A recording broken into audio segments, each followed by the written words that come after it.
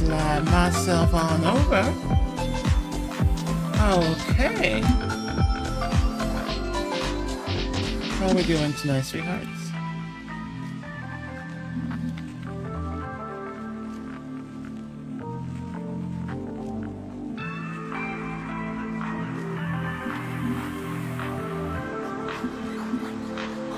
Hi.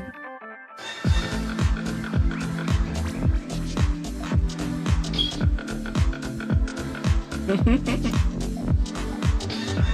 very sweet.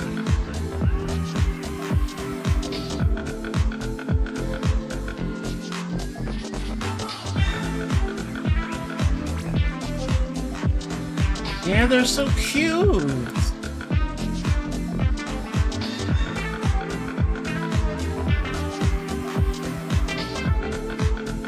I'm not going all angry.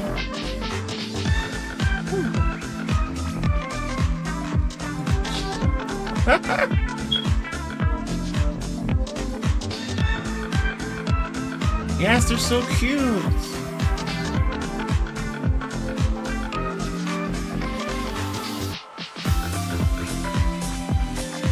So, how was everyone's day?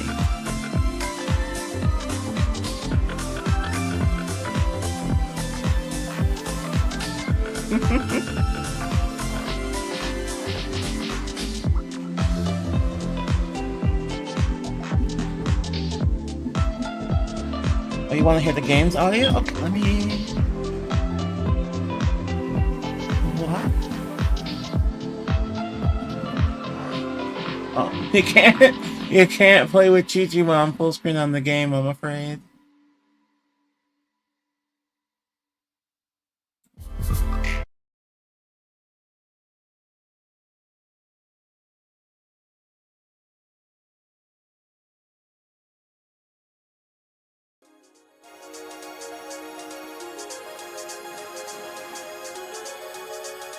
There we go.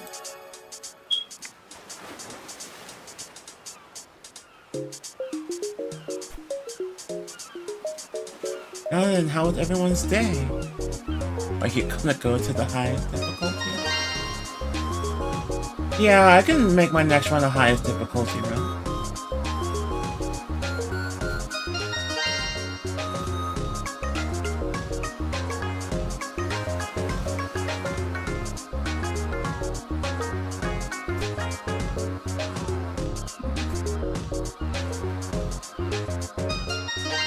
I know quite a few of you not at all. Oh, how was your Pathfinder game? Did it go well?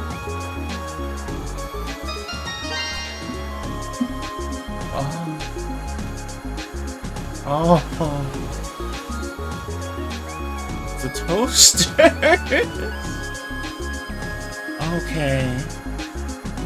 Okay, those are there, and the bread's there. I'm not high. Well, I am high, but I'm not going crazy. Okay. Aww. Can you get like a warm compress to help with the cramps?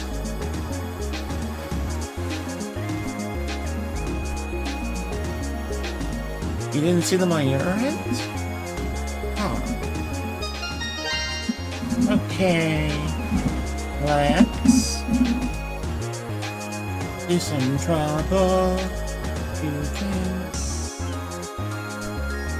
Oh, it's on the wrong layer. Let's move you to the top layer.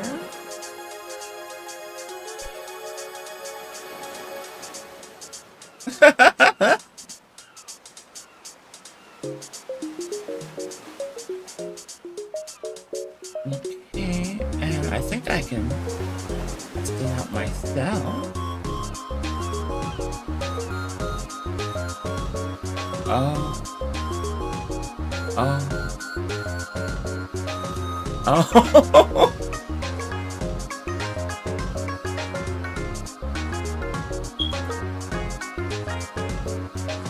Oh gosh.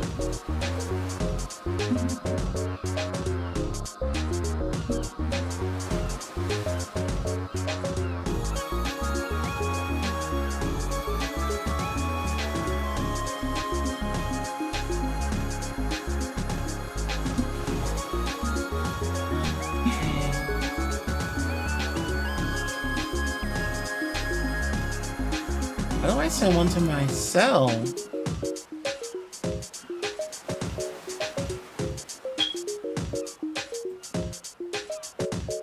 Oh. Are these showing up on your end, guys?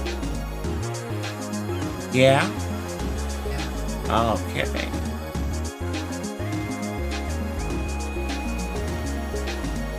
Yep, okay, so it is working again.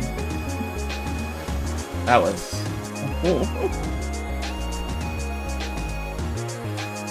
Yeah, I took a gummy for pain, medical and all that.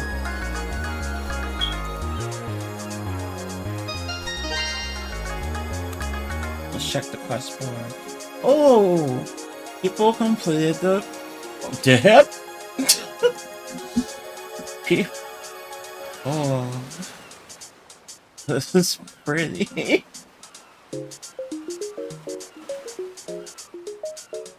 Where was I? Oh yeah, people completed the Pet Chi-Chi quest while I was streaming. That's so cool.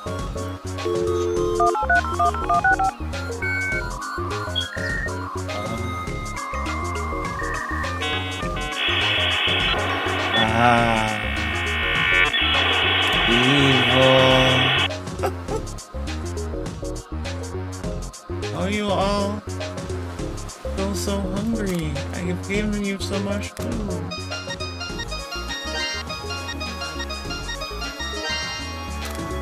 I have a cosmic brownie. I would love a cosmic brownie.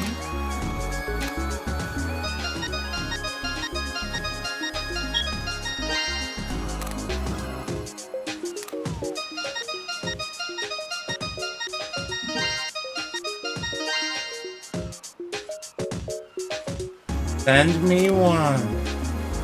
We'll get here in time for stream.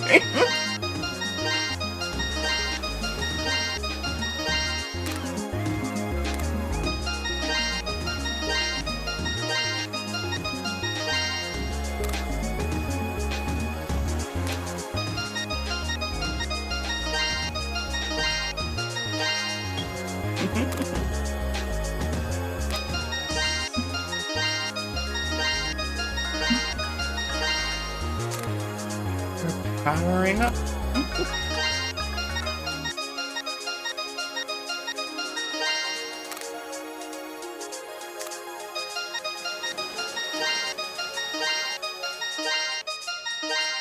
So there's another Chao-like game that I have my eyes on. Alright, now they have it available for a 2-hour demo. I'm probably gonna play that one of these streams soon.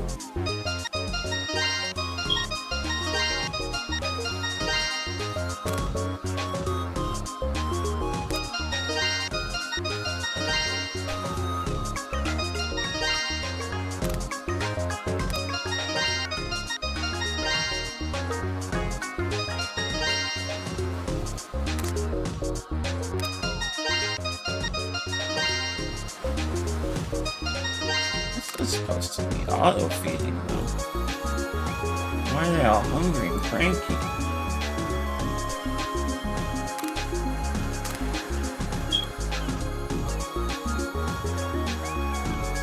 Yeah, great.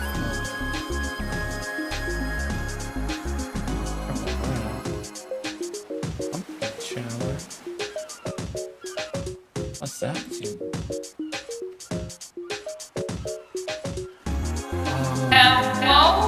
Oh no! Oh no! Hello?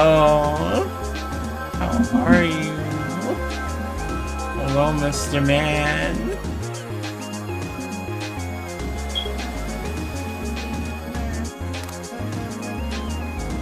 Oh, Mr. Man.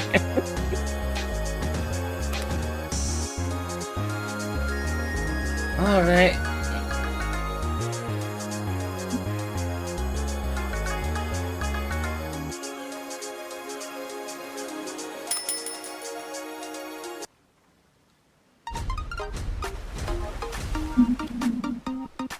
Hey, have changed.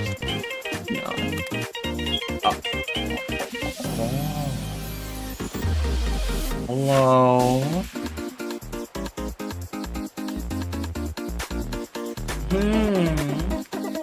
Okay. Okay, we're gonna go back.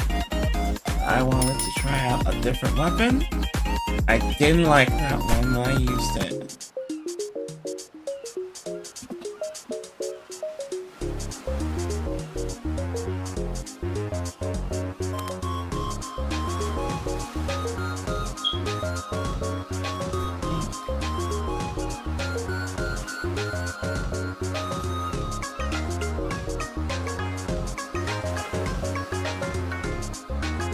Gonna try the magic wand.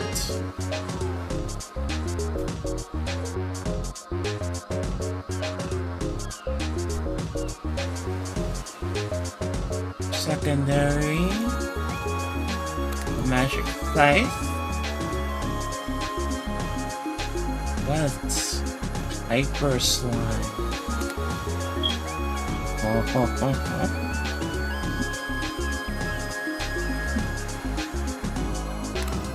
Okay.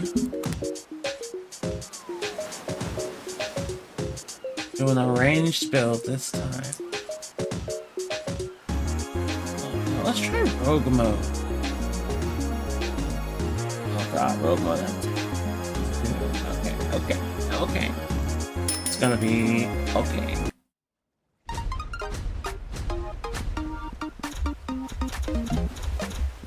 That's cute. Ooh.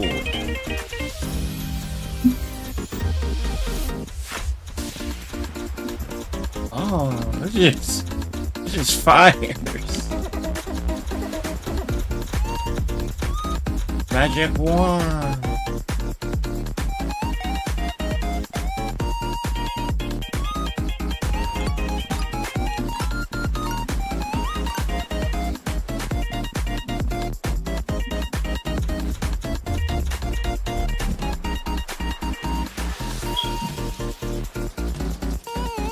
I learned this trick from the Discord. Which, if you like watching this, you definitely should go and take a look. We just wait for them all to group up.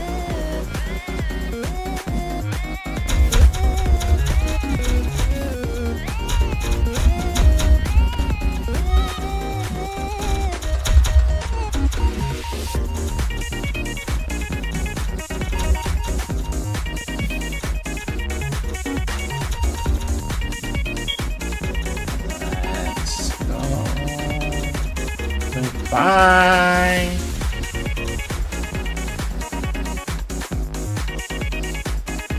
Oh, no, I don't think I can afford to sacrifice much defense. Oh.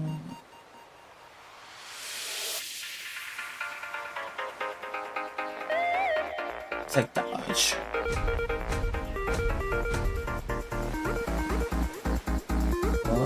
Early to go to the shop. We can do a capture. Really easy.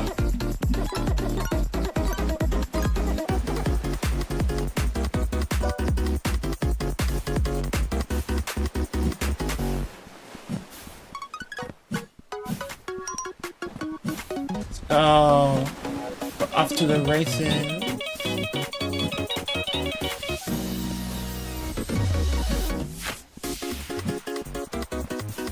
I also learned about those shortcuts on the Discord.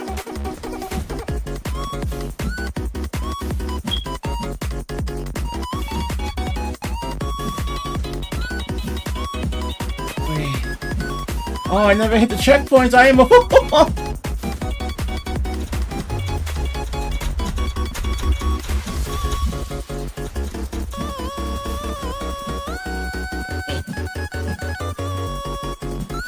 Made this so much harder than it needs to be.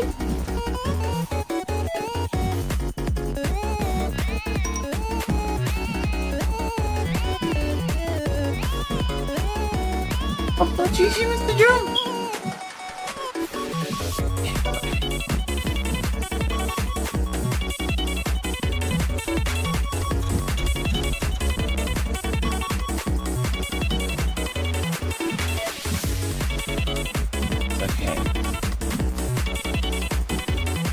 time I didn't forget to do the objective.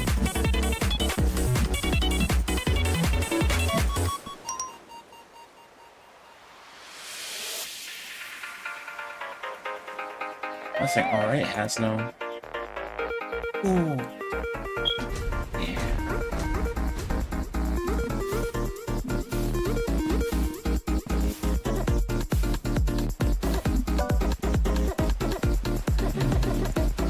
Exterminate. Let's come back we get. Hope we can do that same trick.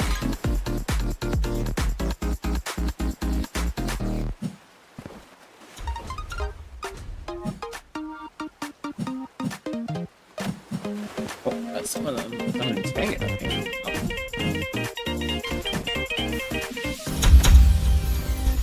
Oh my god.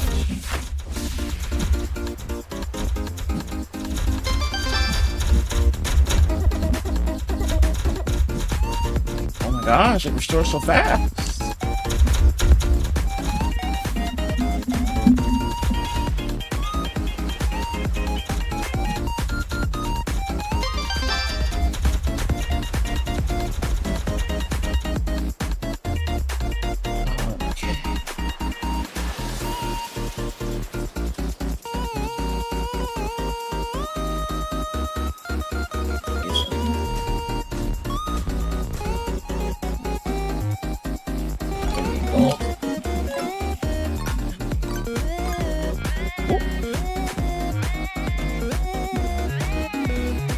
Free map.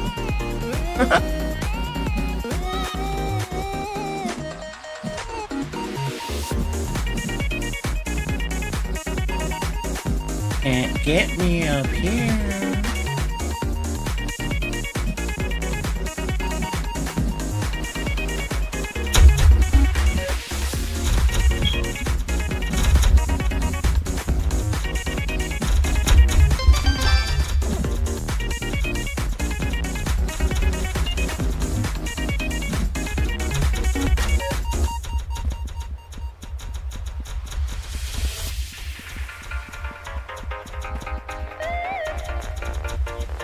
Bam, bam, bam.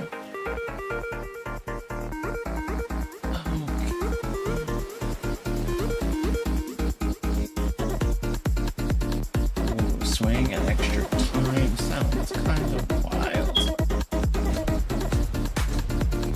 Okay. Let's go shopping.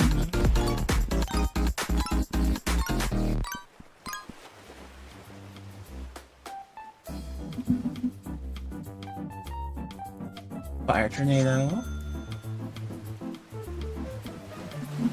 Tomahawk. Legendary fire. Ooh. Fire missile legendary. Let's go. Okay. We'll test how strong we are.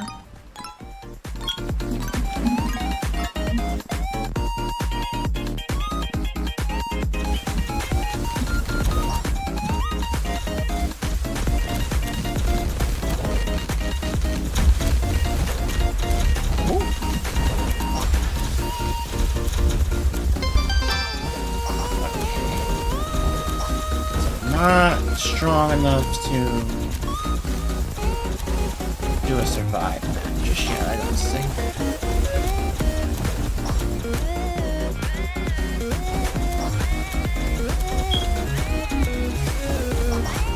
I get a bigger aura.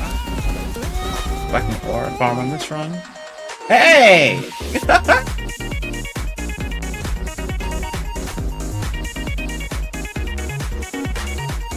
Shopping.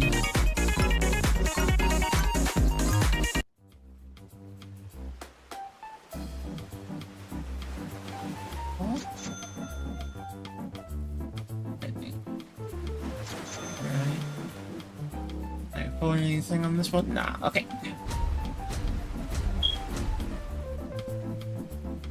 We will take an exterminate so we can get gold. Hey, freebie. Let's go. Let's go.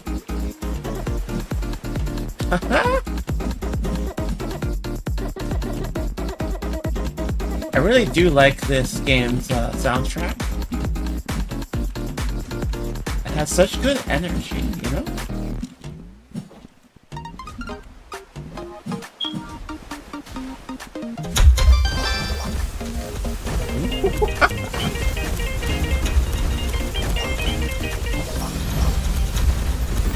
Annihilated!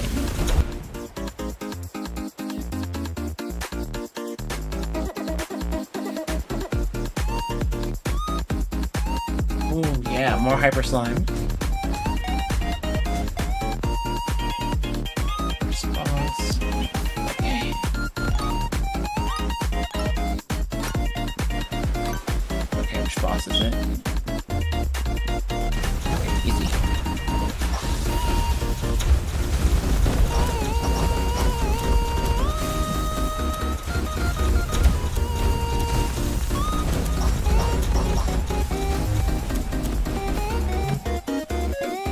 No, lose this.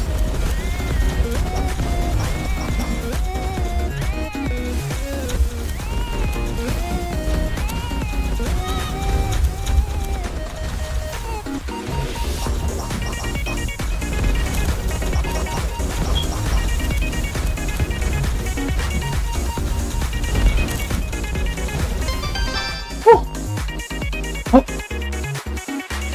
Oh.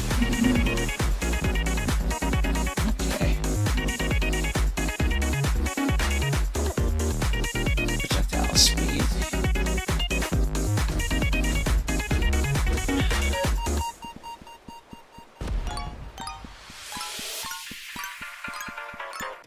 Rogue mode is hard.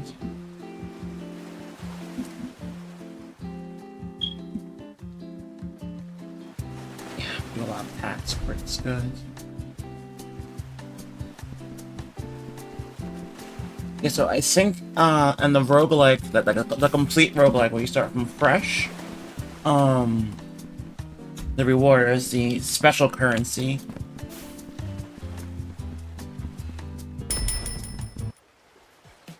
Oh, we're up the desert now? This is my first time doing the roguelike mode.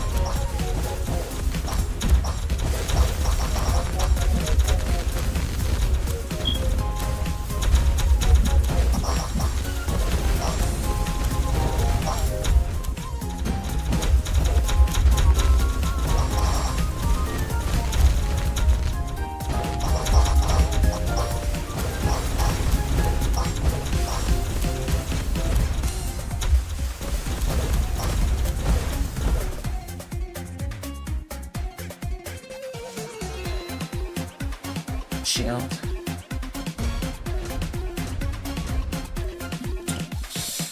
Okay, let's hit survive. Okay, do this.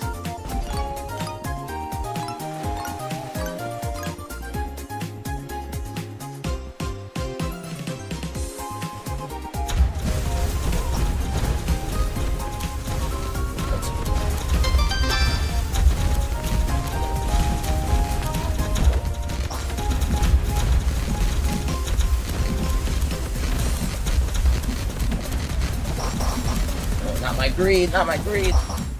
Ah! I shouldn't have done it.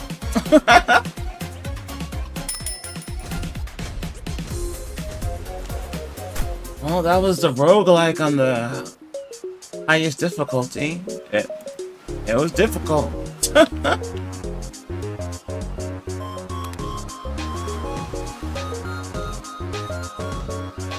Siege point.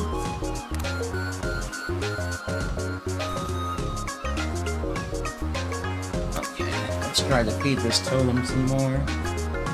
Speed. That's so slow. I don't even have enough. Okay.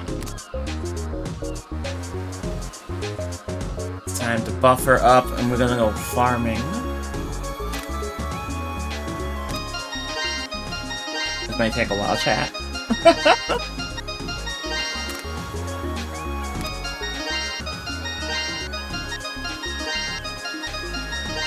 So I think while we're doing this riveting Inathon, will be a first, good time for a commercial break.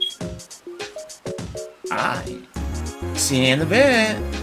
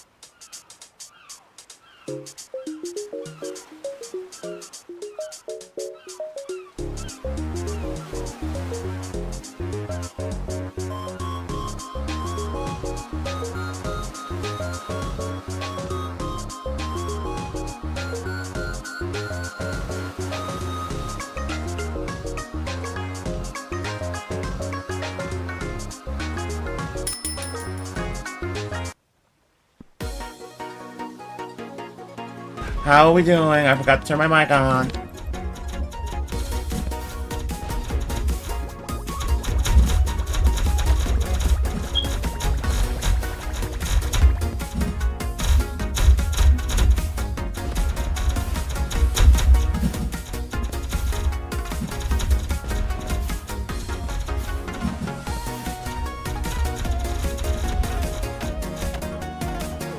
I died so fast.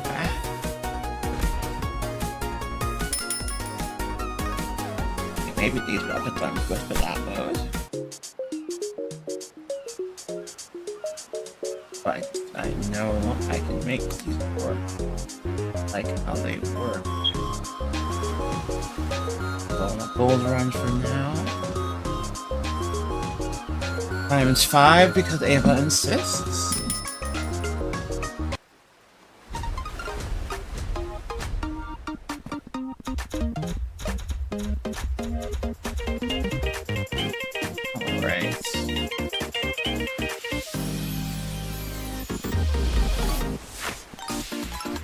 Let's go and crush it.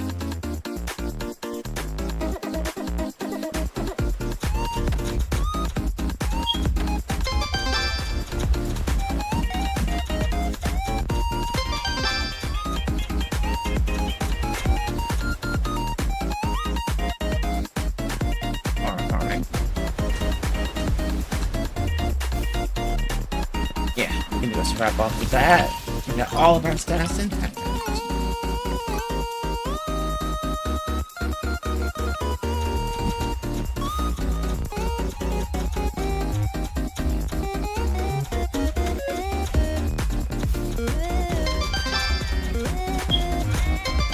Oh, because you insist on the hardest mode.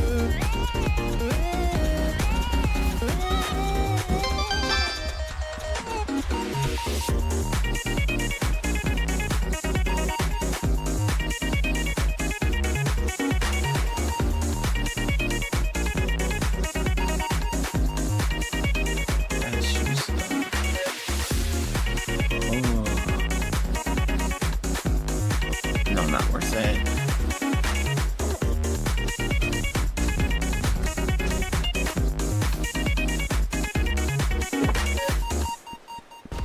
Nope, I jumped right in. I'm on times 5.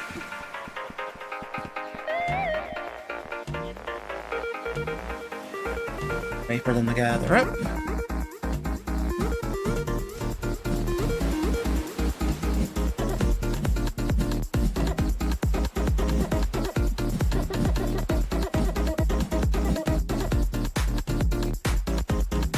What is an endurance test?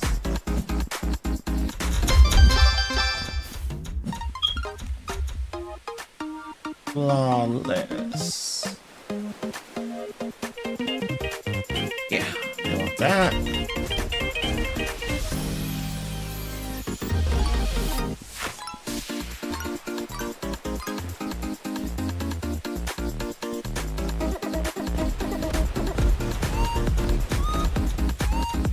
There you are.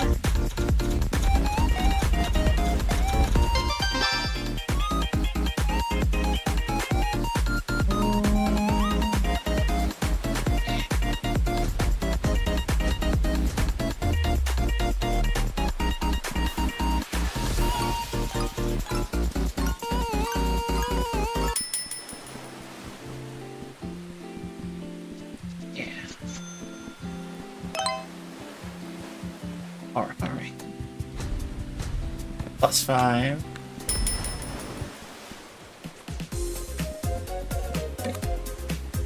I need the right kind of jams for a grind sesh like this.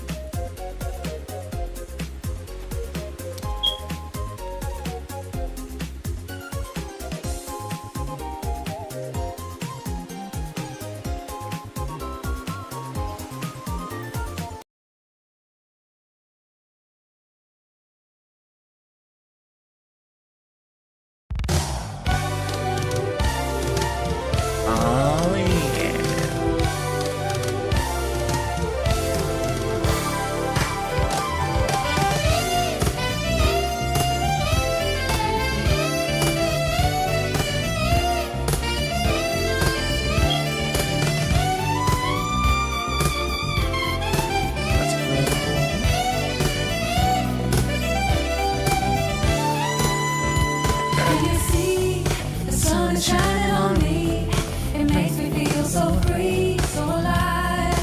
makes me wanna survive. In the sky, it makes me feel so high. The bad times pass me by, but today is gonna be a brighter day. Can you feel the sunshine? Does it brighten up your day? Don't you feel that sometimes you just need to run away? Reach out for the sunshine, forget about the rain. Just think about the good times, and they will come back again. Feel the sunshine. So I see the free patch is going good. That's the spirit, Ava. For me to do, and you feel the sunshine too. It's coming through. It makes you feel brand new when you're here. I wish you were always near, 'cause everything's so clear. Today it's gonna be a brighter day. Can you feel the sunshine? Does it brighten up your day? Don't you feel that sometimes you just need to Man, is that? run away? Reach out for Man, the is that? sunshine, forget about the rain. Man, is that? Just think about the good times, and they will come back again. Man, is that? When the sun goes down, I feel like Oh. I'm waiting for I'm another being set day up. when the clouds are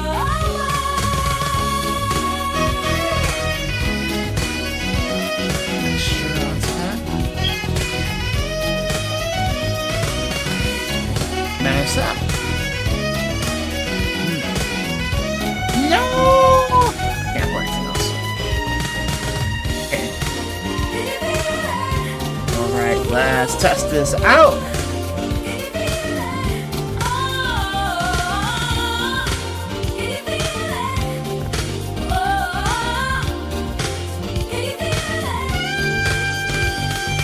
Can you feel the sunshine? Does it brighten up your day? Don't you feel that sometimes you just need to run away? Reach out for the sunshine, forget about the rain. Just think about the good times. Coming back pretty They fast. will come back again.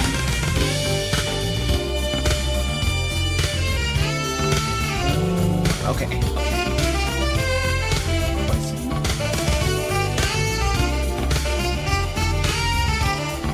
Let's go, let's go, let's go, let's go. Gonna be melee boss right Does it brighten up your day? Don't you feel it sometimes? You just need to run Or away. Reach out for the sunshine, forget about the rain.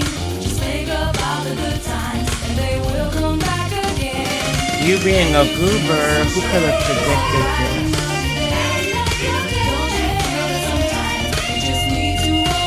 Lifestyle? We're heading up into the clouds. This is a neat map.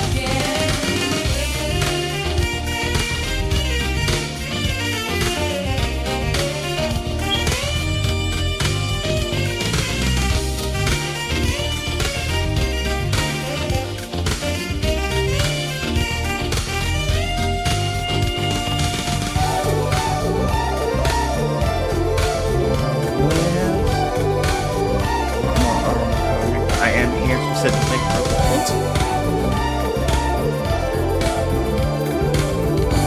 Let's shop, let's shop. Let's turn this gold into power for more gold later. It's an investment. I'm investing in fire.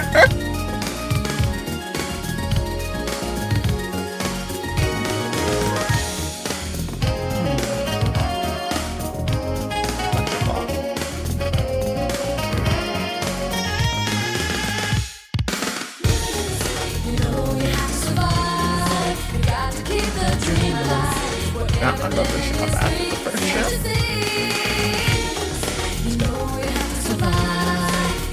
Keep the dream alive, where everything is sweet to see. So many different things to see, there's no time. So many different things to do, but there's no time. So many people all around, so many feelings to be found. Living in a city where no one lets you down. You know you have to survive, you got to keep the dream alive.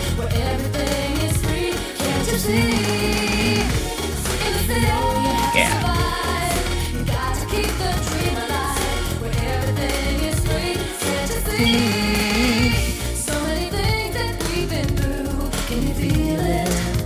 So many things for us to do, can you feel it? So many faces all around, so many places to be found. Living in a city where nothing gets you down. You know you have to survive, you got to keep the dream alive, where everything is free, can't you see? You know you have to survive, you got to keep the dream alive, where everything is free, can't you see? In sky at night, Yes, please. bright, you can see the city lights, 'cause I'm here to make it right. In the city. It smells so good. I'll have it whenever you go back down.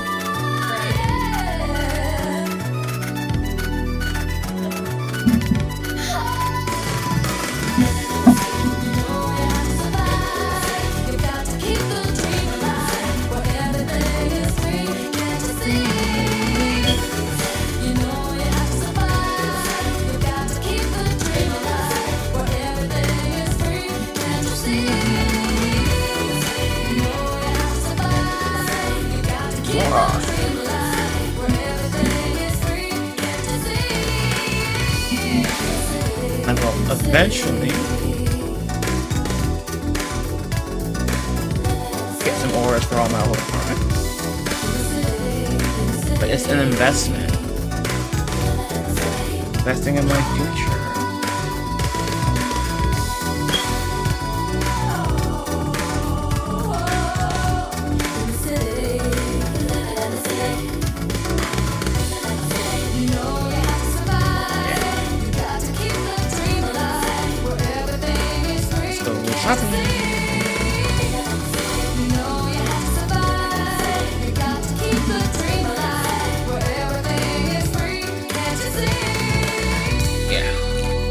Long game, going for the long game.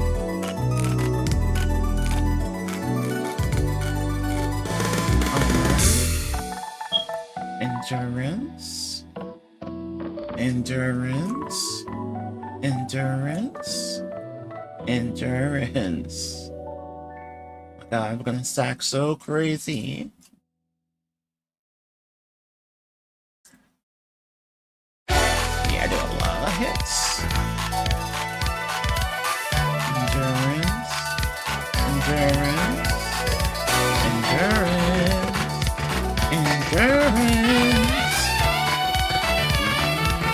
That's good. Sometimes I ask myself, what am I doing here? I think of all the reasons, but it's still not clear. I look at places to go, there's nothing near. So take me away from this, 'cause this place I'll hardly miss.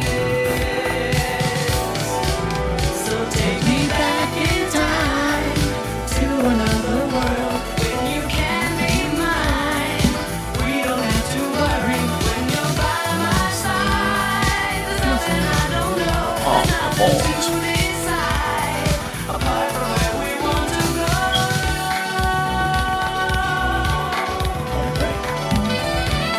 Great. I'm gonna keep this going.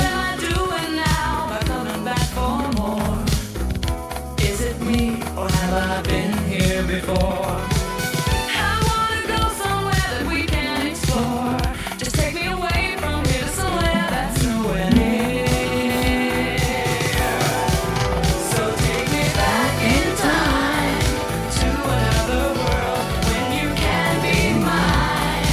We don't have to worry when you're by my side.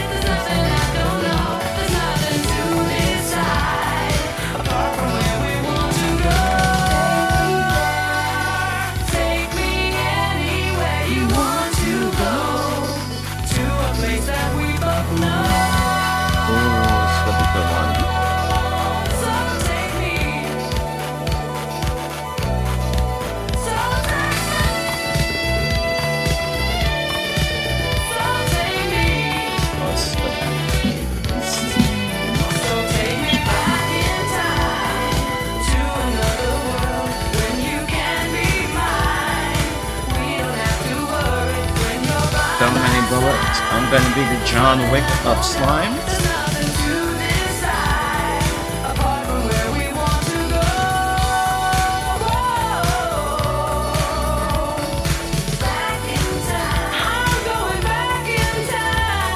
That was quick.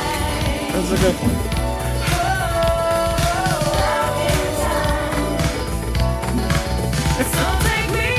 You deserve all the praise in the world, sweetie.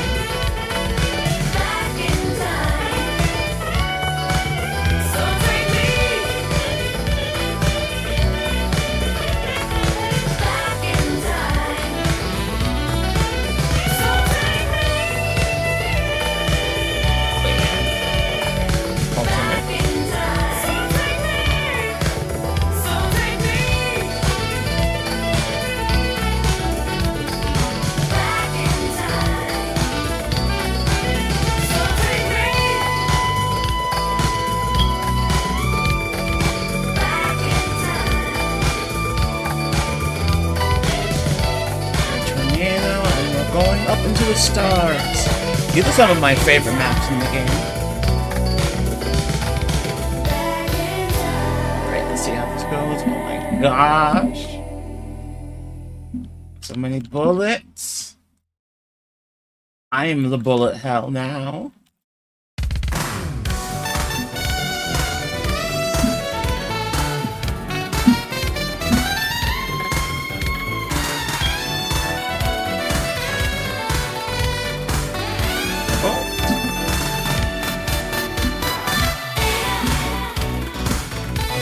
Survive.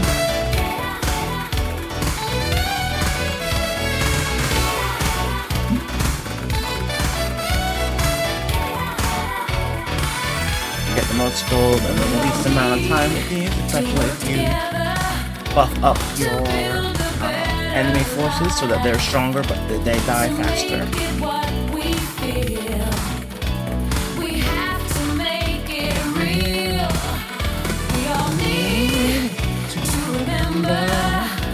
That nothing in this world comes for free. We have to make it what we want. Just you and me and everybody. Work it out, think about it. Work it out, talk about it. Work it out, make it happen. Let's work it out.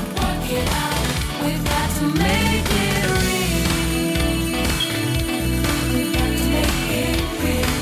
What's adorable?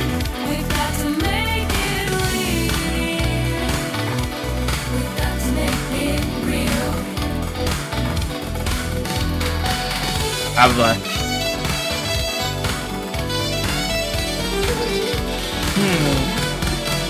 We all know that life is harder. It's getting harder day by day. We can show that we are trying. We're making sure that everyone can say you're the one I can depend on. No one else can put it right. I'm someone you can rely on. 'Cause we're not giving up.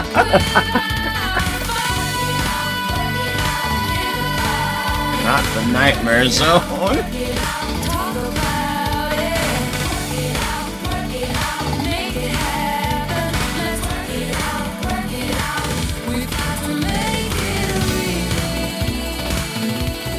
Boss free.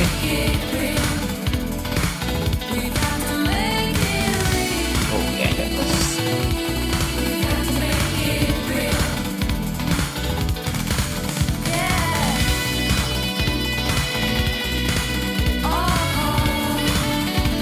I told you! I'm the slime wick of slime!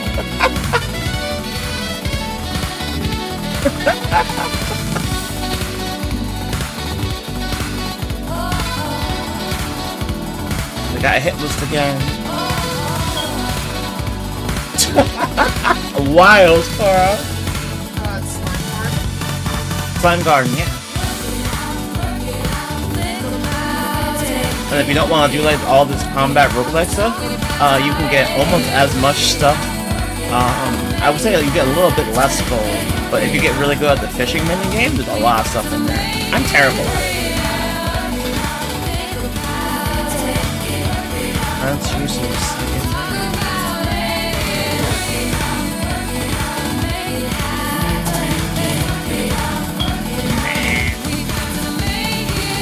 I will take endurance though, thank you.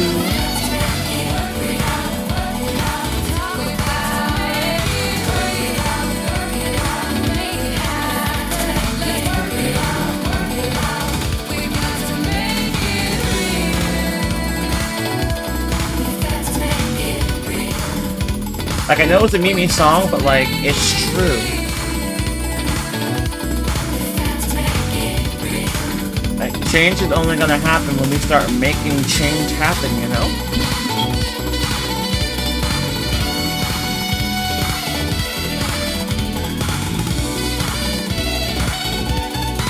And sometimes you just gotta be ready to play as dirty as you need to play, you know?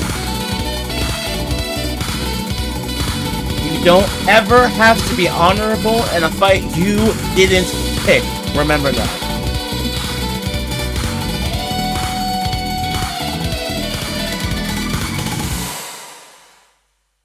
And we didn't pick this fight. They picked a fight with us.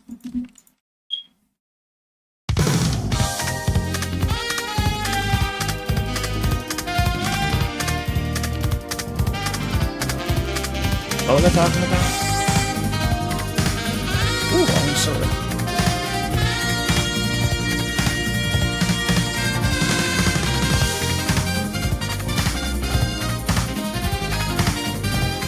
Oh.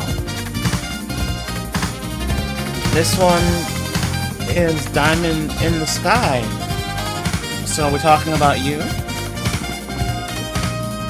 The song is called Diamond in the Sky. So it's about you.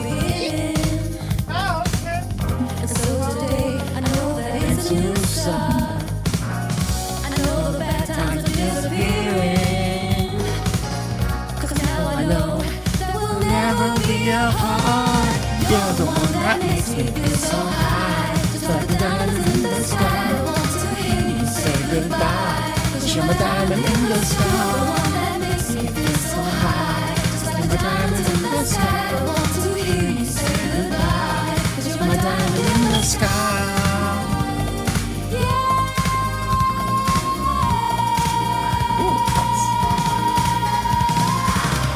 Another road that we must travel. Show me the way. And so today I give up dreaming. 'Cause now I know that I need you every day. You're the one that makes me feel so high. Just like a diamond in the sky. I want to hear you say goodbye. 'Cause you're my diamond in the sky. You're the one that makes me feel so high. Just like a diamond in the sky. I want to hear you say goodbye. 'Cause you're my diamond in the sky. Speedy shot. More mana. More shields. I'm gonna live forever.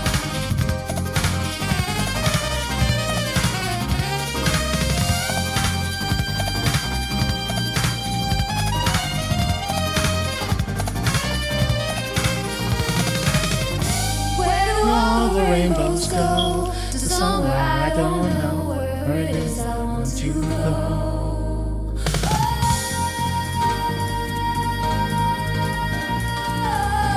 Where it is I want to go.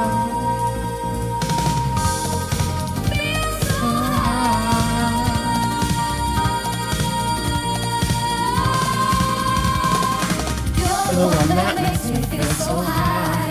You're my diamond in the sky. I want to hear you say goodbye. You're my diamond in the sky. Makes me feel so high. My diamond in the sky. I want to hear you say goodbye. In the sky. I love you too.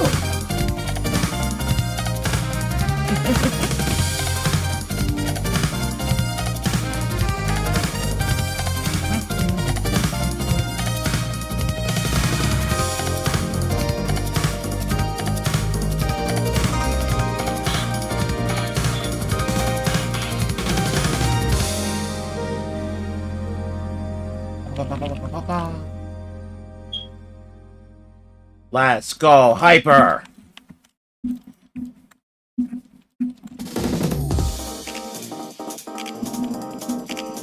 Get Shrek'd on! I am a golden god!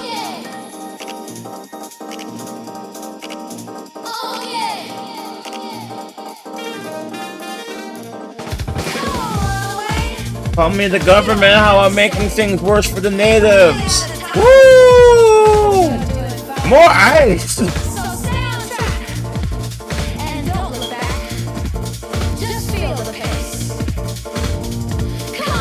Race!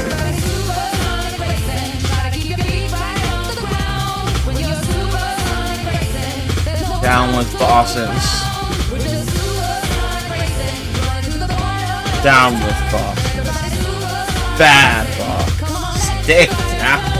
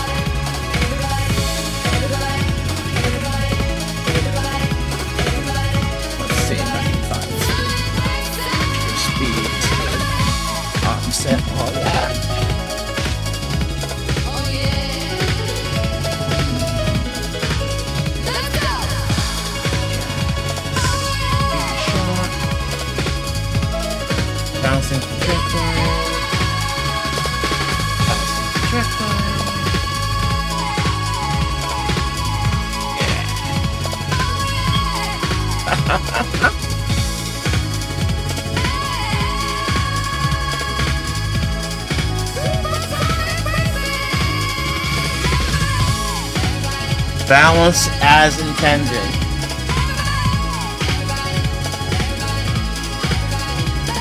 This is a target-rich environment up in here.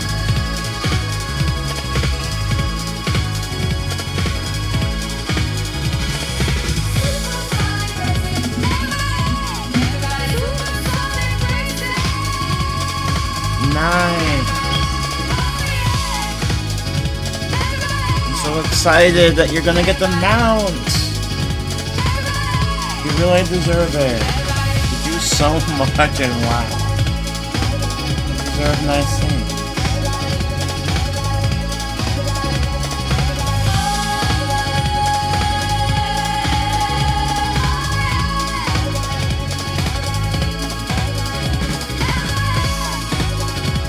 We raid the furries if you don't get your mount.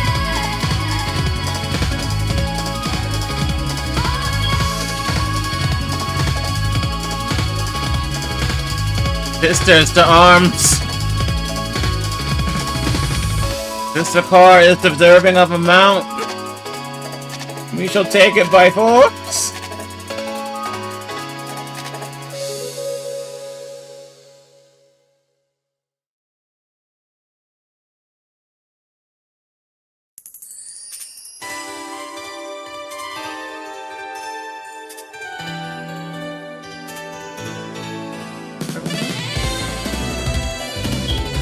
Bouncing bullets.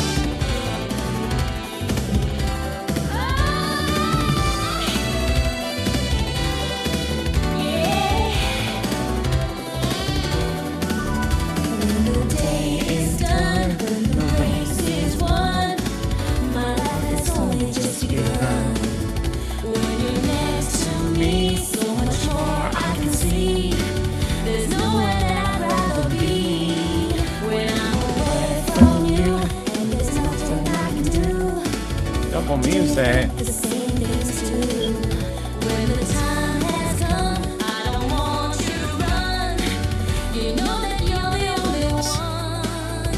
All I need is you, for always and forever. All you need is me. Remember when I say all we need is love, for us to be together. 'Cause you're my number one. All I need is you, for always and forever. All you need is me. Remember when I said all we need is love, for us to be together. 'Cause you're my number one. Wow.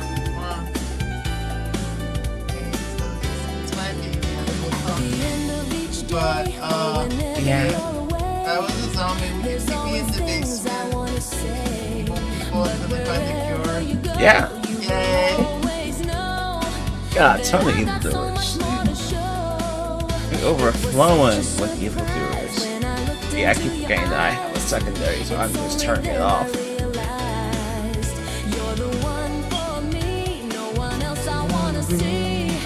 There's no place Oh my god, it is a Gatling gun now. I am the bullet hell. I am the Alpha and the Omega. all we need is love for us to be together. 'Cause you're my number one.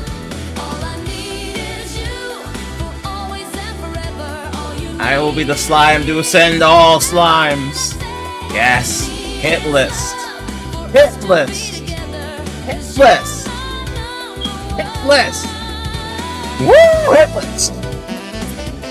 Hit list. Hit list. Hit list. It's all hit list. Let's go. Let's go.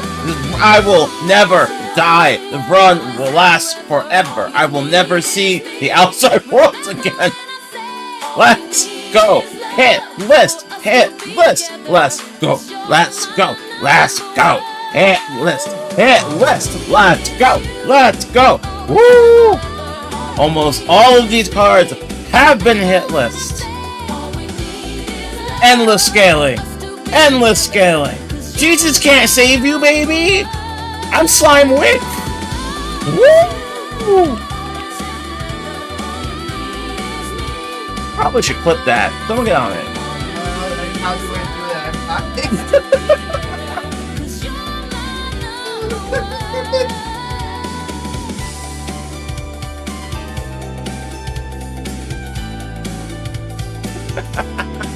Can you feel like look?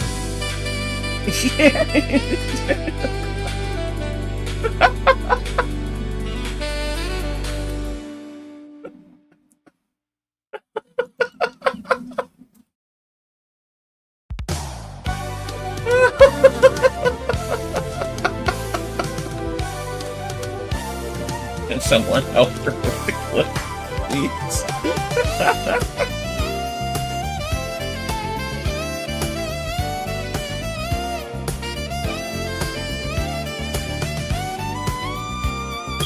Oh, wait, it's all farming time? Oh, damn it. Ah, it's so much more. Come on, ore farming. Can you see the sun is shining on Freeze. me? It makes me feel so free. Aura farming. So alive. It makes me wanna survive. More freeze. In the sky. Aura It makes farming. me feel so high. The bad times pass me by. Freeze. 'Cause today is gonna be a brighter Freeze. day. Can you Aura feel farming. the sunshine? Does it Aura brighten farming. up your day? Aura farming. Feel that sometimes you just Aura need to farming. run Let's away. go. For the sunshine, forget about the rain. Just think about the good times, and they will come back again. Feel the sunshine. Without you, there's nothing for me to do. Can you feel the sunshine too? It's coming through. It makes me feel brand new. When you're here, I wish you were always near. 'Cause everything's so clear, and today is gonna be a brighter day. Can you feel the sunshine? Does it brighten Ooh, don't mind if I do. Don't you feel that sometimes you just need to run away? Reach out for the sunshine, forget about the rain. Just think about the good times, and they will come back again. When the sun goes down, I feel Your attacks don't even hurt me. for another day when the clouds go away.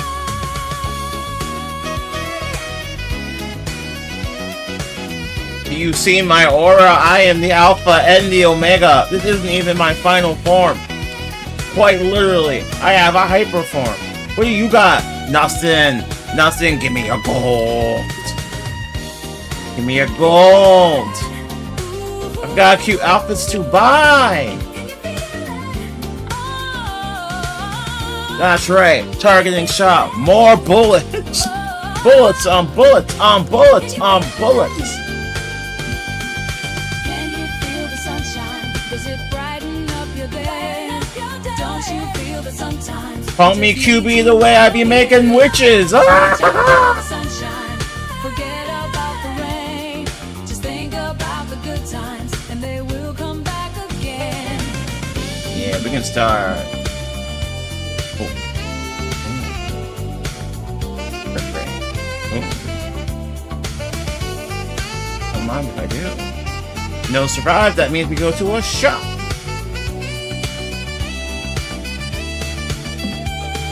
Can you feel the sunshine? Does it brighten up your Fire day? missile. Don't you feel the Fire sunshine? missile. You just need to run away. Fire tornado. Reach out for the Fire sunshine. missile. Forget about the rain. Just think about the good times, and they will come back again. Lightning strike. Can you feel Like, the sunshine? ooh, big one. Does it brighten up your day? Let's Don't go. you feel that sometimes we just need to run away? Reach out for the sunshine. Forget Home about class. I like home class a lot. just think about the good Fire times. missile. They will come back again. Ooh, time for tomahawk. Don't mind if I do. And tomahawk. Lightning strike. Lightning strike. Ooh, epic lightning strike. Not bad. Fire's not bad. Oh. Tornado. Ooh, we on fire. We on fire tonight. Light up the night. Oh no, I'm too poor. I have to leave the club.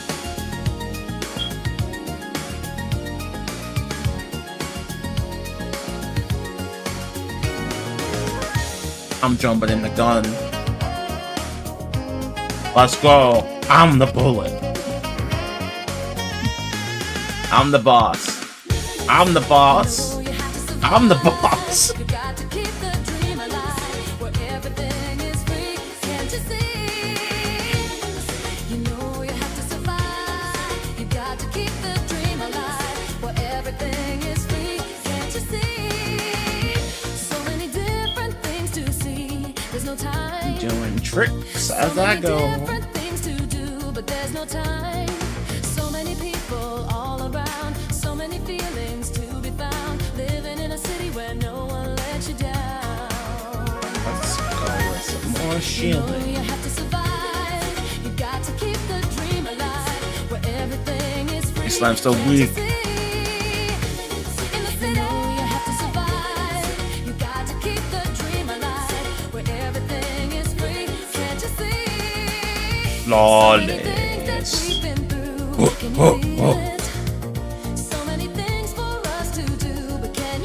Survive, baby, survive. We ain't surviving.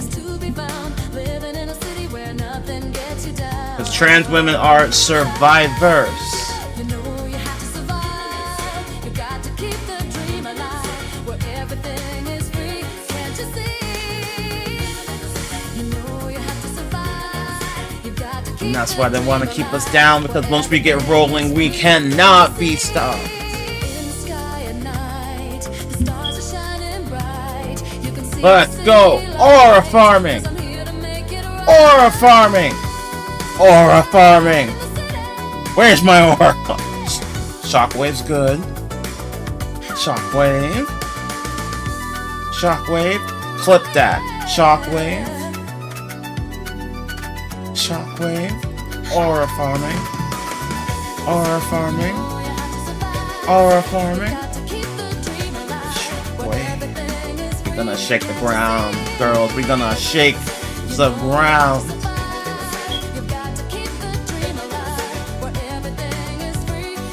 They will know our approach by the marching of our boots.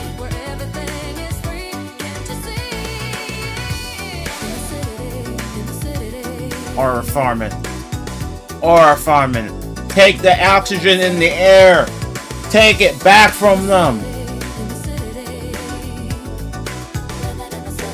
Grow your aura.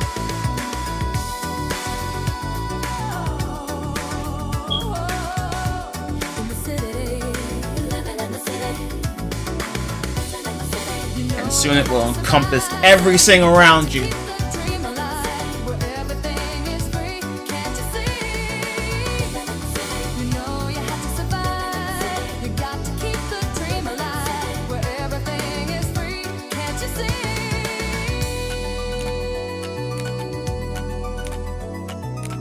Gonna live forever in each other's hearts.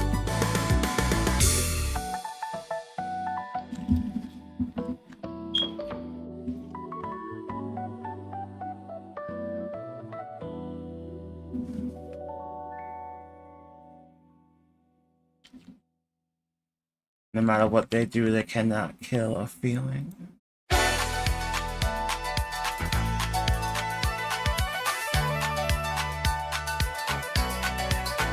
This is not my manifesto, I'm just high.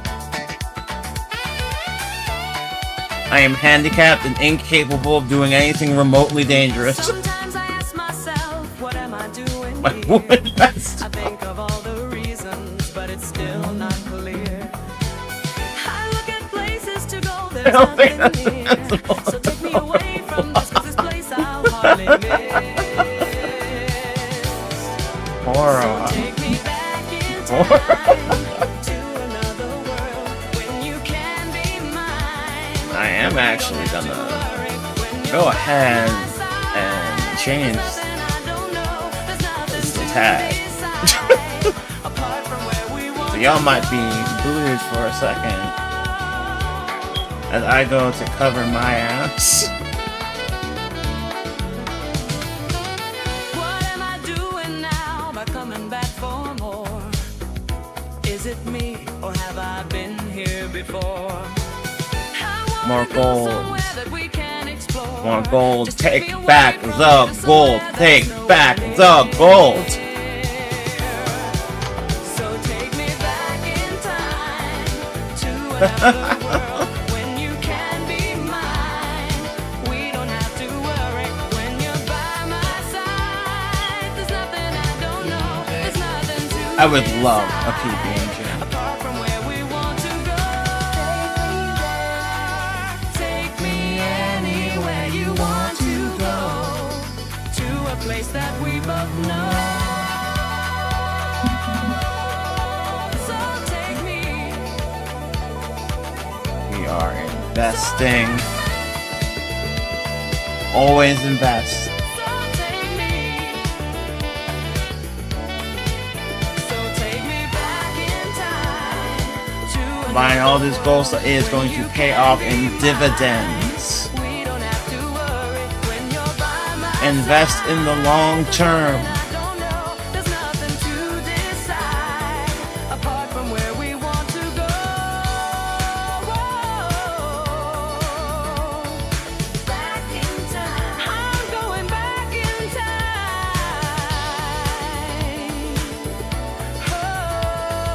Back in time. So take me back in time. Hey. Investment. So take me Look at my aura though. back in time. So take me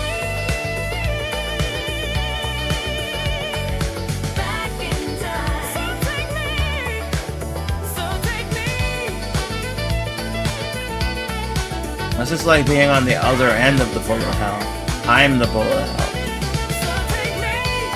All that gold I got from that island. The investment already paying off. Crit. Dodge.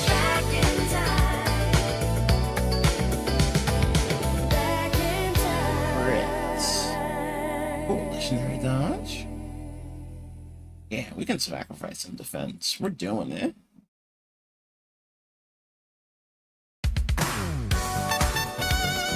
Again, greedy, but we're gonna get some dodge to accommodate. We're gonna get a lot of dodge.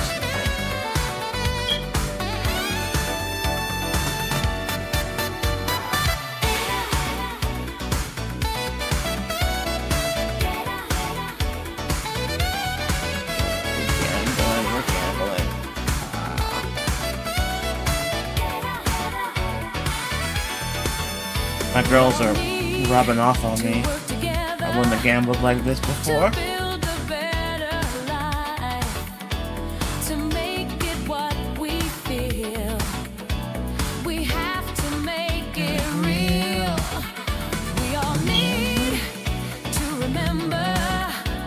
That nothing in this world comes for free. We have to make it what we want.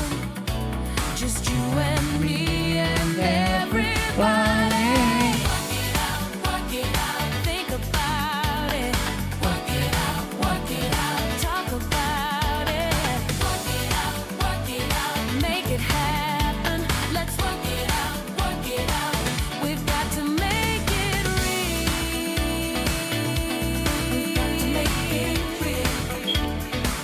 We've got to make it real.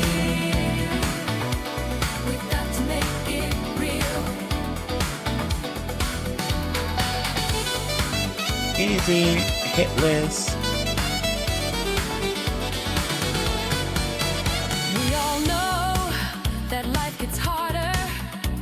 It's No, y'all. I'm a passionate woman. We can show that we are trying. We're making sure that everyone can say I think we all deserve I the can best. depend on. No one else can put it right. I'm someone. And we need to let other people know that we deserve it too. You know? 'Cause we're not giving up without a fight.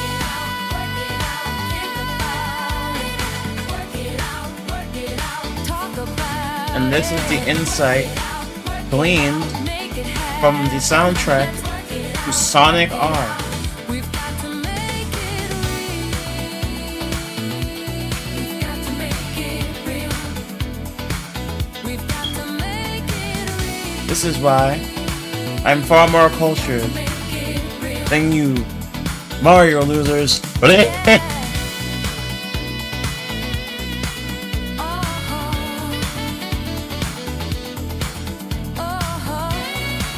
Mario is a cop.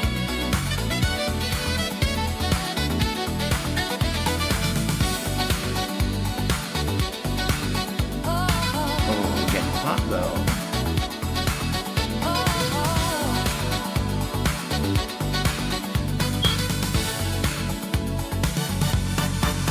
Yeah, because you're all spoiled. You have everything handed to you. Us Sonic fans, we have to make our games for ourselves.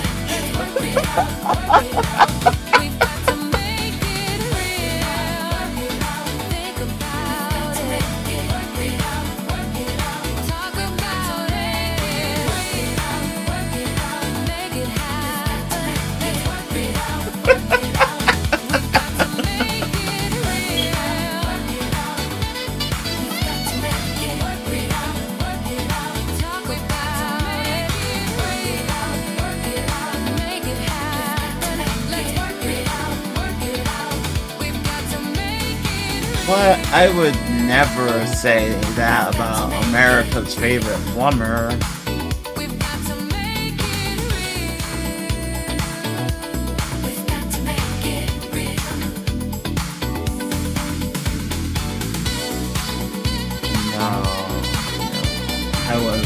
was yelling aura farming or something like that. Something marketable.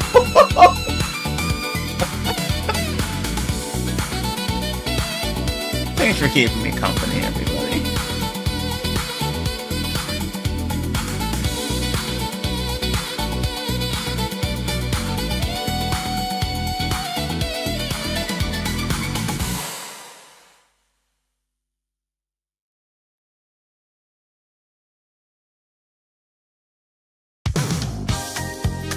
I didn't say it on stream, so I didn't say it.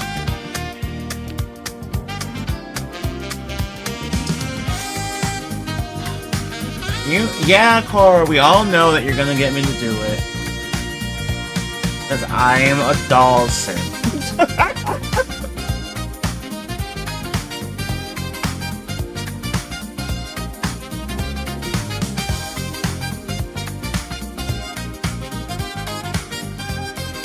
I'm not explaining it. I'm just not doing that. And so today, I know that it's a new start. No, that's not the one I want to go. I want to go into the gun. Oh well. By the way, I don't even know what any of those. Why is it banned?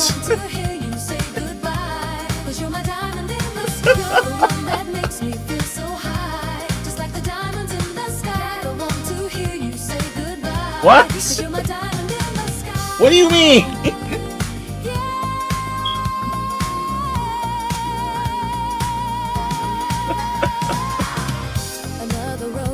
Yeah, I do.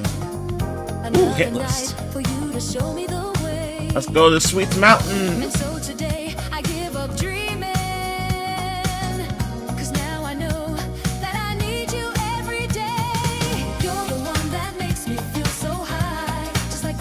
Some crackers are good. It's not good crackers' fault that they're like really nasty, like off-brand ones. You know, that like always taste stale. Like you know that, right? Like you get a box and you'll take this goldfish with some other aquatic creature, and it just tastes off. Right? Like some crackers just taste off, and but I love Cheez-Its, so Cheez-Its are good. Where do all the rainbows I love go? Cheez-Its. To somewhere I don't know, wherever it is I wish. I want to go. Wish? Wish? I wish? Oh, I wish I had some Cheez-Its. Home Blast. Oh, you have two. That means you can send one to me. There.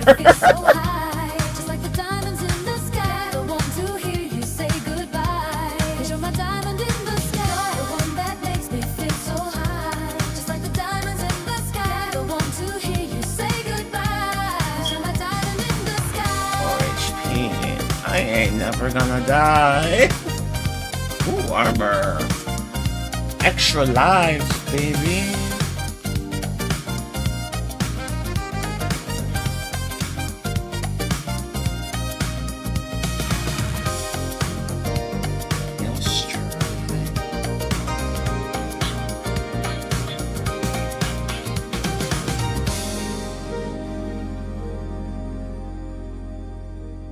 You should just let me select the ones that I want and just auto buy them if they're there on a priority list. Oh yeah. Oh yeah.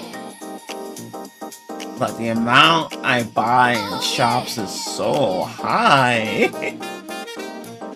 Come on, run away. You don't have to stay. But oh my We're god, nearly out of time. I'm gonna bring home so many cute outfits though. So stay on track. And don't look back. Just feel I the can't pace. wait to start dressing everyone up. Come on now, race. Everybody supersonic racing. Try to keep your feet right on the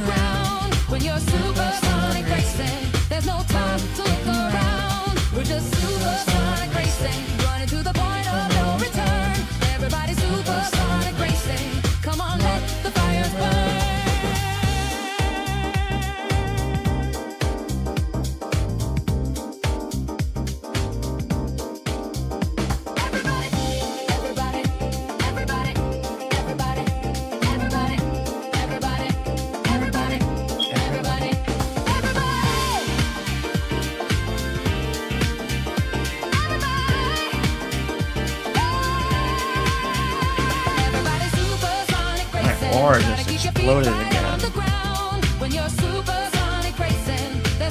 Okay.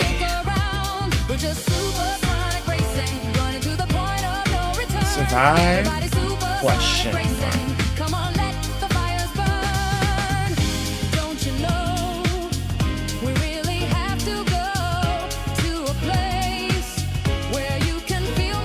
Oh, I think my aura just exploded and actually killed almost all of them.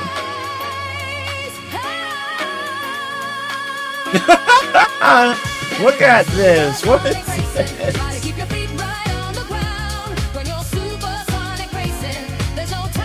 Perish before me! For I am the Alpha and the Omega!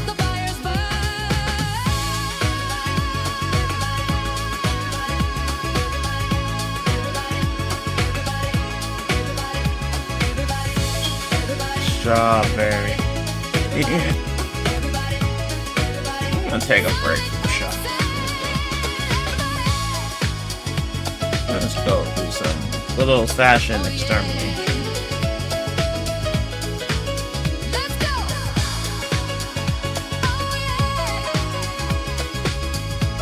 Hit rain. Done. Slime time, bounce house, slime slime. Where you at, boss? Nowhere, that's where.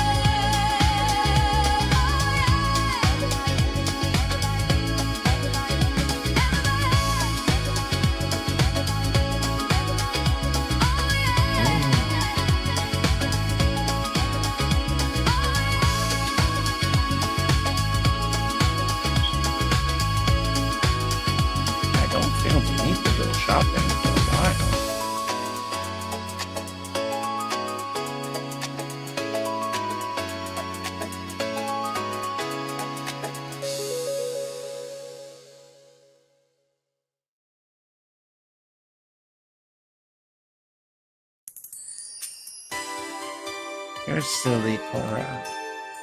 I know that was a strawberry.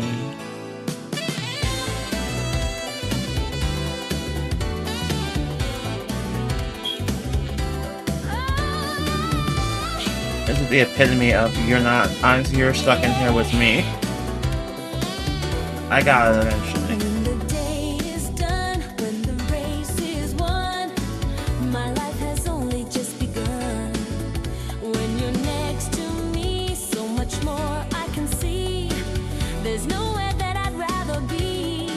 When I'm away from you and there's nothing I can do, do you think the same things too? When the time has come, I don't want you to run. You know that you're the only one. All I need is you for always and forever. All you need is me. Remember when I'm sad. All we need is love for us to be together. 'Cause you're my number one. All I need is you for always and forever. All you need is me. Remember when I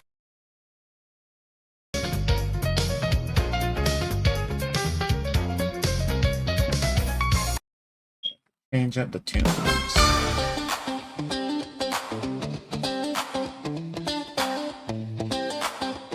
Yeah, I should start investing in movement speed.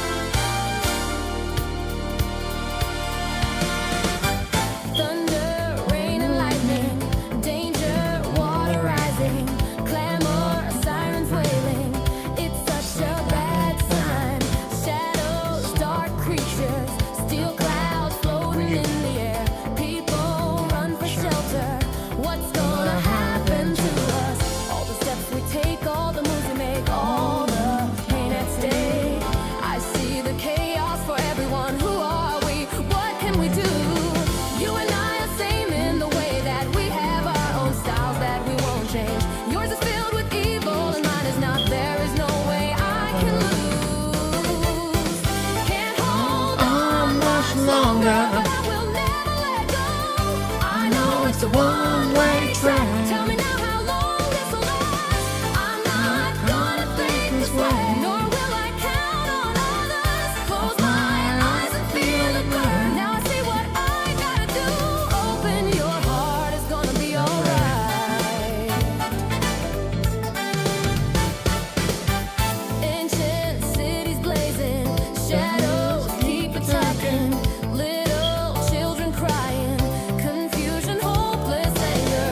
I don't know what it can be, but you drive me crazy. All your cunning tricks make me sick. You won't have it your own way. Can't hold on much longer, but I will never let go. I know it's a one-way track. Tell me now how long this will last. I'm not gonna think this way, nor will I count on others. Close my eyes and feel it burn. Now I see what I gotta do. Open your heart and you will see.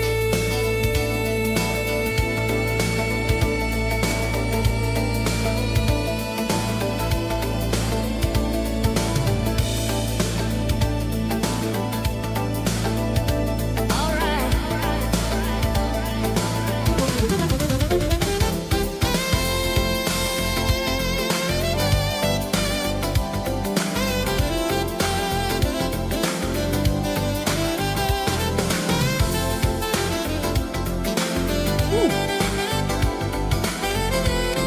Sandwich.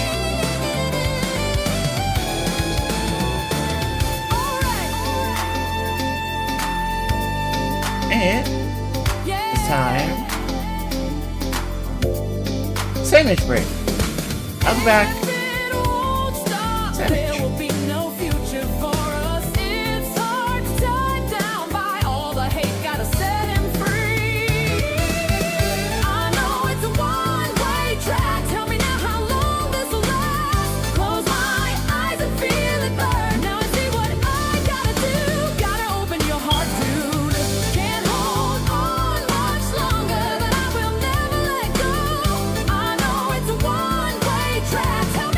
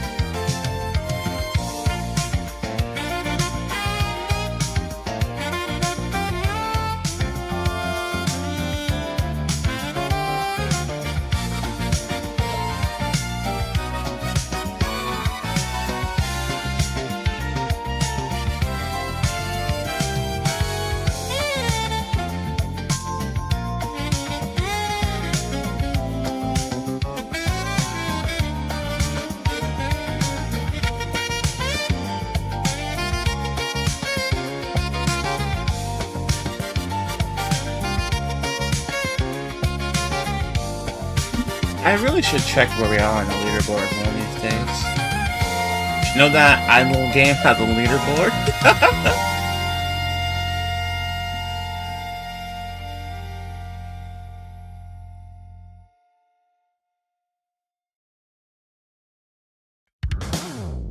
You guys want to be competitive idlers?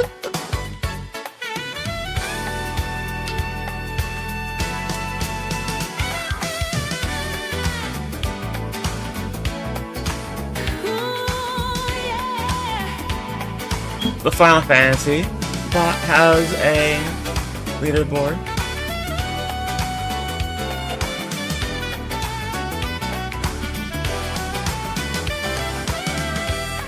Well, I don't show off, don't criticize. I'm just living by my own. I'm gonna look into this tonight after I'm done streaming. And I won't give in, won't compromise. I just only have a steadfast heart of gold. I don't know why I can't leave though. Well, like, I think it's still gathering your clicks and junk and your messages as I'm playing this game. It's just not in the front.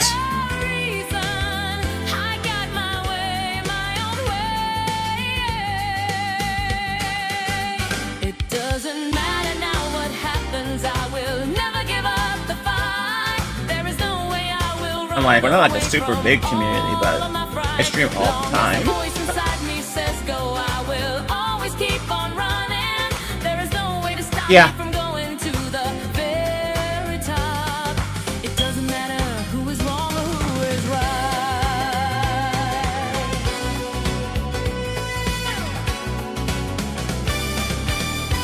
Yeah, I've used these remixes before. I don't need to. Time won't wait and I got so much to do. Where do I stop? It's all a blur and so unclear. Well, I don't know, but I can't be wrong. This fight is not for anybody. This is purely for myself. There is no way I'm gonna give up till the very end. I can't tell what is wrong and what is right. I've got to find the answer. But until I do, there's no way I will ever give up. Place all your bets on the one you think is right.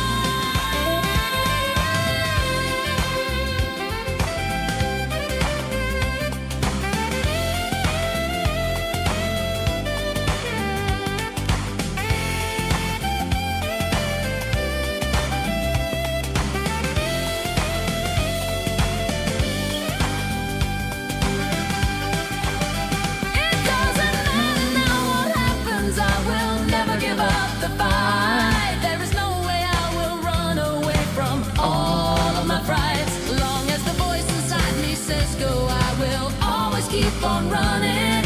There is no way to stop me from going to the very top. It doesn't matter who is wrong or who is right.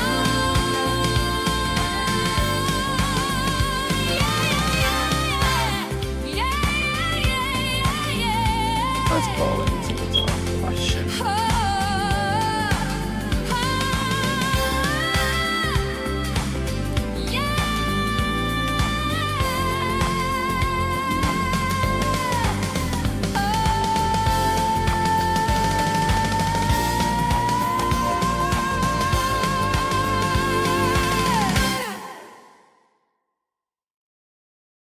Yeah, I think this is the spookiest build I've done yet.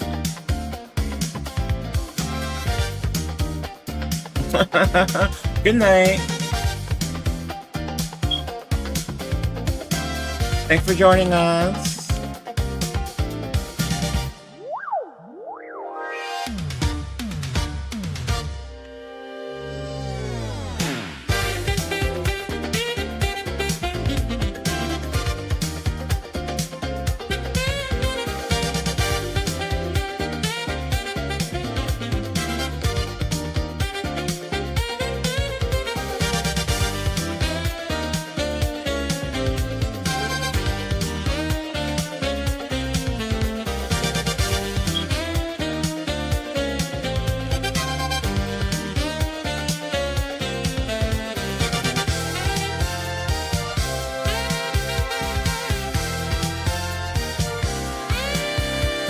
More islands, more gooder.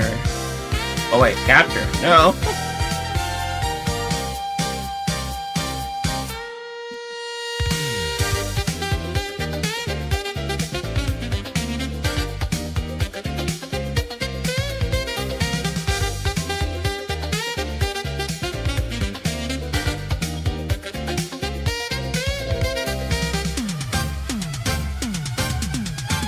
Ooh, hitless.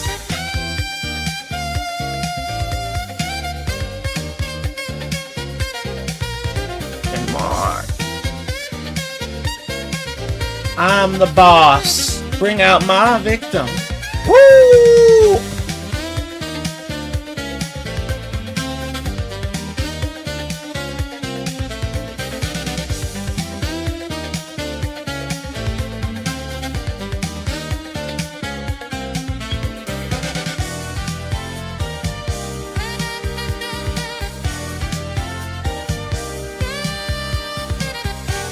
Let's have more ice.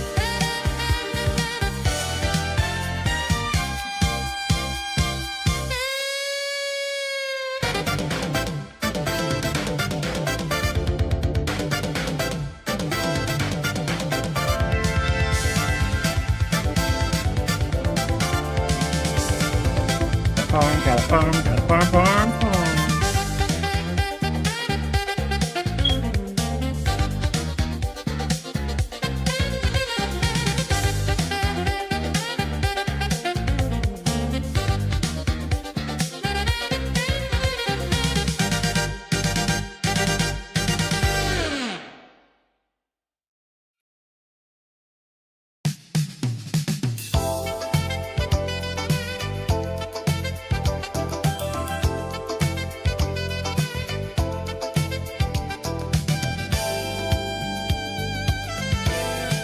I'm super glad that the music is relaxing.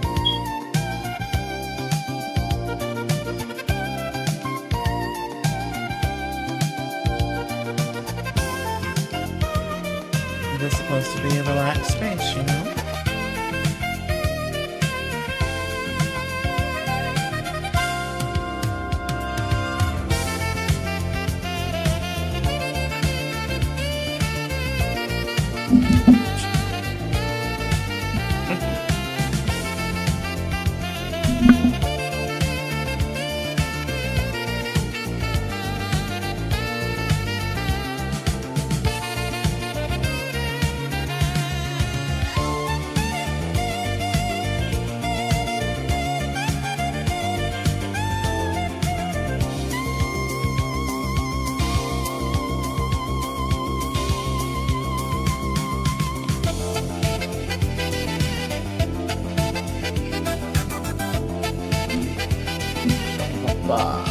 It hurts.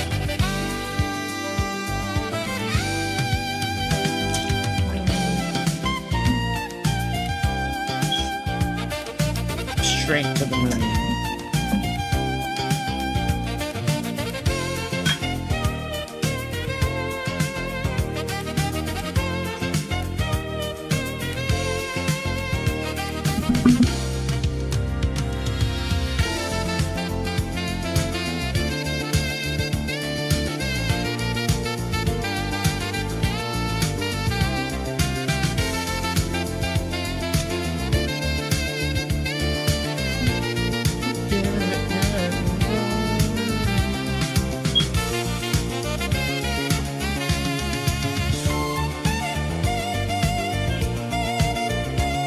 My score feels so low.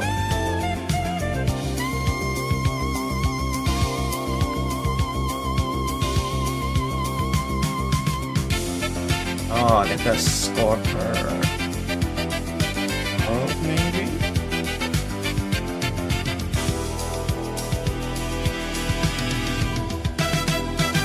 Capture.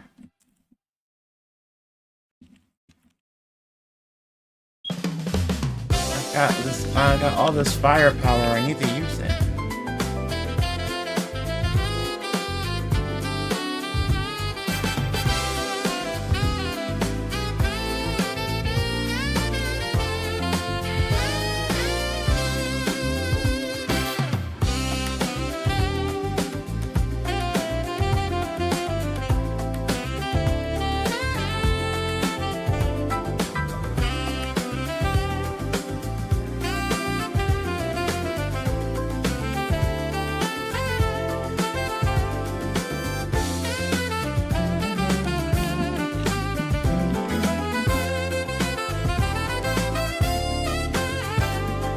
Oh, hey Nate, I didn't realize you were here.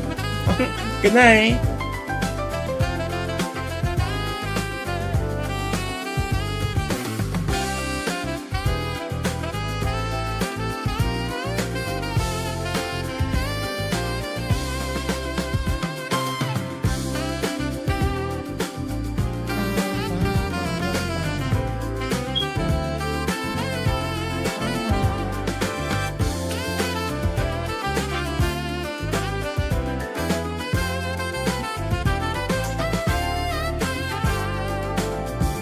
Okay, yeah, it is primed.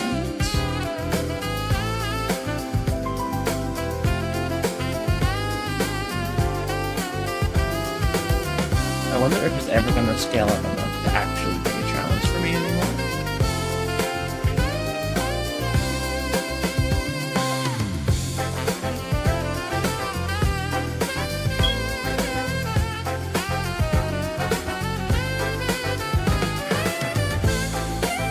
The universe is my aura.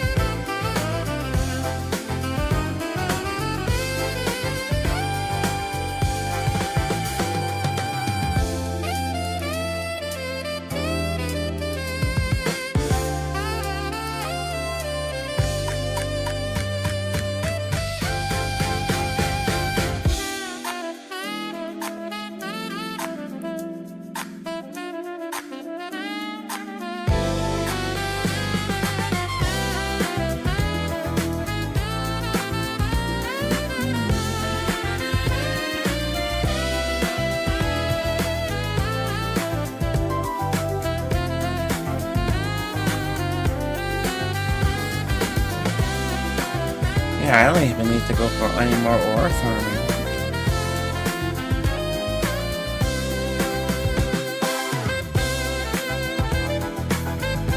Oh, is that a lot? I haven't actually been paying attention to my stats.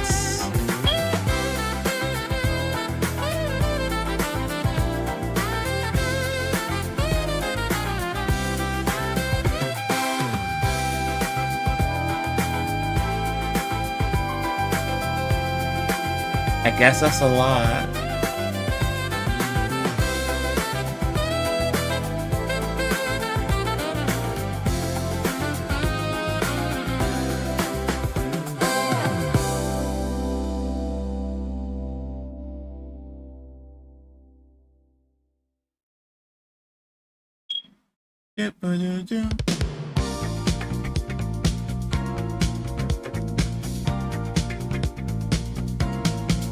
Oh yeah, I've got a few levels of regenerating shields.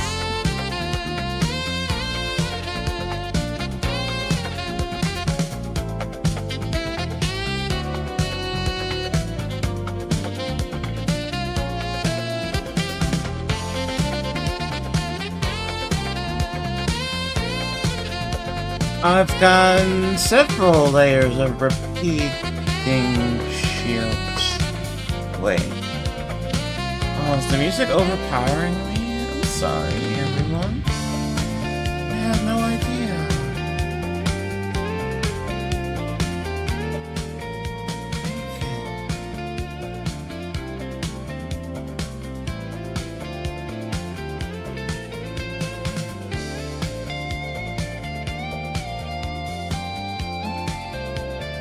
I fixed it.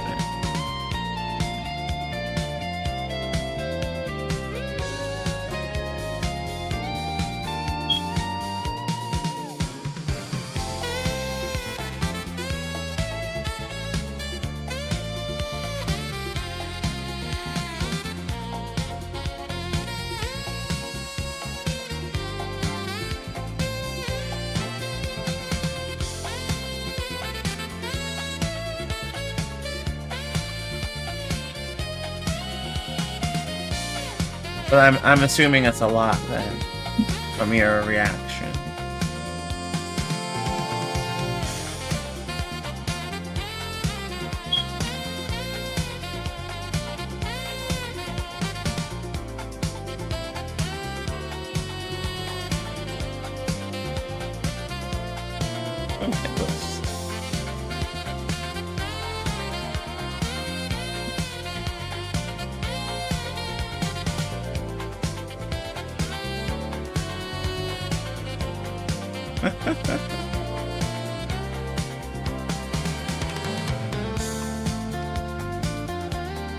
Oh wow, really?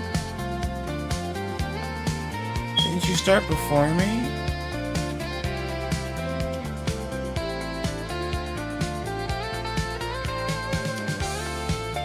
I think Anne started her run before me. I'm sorry I'm so much more ahead of you.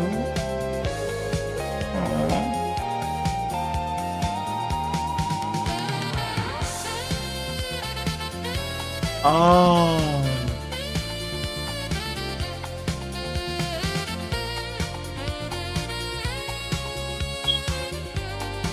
I thought you were playing like right now, sweetie.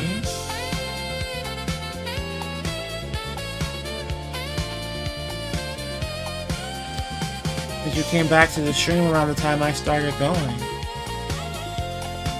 Yeah, okay, so...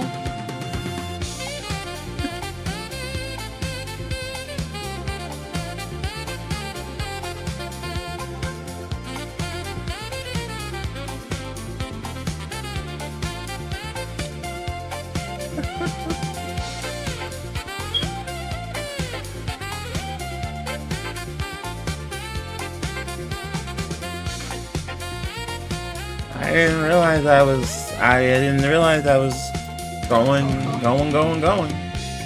Woohoo!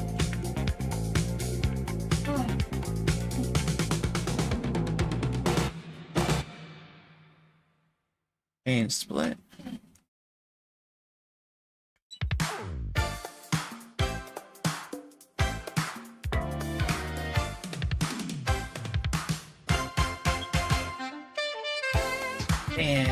Bam. Okay, chat. I have some yummy food.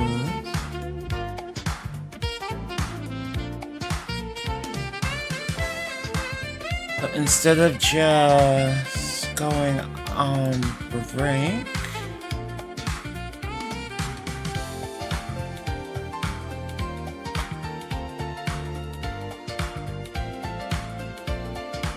we're gonna watch something Sonic related. I don't know what, but something.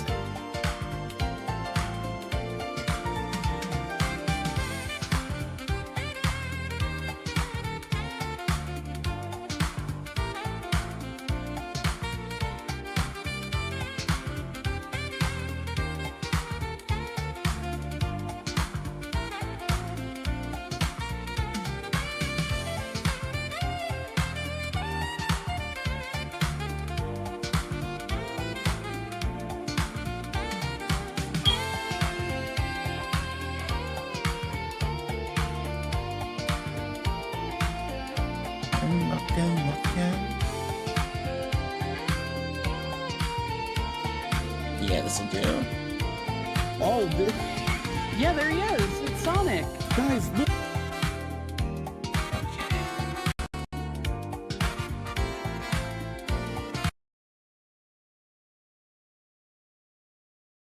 Game chat, bear with me. Bear with me.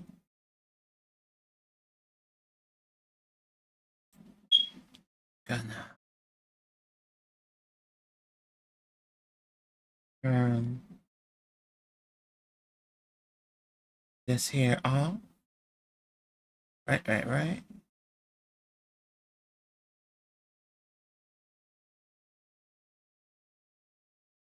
Bam. Then, with the power of magic,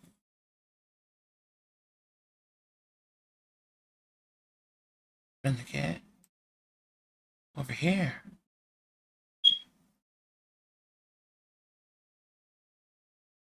Yeah.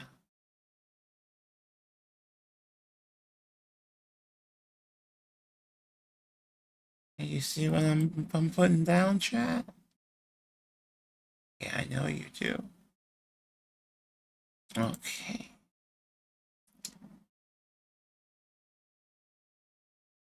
How's that? I'm going I'm going to the top.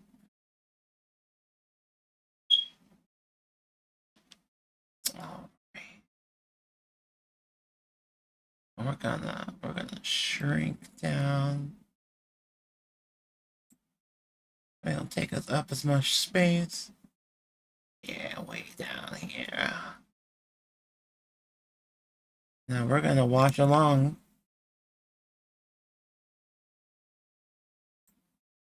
Look, don't look at anything else on the page. Look at Sonic. That's how you know it's a Sonic comic. If you showed this page to anyone, what is this from? They would not be able to tell you that this was Sonic. No way! I can't believe this! The Sonic the Hedgehog comic books are weird. Well, at least they used to be. The new series being published under IDW has been consistently fantastic, and I always suggest that people check it out. However, the series running right now is still relatively new, and isn't even close to the length of its predecessor, which boasted 290 issues, as well as various spin-offs, crossovers, and miniseries. That predecessor is the one and only Archie Sonic. That's right, Archie Comics had the license to make their own breed of Sonic comics, starting all the way back in 1993 and lasting all the way until its unceremonious end in 2017. This amount of time and development would not only make it one of the longest running franchise-based comic book series ever, but would also bring forth various amounts of insane plot points, bizarre retcons, and this... man. Since the Archie series started fairly early on in Sonic's gaming career, the writers were forced to start from a practically blank slate. With this, Archie Sonic's identity became somewhat unique, starting as a more comedy-centric series, and then slowly transitioning into more and more serious stories. This comic got weird, and it got dark. It's a story about war, genocide, but it also has a character named Evil Sonic, who is just Sonic with sunglasses and a leather jacket, because yes, characters suffer from mental illness, PTSD, trauma, serious stuff like dementia. But it's also a comic where Knuckles turns green for some reason. Whoa! I swear to God this is plot relevant. I swear. This sort of tonal whiplash only became worse over time as the video games grew larger in scope. These same writers who had created their own unique Sonic universe by this point, well, yeah, now they had to haphazardly stitch together the comic lore-wise to coexist more with the games. Yes, this and this needed to somehow coexist and remain tonally consistent. And as you'll come to see, this had some problematic effects long term. You see, what made these comics so special is that they, for the most part, took place in one singular continuity. And instead of rebooting the series to match the more modern aesthetic like any normal person would, writers at the time were forced to quickly transition the older content to the newer style of Sonic whenever possible. This, of course, created some very obvious growing pains. And while older Archie Sonic was already pretty different than what you would expect a Sonic comic to be like, this adjustment period was really crazy. Like, take what they did with Charmy the Bee, for example. As he appeared in more and more games, his personality and character was solidified as a goofy, carefree kid, the youngest member of Team Chaotix, and some would say, the most annoying one. Knuckles can't catch me, Knuckles can't catch me, Knuckles can't catch me, na na na na na. Okay, you get it. His voice was very ear-grating. However, in the early comics, he was instead based on his original character description from the game Knuckles Chaotix, which was now very out of date. Because of this, Charmy was presented as more of an older 16-year-old. He even had his own proper girlfriend and was even considered royalty. He was the prince of his own entire kingdom. And obviously, none of this information lined up with the newer games. So in response, the higher-ups put pressure on the creative team to somehow restart Charmy's character from scratch without needing to overhaul the comic's current storyline at the time. So, you might be asking, what exactly did the Archie writing team have to do to properly realign his character? If you guessed permanent brain damage, you would be correct. Also, you need to find help. This is the sort of stuff I'm talking about when I say that these comics were fucking insane. But don't get it twisted. It's that very insanity that kept me engaged. Even if the writers were put under strict deadlines and unfortunate mandates, the comics always stayed as this fascinatingly weird corner of the Sonic universe. Some of it was definitely bad, and some of it was really good, but I can never look back and say that it wasn't interesting to read about. Archie Sonic was wacky.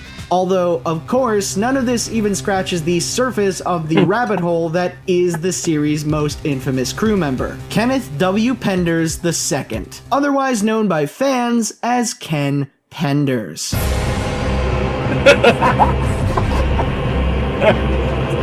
This guy not only did some of the most notorious art and writing for the series in its earlier years, but he's also responsible for the massive retcon and legal battle that resulted in every character he had ever had a hand in creating being erased from the story's continuity. It's a whole bag of worms to get into, but basically he sued Sega and Archie Comics for the rights to the characters he worked on, which then led to a massive comic event that effectively wiped every aspect of the story he worked on from existence. Now, just to clarify, quick disclaimer, this obviously isn't to discredit other writers when it comes to the rights of characters. I'm very much in the camp that the crew for any comic should have ownership or even partial ownership over the characters that they create, but it's kind of hard to feel sorry about Penders' situation too much after reading his Twitter for more than like 2 seconds. He's a narcissist, bigot, and he also tried to copyright characters that looked like this. Not to brag or anything, but just in case you needed further proof that I was incredibly based, I got blocked by him after performing a legendary ratio. Dude has probably not recovered.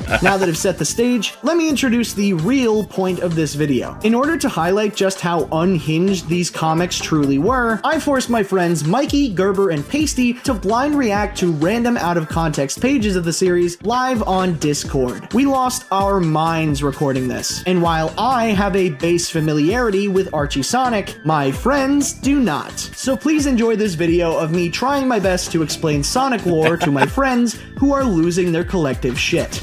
I'm gonna let Mikey pick first. Mikey, Oh, okay. you have to name 2 numbers, one between 100 and 159, and then a random page from that issue. So first, give me your first number. I'll use my 2 lucky numbers. Let's go with 28. This has 28 pages. All right, let's go with 6. All right, 6.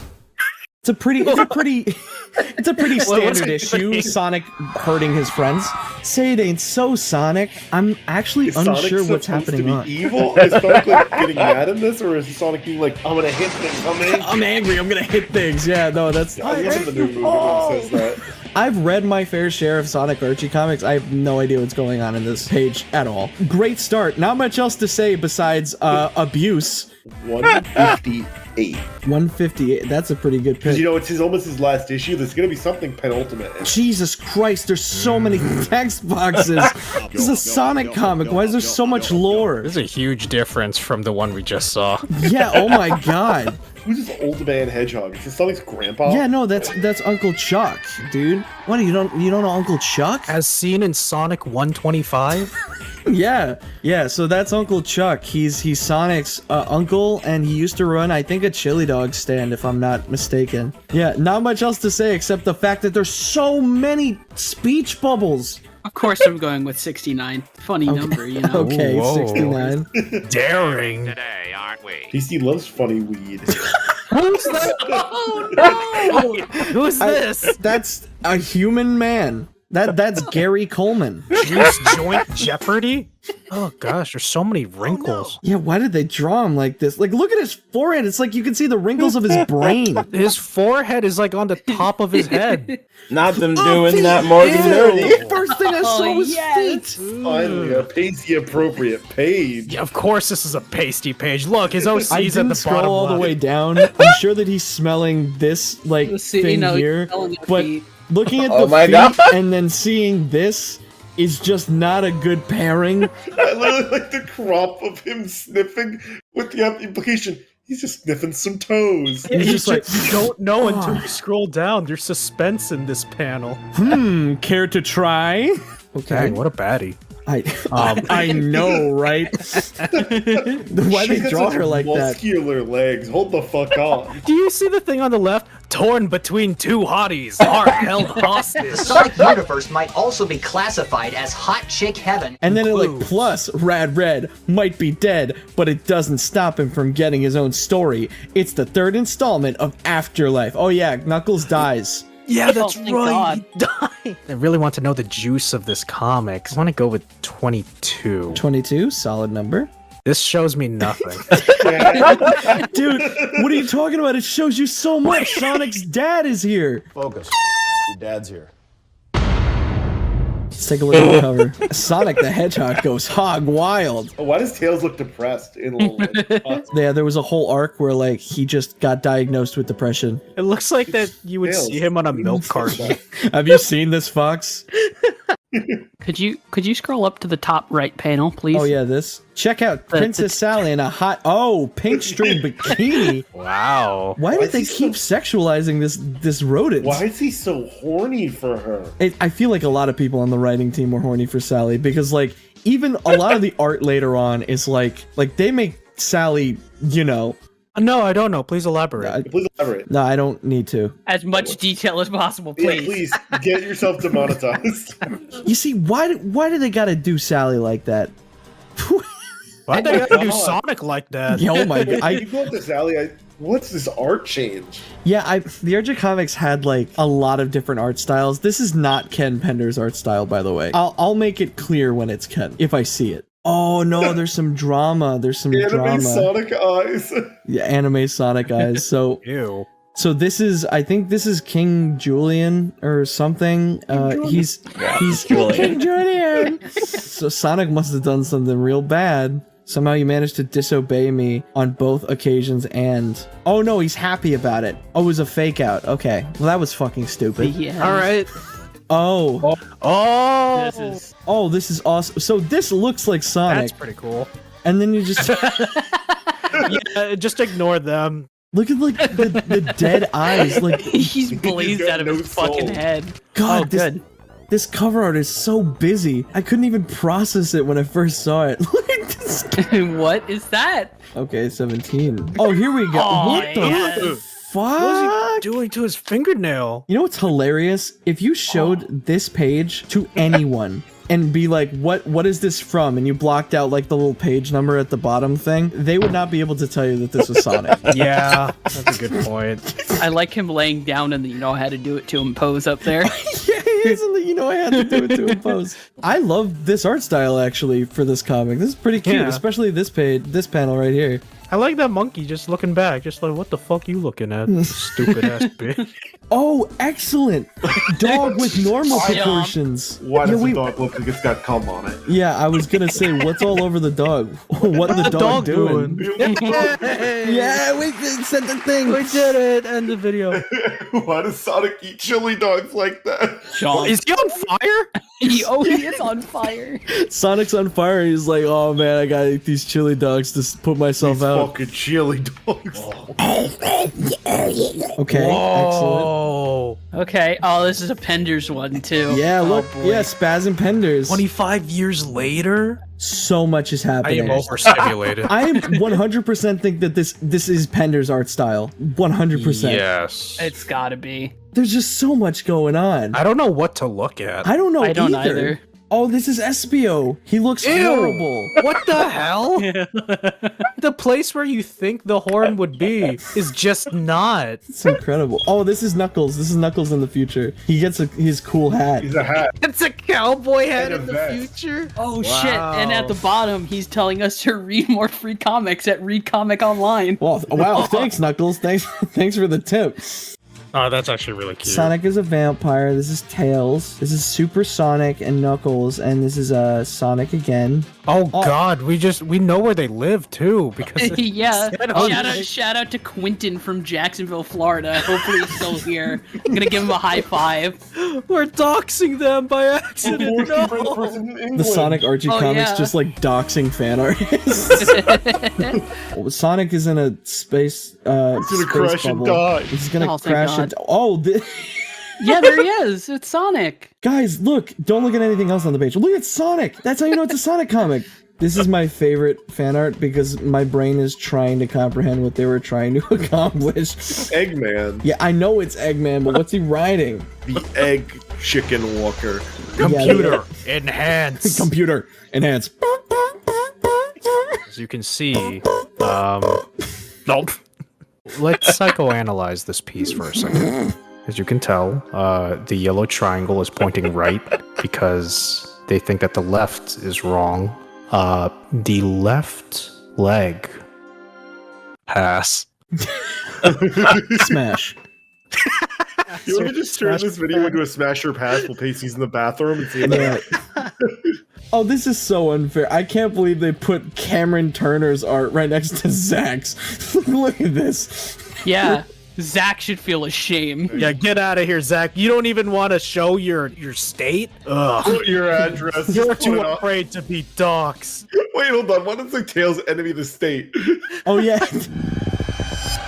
He's not my friend anymore. He participated in the raid on the Capitol. Why is Tails fighting Sonic? I forget.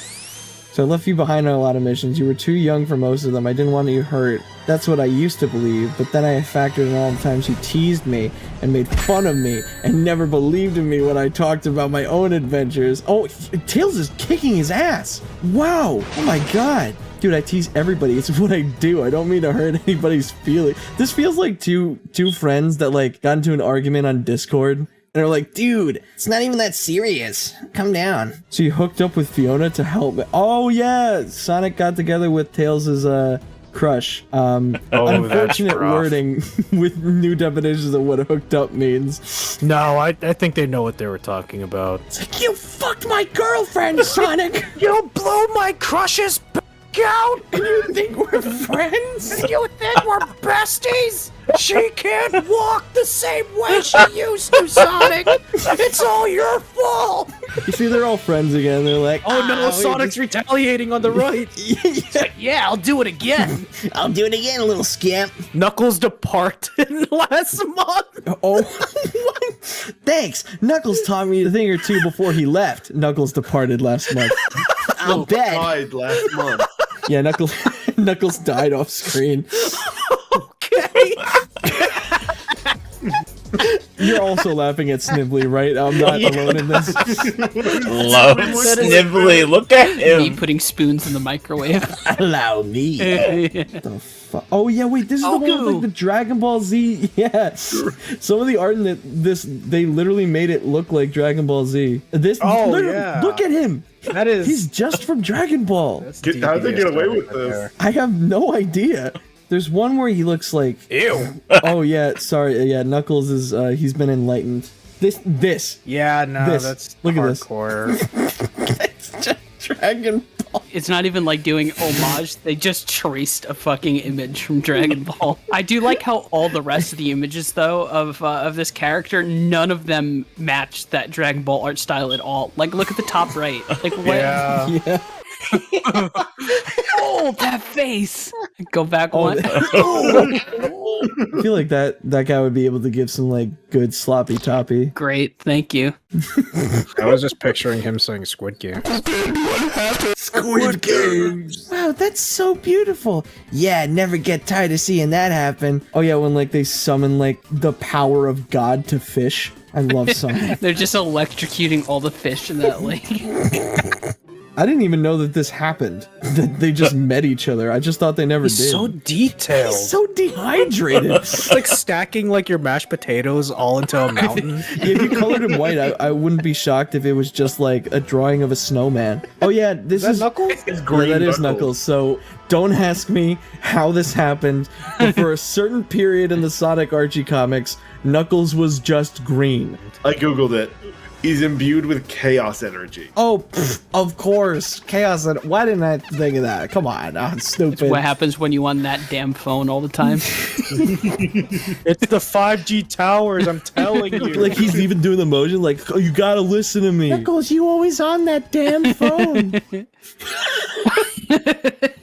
Good comic. This is a good comic right off the bat. My favorite Sonic comic. Wait, girls can't eat pizza? What are you doing? I love how for no reason there's just the word infatuation just there. Infatuation. Why? Why? Oh yeah. Oh, Knuckles is dead. Yeah, sorry. Rip Knuckles. And for some reason, Vector God. still chooses to listen to his tunes. Vector's at a funeral and he still has his headphones. What's on. he listening to? Like, what's Vector's music choice? 100 gex. Yeah, 100 A 100 Gex song with the low pass filter, so like you hear it in the back. It's like, my main man, he's Money machine. money machine. Oh, it's time, Knuckles. The Chaos Force has chosen you. They take him away. Wow, they really leave on him dead. What the fuck? This is a kid's comic. Wait, they didn't even like put him in a coffin or anything. They're just leaving the let him corpse. out. They're just like, the birds will get him. Yeah, it's like one of those. Guys are pecking him. Yeah, It's nature's burials. All right, everyone, we must leave before the wolves come. All those wolves and shit are also like Sonic characters, so it's just like some dudes just eating his body. But yeah, that's Sonic comics. What do you guys think? Oh, epic. Sonic the Hedgehog is cool. Dude, he is so cool. Dang. If Sonic has one fan, it's me. If Sonic has 10 fans, I am one of them. Sonic has no fans, I am dead. Excellent, thank you.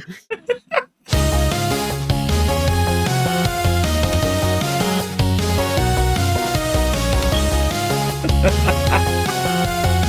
know, the wolves.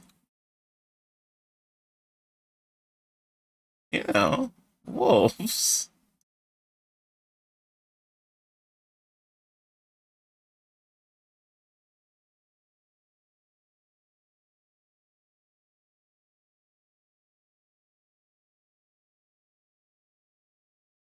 Wasn't it?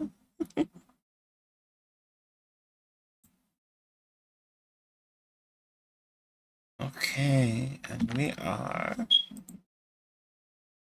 are back.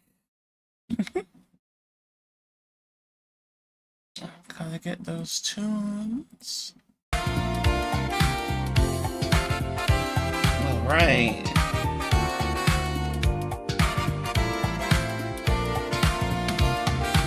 Yeah, did you catch up to my power yet? I took like a 20-minute break. Surely you've gone past the gap by now.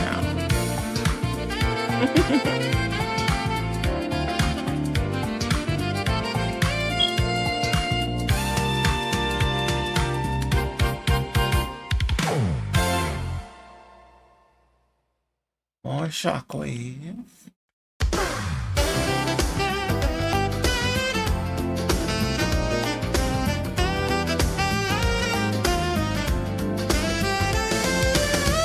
I believe in you. You can do it. When all alone in my chair, I just go about wishing I wanna be strong.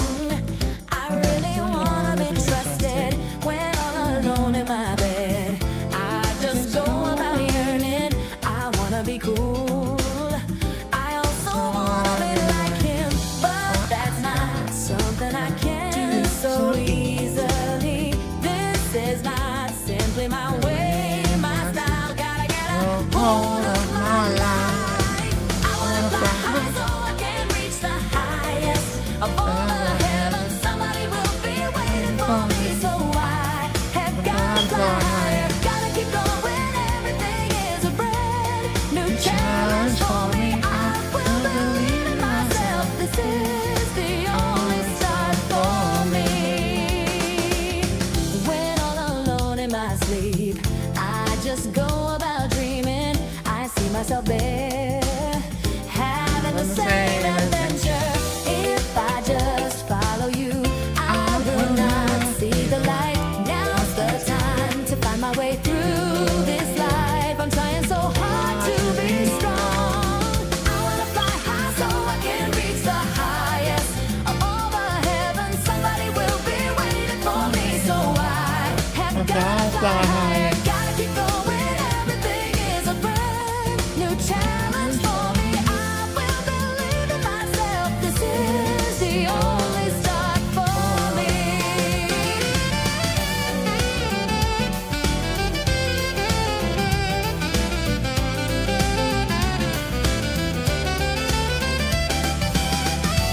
I wanted to. Try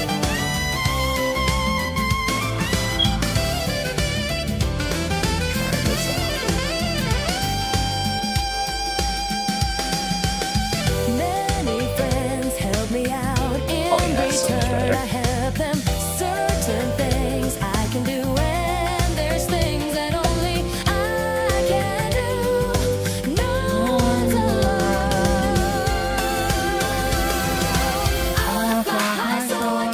reach the highest. All the heavens, somebody will be waiting for me. So I have got to fly higher, gotta keep going. Everything is a brand new challenge for me. I will believe in myself. This is the only start for me.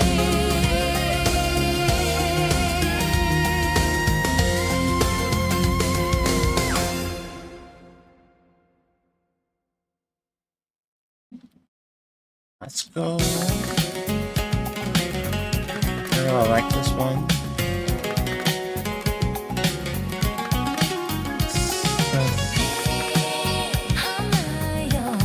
Really relaxing.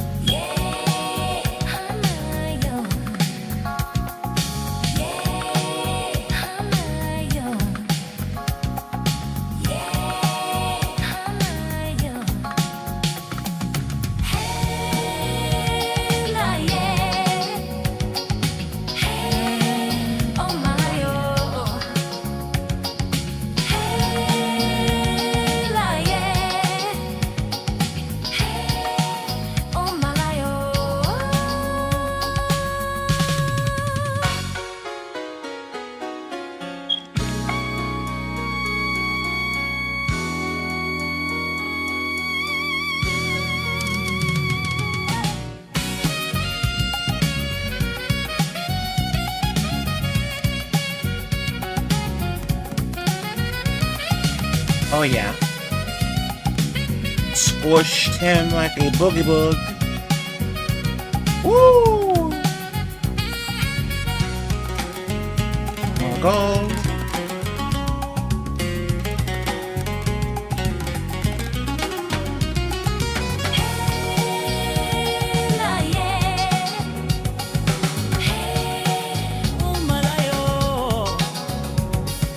I don't know.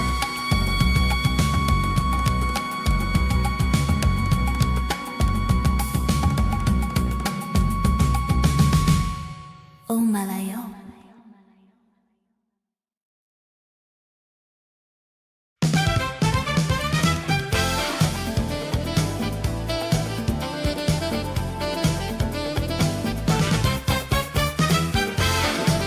This place.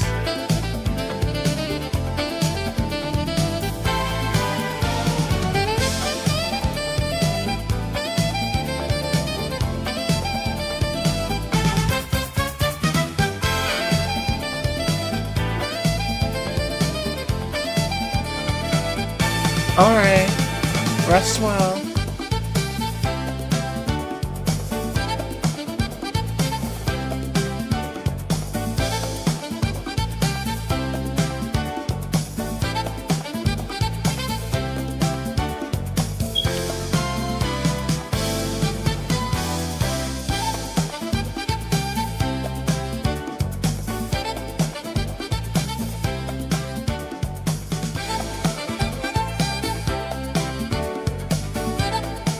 Get more speed.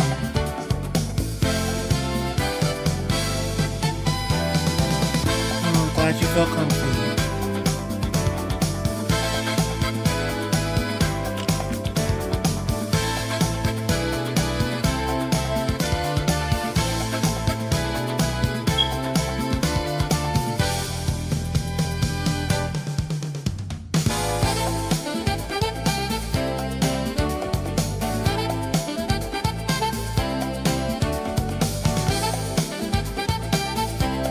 Almost went to the wrong one. We're gonna survive. Clear this out, get our next reward. I'm not sure when I should stop.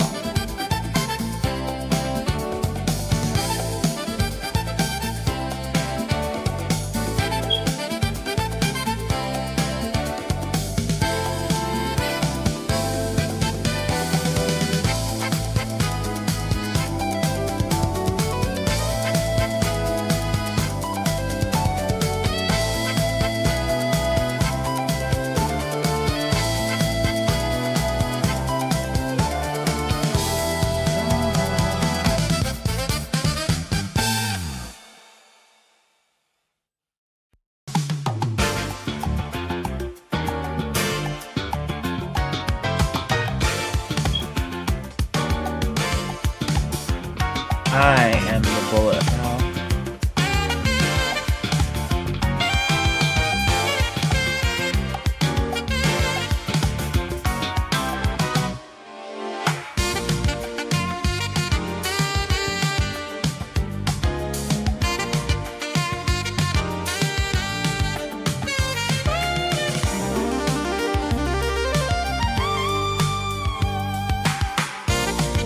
Getting speed.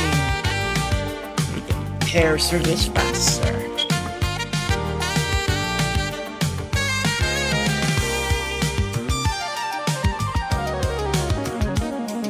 Okay. Hurry up.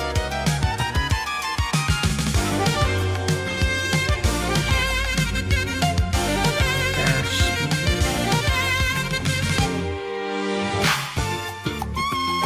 Me too.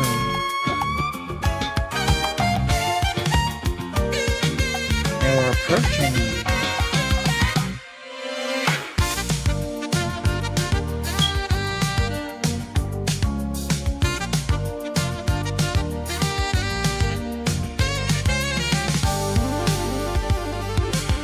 Hope everyone is able to relax.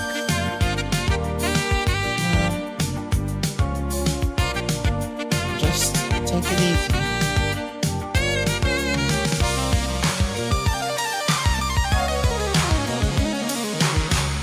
Yeah. I think 300 is the farthest I've gone so far. So we're gonna go past that tonight.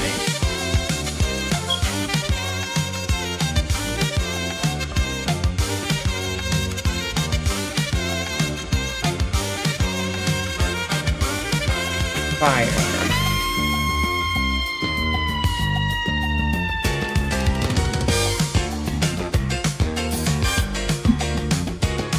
I haven't been to any shops in a while. But right now, powering myself up is kind of redundant.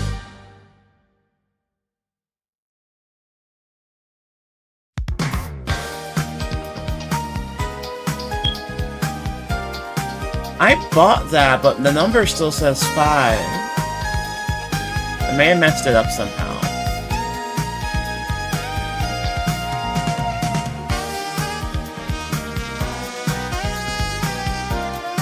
Oh, so just buying it doesn't. Okay. Yeah, I maxed it out.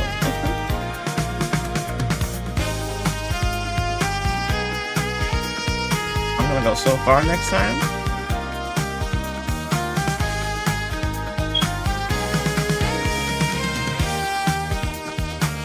Oh yeah.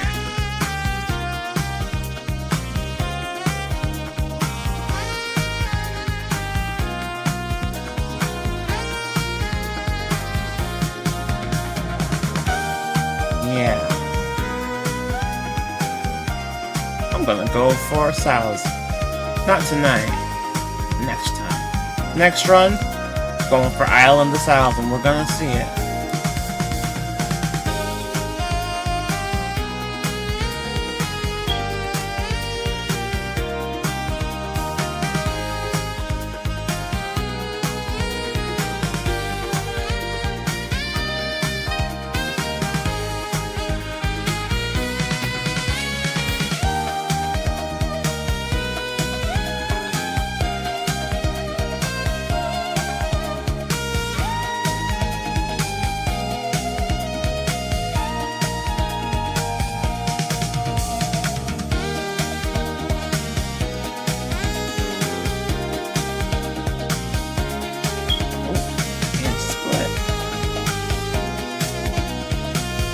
Pain split.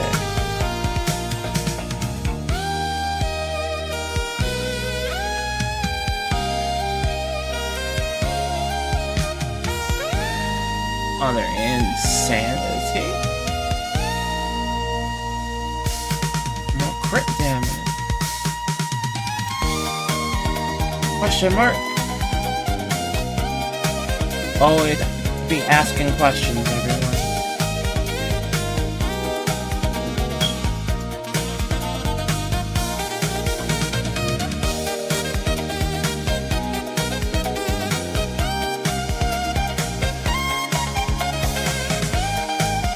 I have how much crit chance?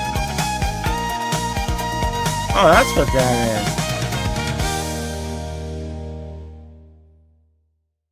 is. So I can crit 800 times as much.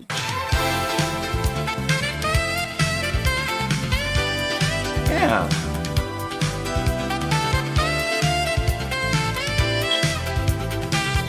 It makes me crit more, silly.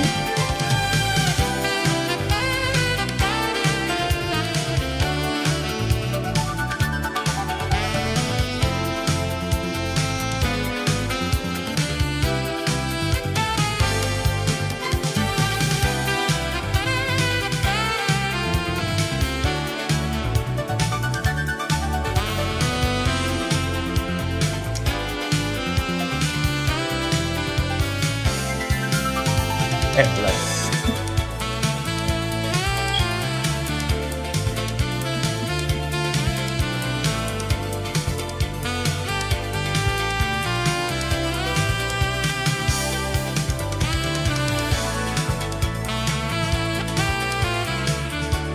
I'm the bullet hell, baby.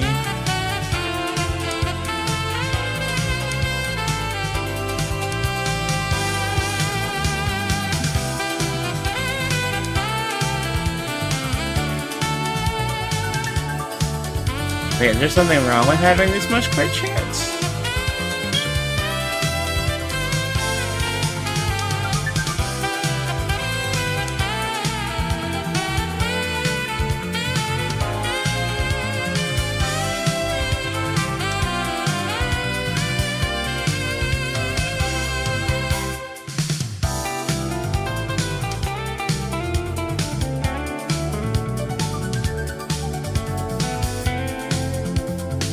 I'm the bullet hell.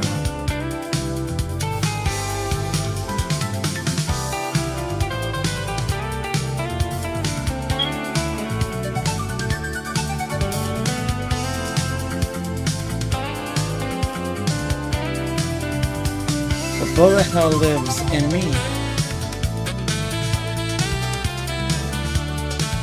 But no, for real, there's something wrong about having this much crit? Am I wasting it?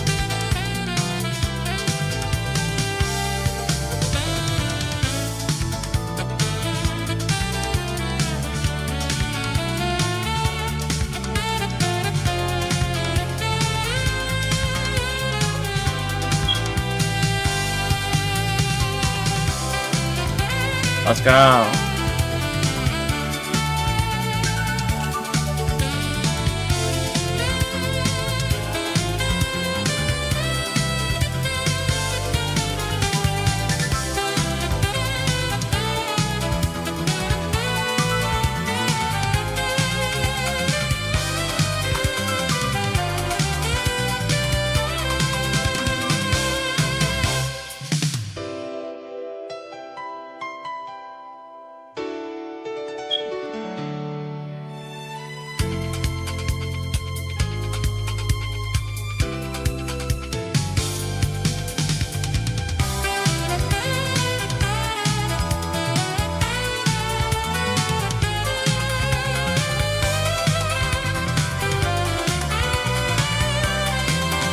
I'm like 5, so I'm sure he'd love to hear the idea from you.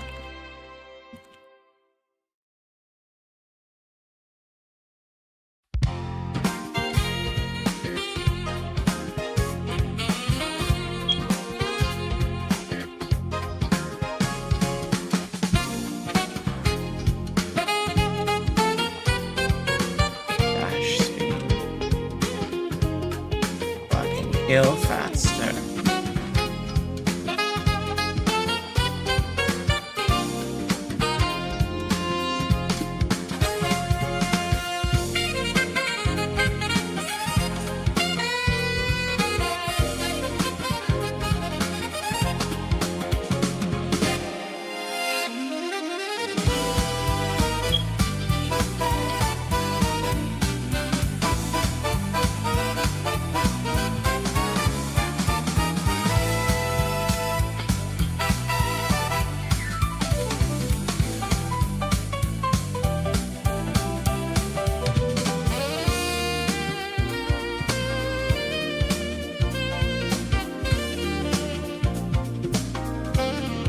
extra attack.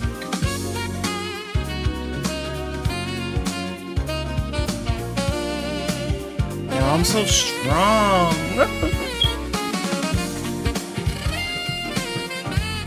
I think Anne's ahead of me on island count. I gotta catch up. I'm at a disadvantage. I can do this.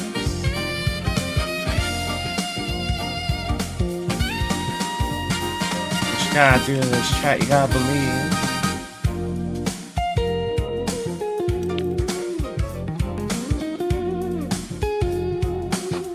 Gonna start cranking these out. Bam, bam, bam, bam.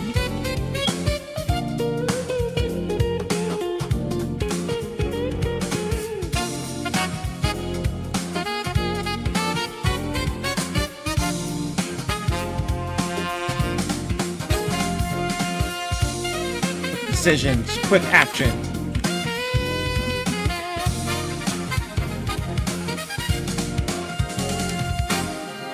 No time for deliberation. I'm gonna have another one up the wall. They're coming so fast. They're coming so fast. More speed, more speed.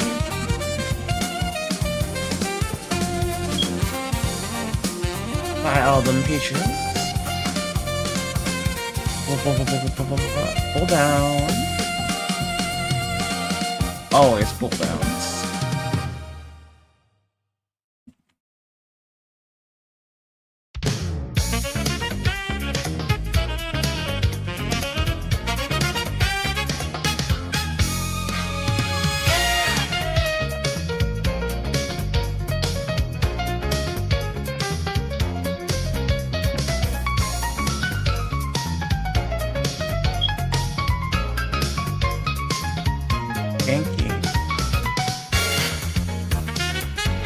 I don't know if you've seen me, but I'm pretty invulnerable.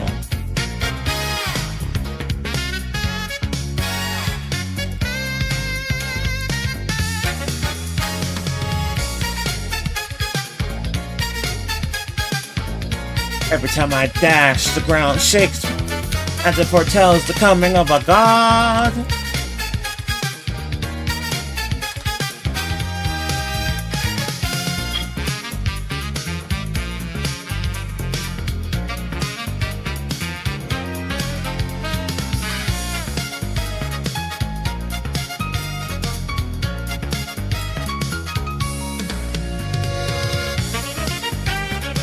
I gotta bring back the cheddar back to the camp. Look at another hit list.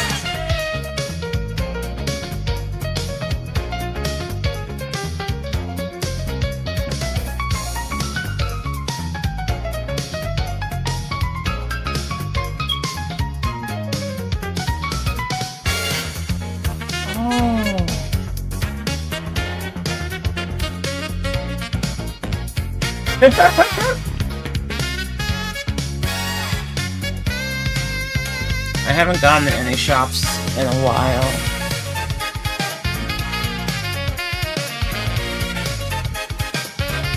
As you can see, I stockpiling money for the totem. Maybe if something actually hurts me?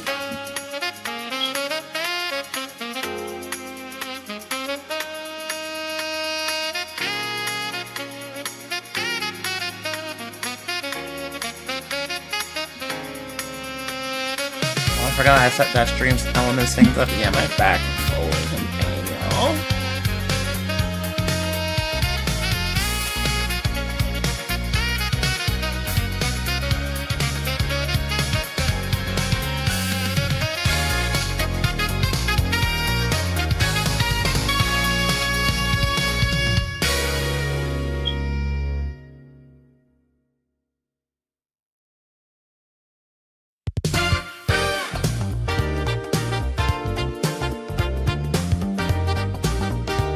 I've gotten a lot of shockwaves, which takes 10% of my damage and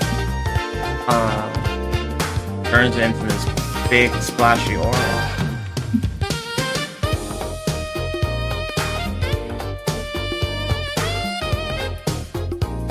Oh, more extra attacks.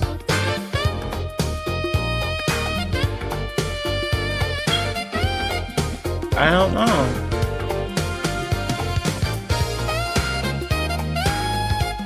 I'm the boss.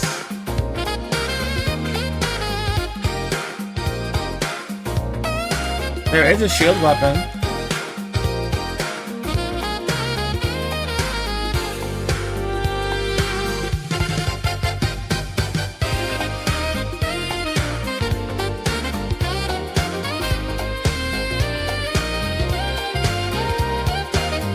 I have no idea.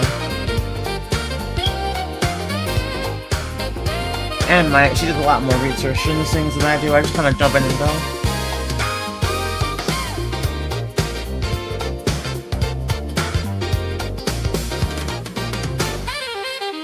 My cautious little pup.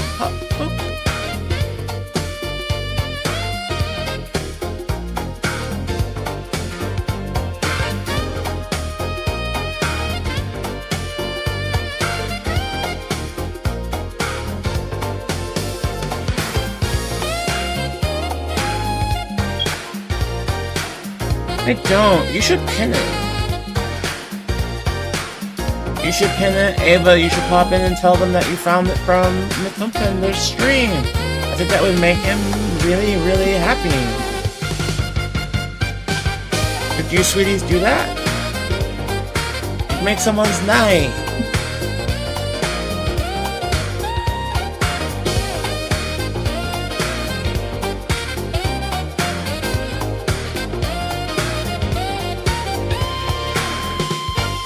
You know what? And if you remember, anytime that I'm streaming this game, keep a link to this Discord pinned.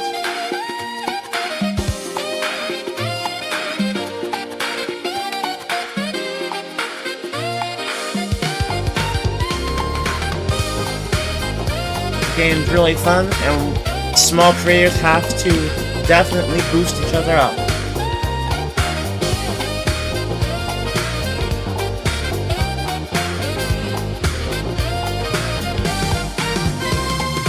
Yep.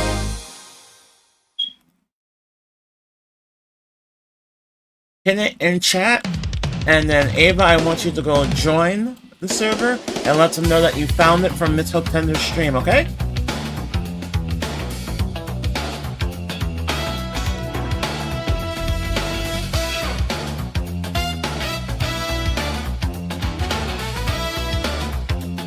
I hope Ava was paying attention to my instructions. Here I come, rougher than the rest of them, the best of them, tougher than leather. You can call me Knuckles, unlike Sonic I don't chuckle. I'd rather flex my muscles, I'm hard as nails, it ain't hard to tell. I break them down whether they're solid or frail. Unlike the rest, I'm independent since my first breath. First test, feel the right, then the worst left. Going on an island in the heavens. The blood of my ancestors flows inside me.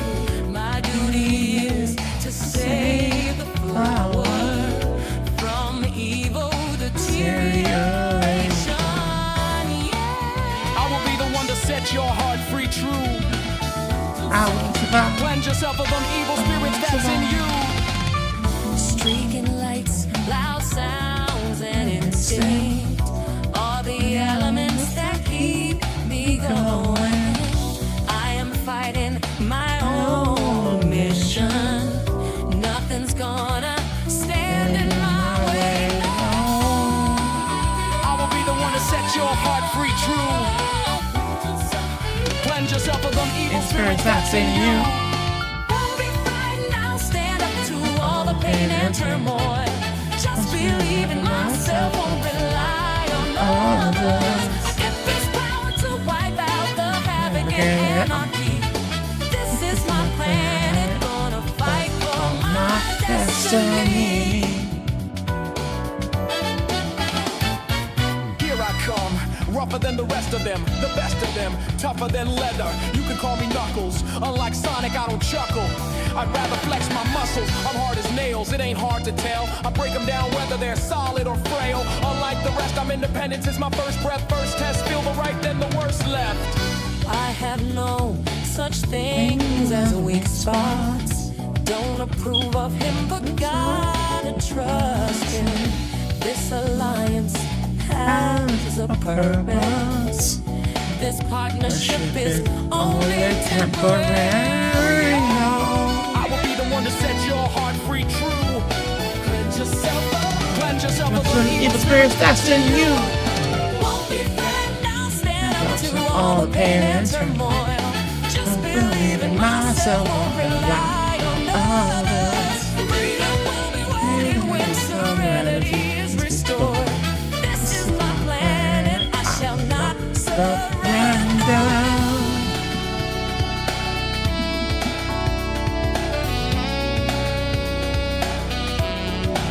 Sing along with me, chat.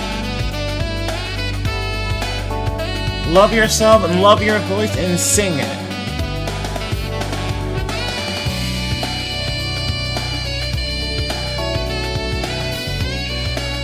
Let your voice be your joy. Woo-hoo!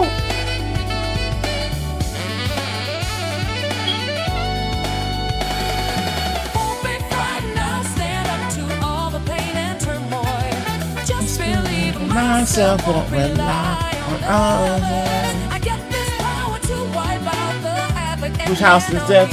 Our house. My plan and gonna fight. Oh, won't be frightened, I'll stand up to all the pain and turmoil. Just believe in myself, won't rely on others. Freedom will be waiting when serenity is restored. This is my plan and I shall not surrender. You know, I keep doing this thing that gives them 25% more stats, and it's just not. It's not doing anything for them. shall not surrender.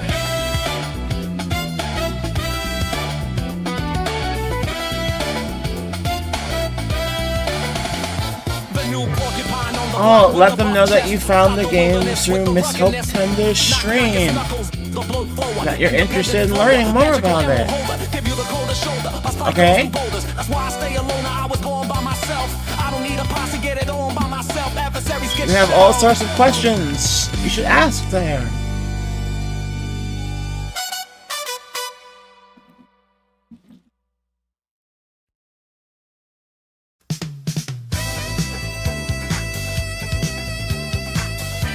You had questions about multi-crits?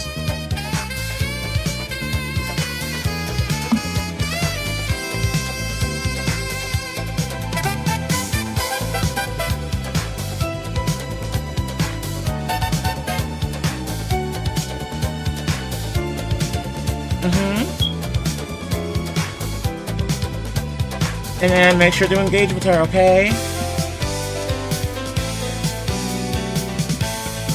You sweeties are the best.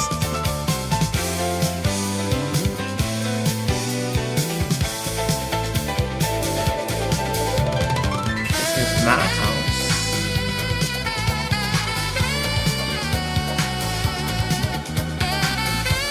Thank you, puppy.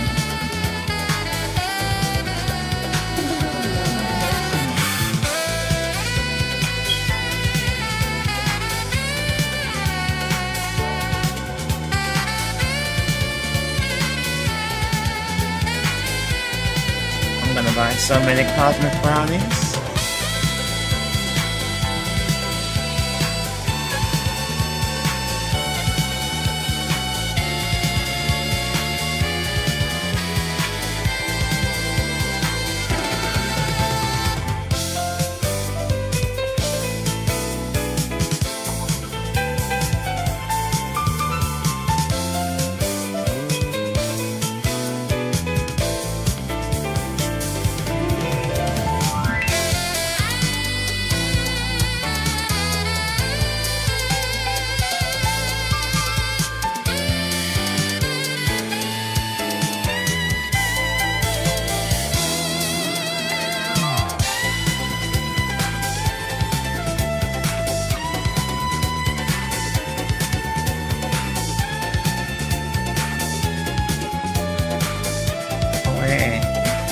I missed all of them? Oh dear. I'm a little toasty.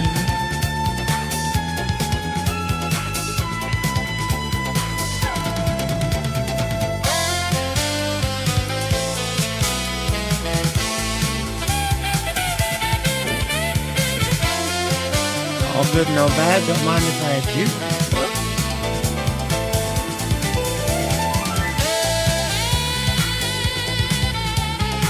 Alright, thank you for telling me. Oh, wait, no, I can count on you. Okay. I need to take a bathroom break. Everyone, stretch your legs, get a snack. Make sure you are also having enough water. Okay? Okay.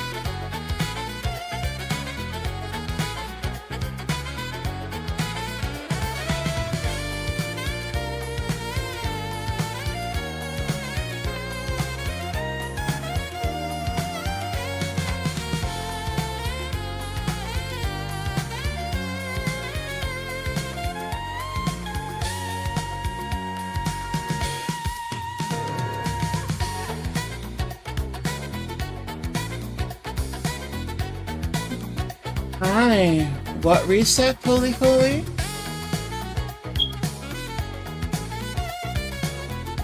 And welcome, Cora. It's nice to see you, sweetie. Oh?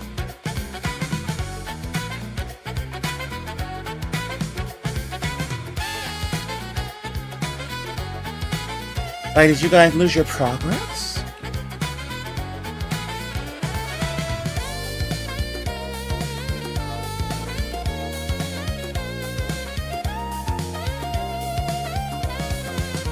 Huh.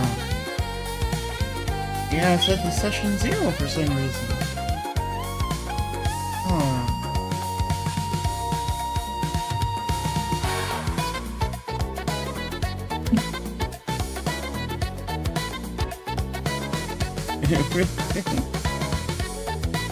Okay. Well, I think somewhere around here. Oh, I don't know how to do that. Remember my login? Performance mode. Yeah, I've used this before. How would I load the save? And where is the save to?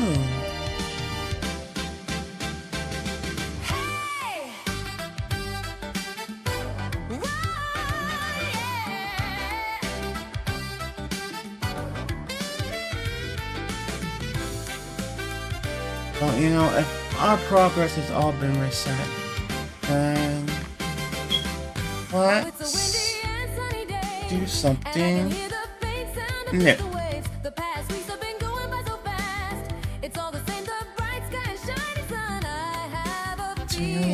It's gonna be a fun day. It's sunny day. The many summers and many gray days. Guess it's another trouble-free day. Our playground's so huge we don't know where it ends. Feels energetic and groovy. Everything's cool, it's excellent. Every day's a new beginning, yeah. We don't know who we're gonna meet today. The more I want, the less that I can get. Keep walking for a new tomorrow, but I guess that I'm so happy now. Gonna set my heart free. Now I've got nothing to worry me. Come on, let's We're gonna advance. Hey big guy, hey little guy, can you tell me who came first? Sorry, but I don't know. We are simply natural. Okay, all you have to do is Alright, chat. look left, right, up and down. Welcome to season 2. Or season 1. We were on season 0. Sorry, but I don't know. We are simply natural. We Now I wonder if welcome to our paradise. their unofficial database. Okay, but none of these things are how to save.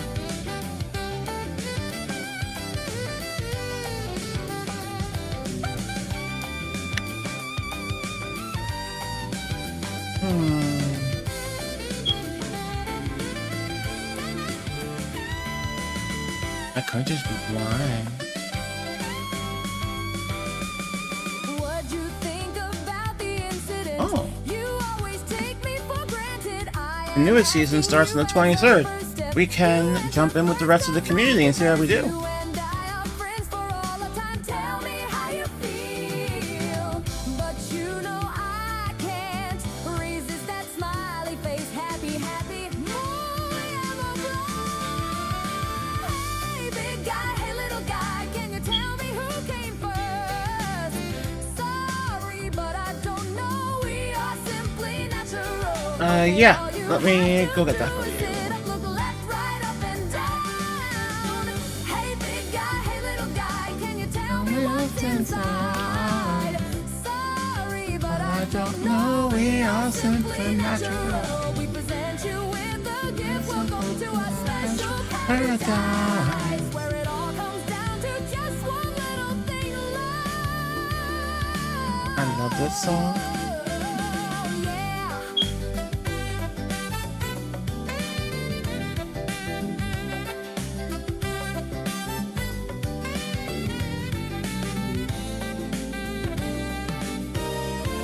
I love this song.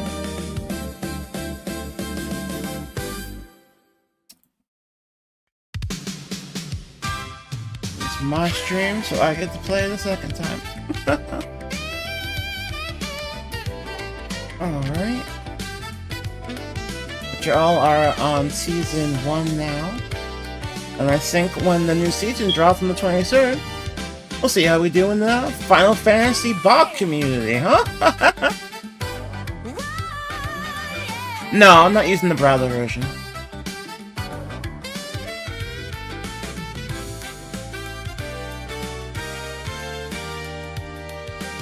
Using the browser version just seemed like a recipe for disaster. Oh, it's a windy and sunny day, and I can hear the faint sound of distant waves. The past weeks have been going by so fast. It's all the same, the bright sky and shiny sun. I have a feeling it's gonna be a fun day. Oh, it's a windy and sunny day. The many summers and many great games. Guess it's another trouble-free day. Our playground so huge we don't know where it ends. Feels energetic and groovy. Everything's cool, it's excellent. Every day's a new beginning, yeah. We don't know who we're gonna meet today. The more I want, the less that I can get.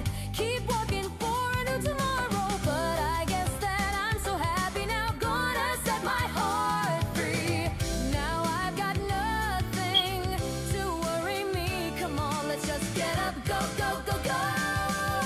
Hey, big guy, hey, little guy, can you tell me who came first? No, I am just rocking Sorry, but I bosses. don't know. We are simply natural. Okay, all you have to do is sit up, look left, right, up and down. Hey, big guy, hey, little guy, can you tell me what's inside? Sorry, but I don't know. We are simply natural. We present you with a gift. Welcome to our paradise.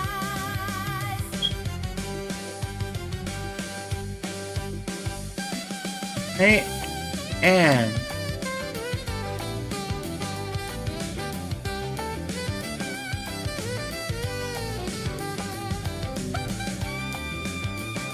how long do you think it would take to get to, say, 1 million?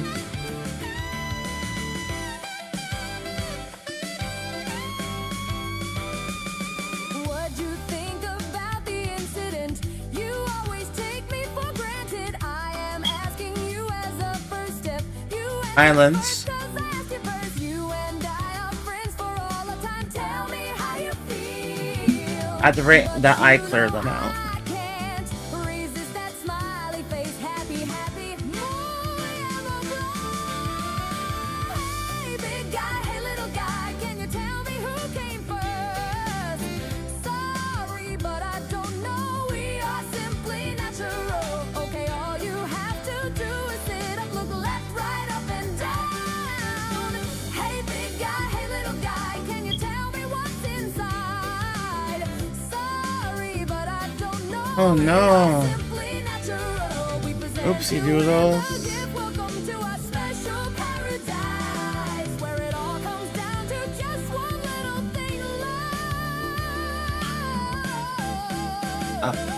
A piece.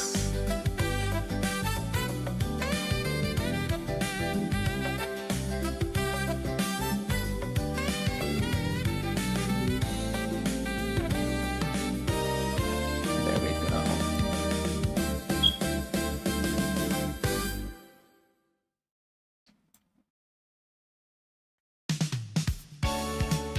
Oh no. I've done this part.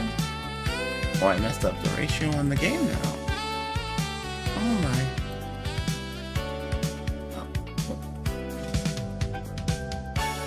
Good enough. Okay. And yes, where am I? Where am I indeed? I'm back!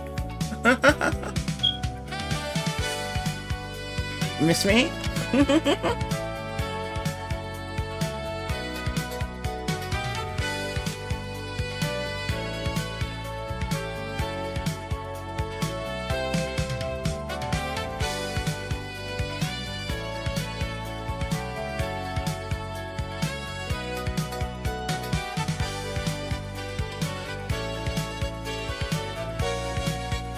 Let's see. Okay.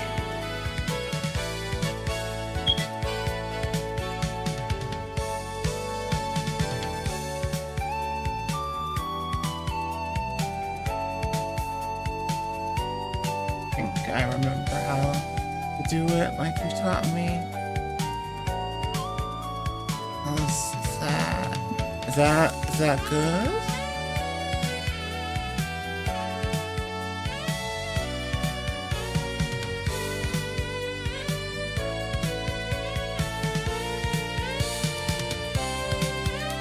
Alright.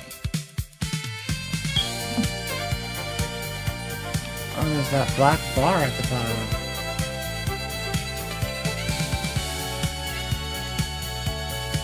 Why is that there?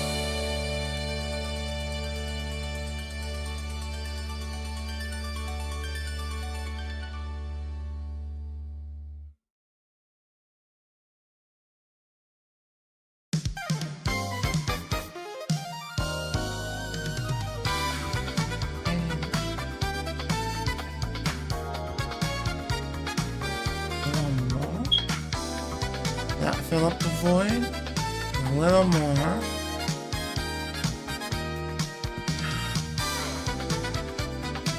I think that fixed the void.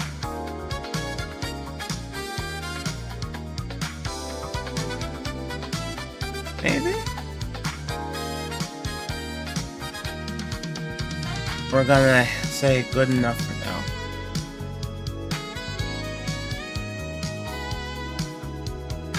But what I was thinking...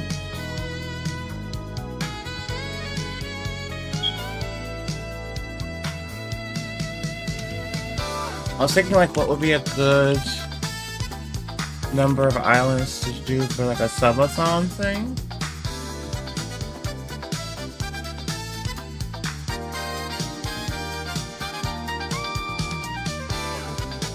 Not anytime soon, mind you, but I'm just spitballing ideas. Die.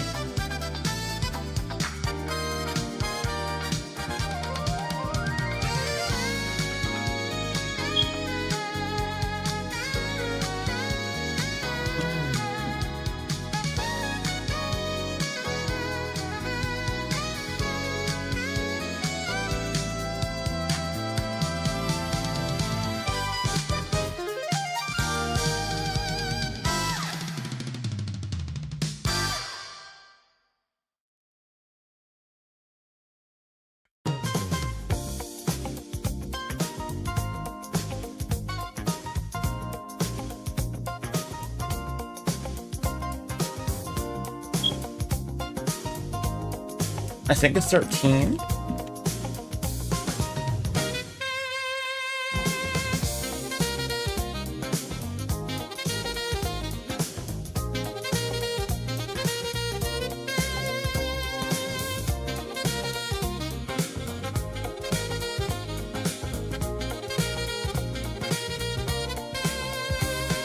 Yeah, I don't think it let me buy any more than that. That was the first thing I went to buy.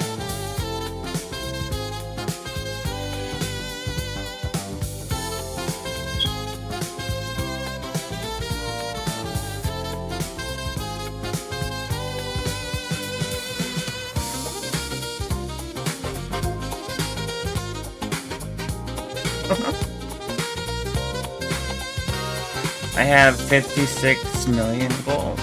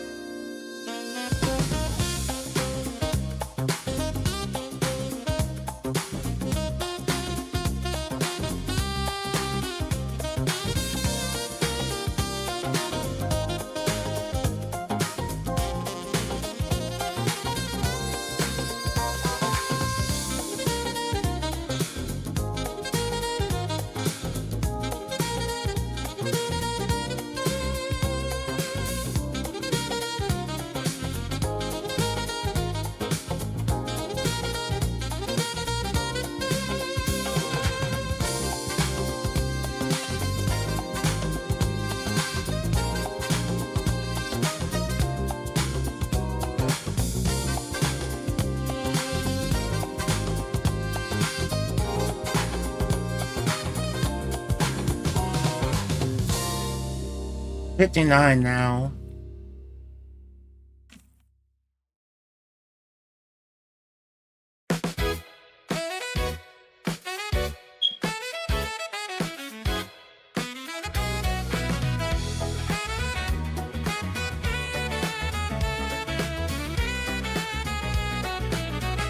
I think I'll wrap up at 100 mil. See what I can get from that.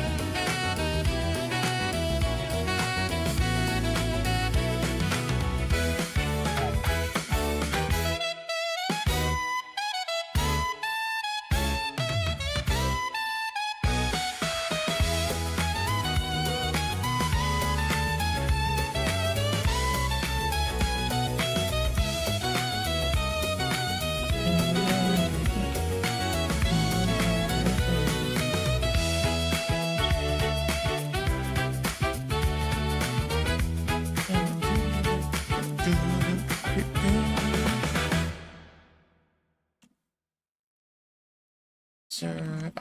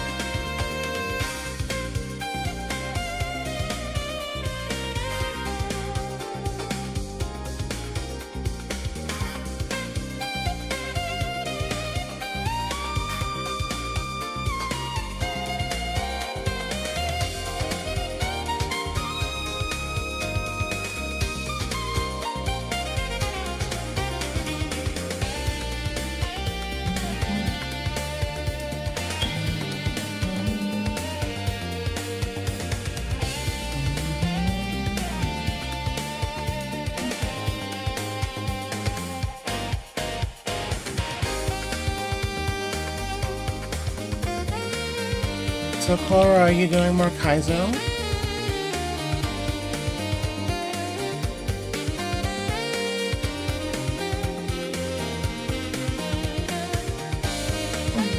Shockwave.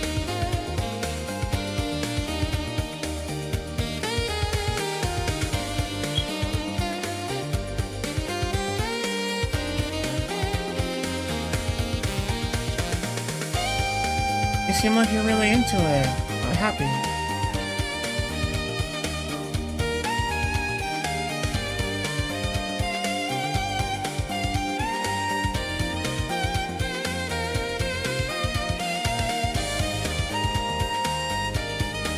That's good. It's good to see you so engaged in something.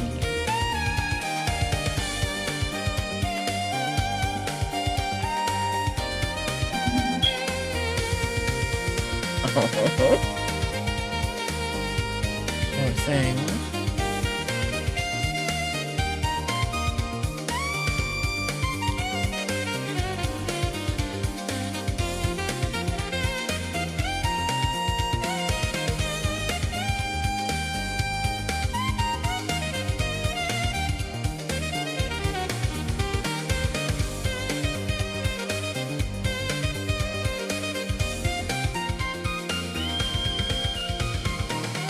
I don't think she's going anywhere.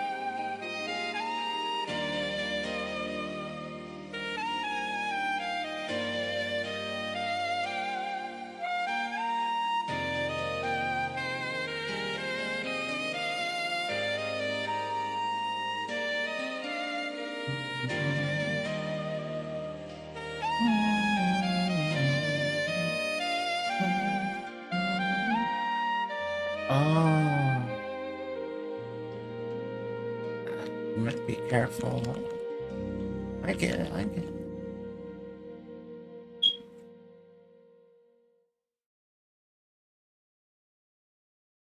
Oh.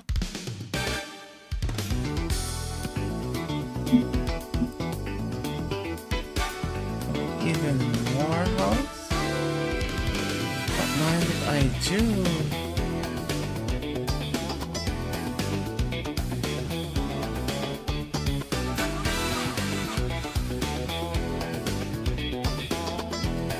Yeah, 5 local per island.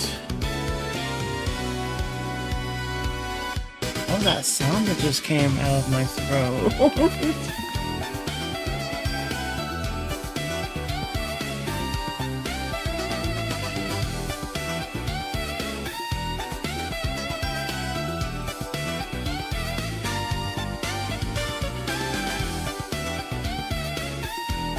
She the champ.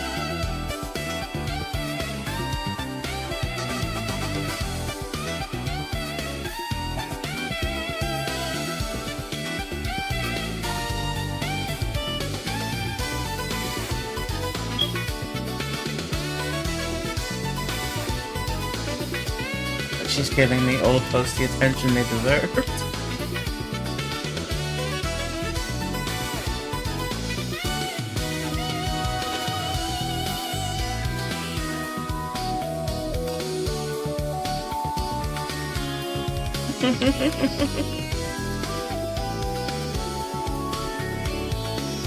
Never change, darling.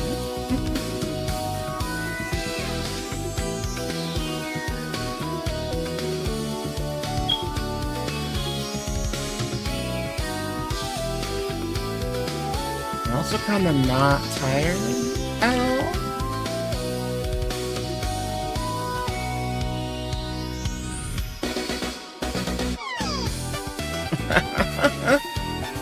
There's a leaderboard thingy, I think, down in the panels.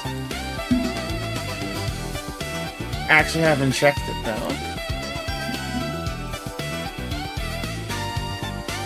But yeah, I would put money on Ava being up top. Only in that situation though.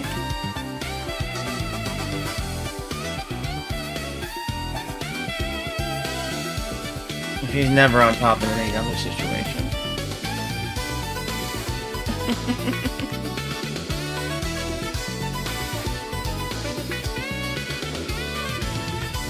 Don't worry your cute little head about it.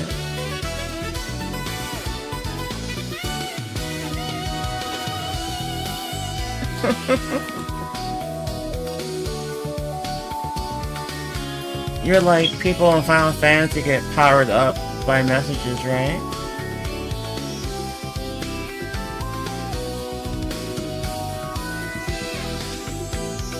Oh, how does it work then?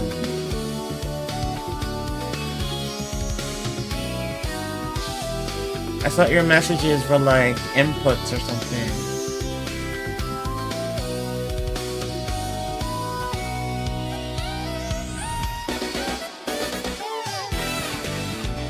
Oh, so your inputs doesn't matter?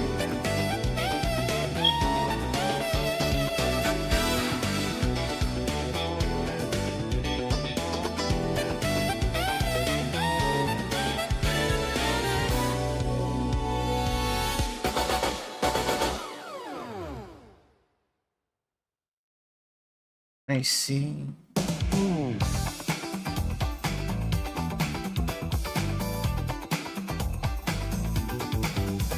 Alright, Ava, you're in charge of trying to get us as high up on the leaderboard this upcoming season as you can. So remember that it's your job to ascend, ascend, ascend.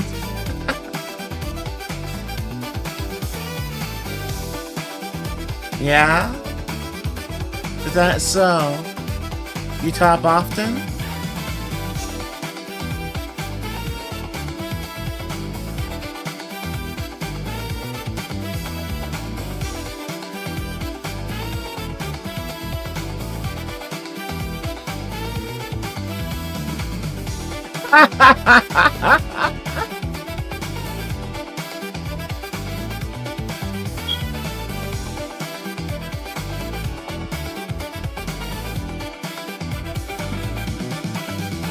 Such a silly.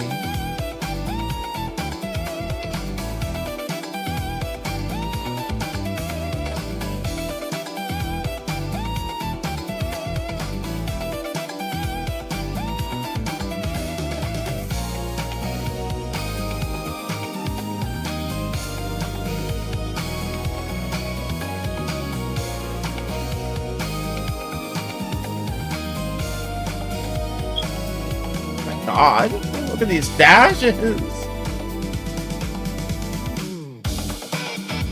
I'm so fast.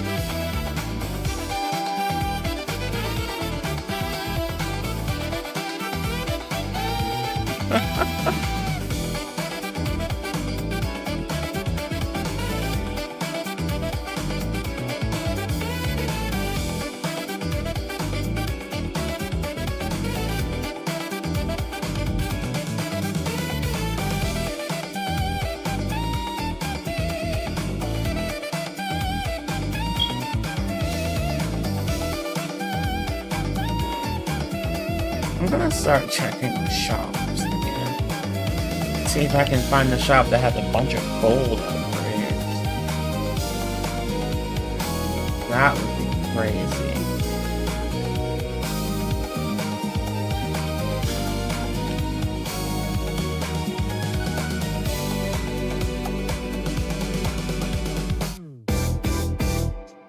This one's power. Don't need more power.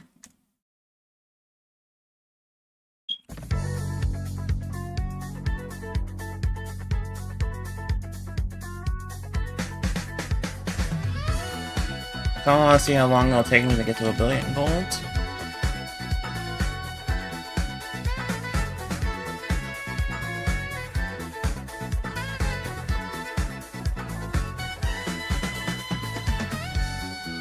Come on, gold ship.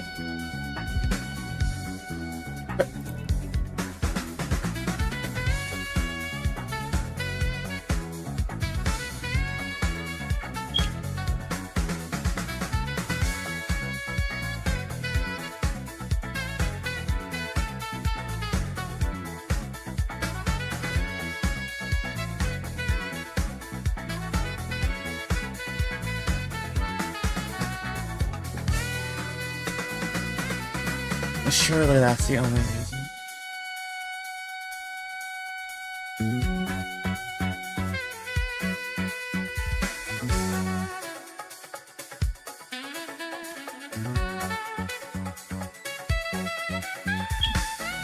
Yeah, but you can do it when you're on the stream, silly. I don't even think it's active when I'm not on stream.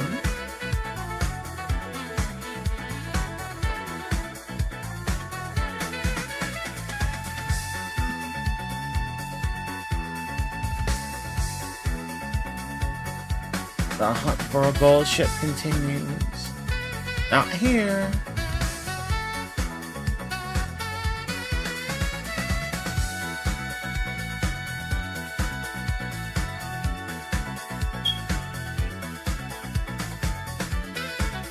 Yeah, I was asking you to keep an eye on it during the chats, that's all.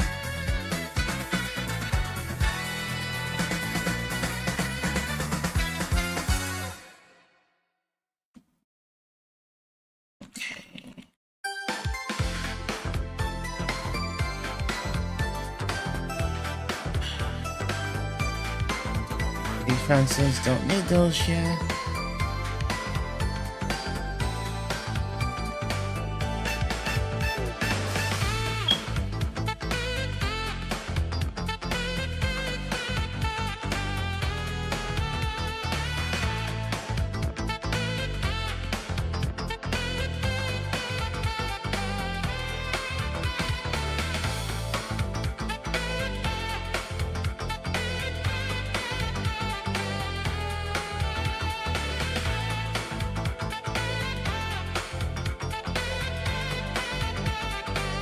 Let's go!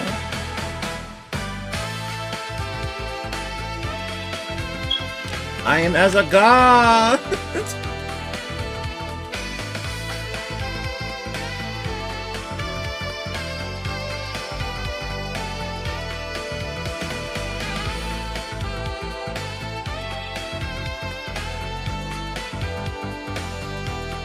Ava already getting distracted from the task.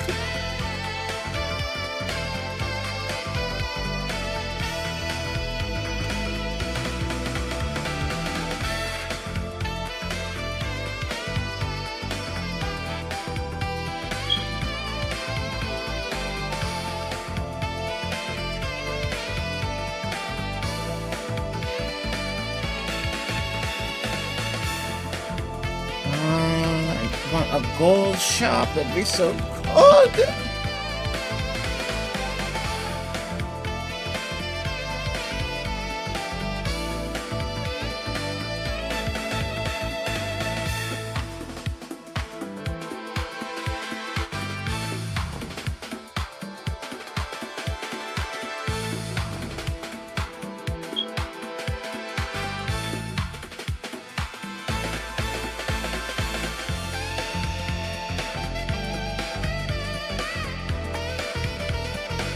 Oh.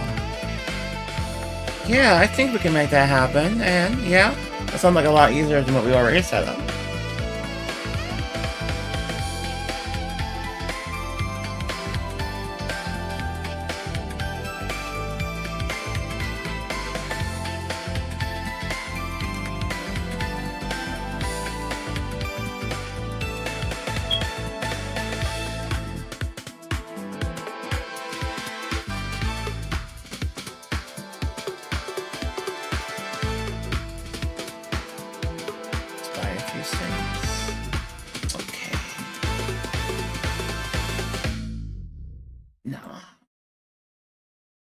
See if I could bait out some gold ones.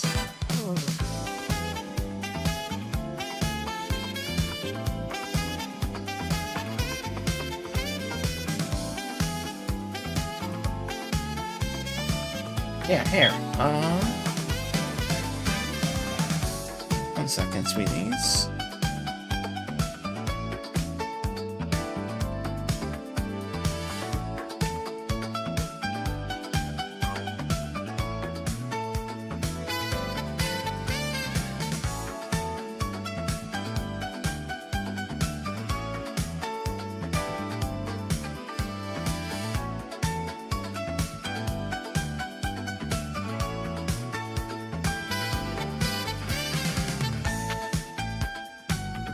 Hey, let's just pop it up for a bit.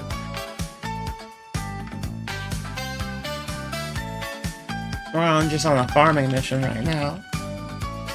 The gold is 1 billion gold. But alas, there's only more hit lists.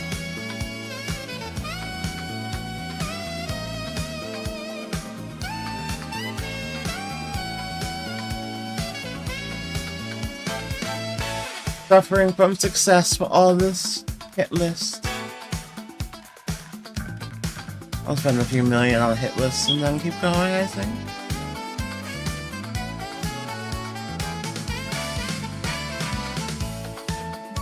And how many millions of gold should I spend on hit lists?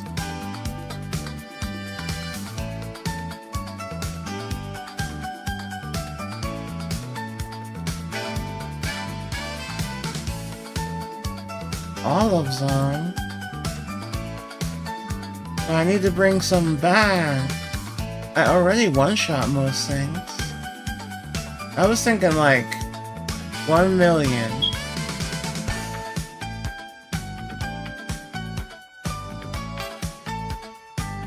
I wonder how many I have. Is there a way to check that?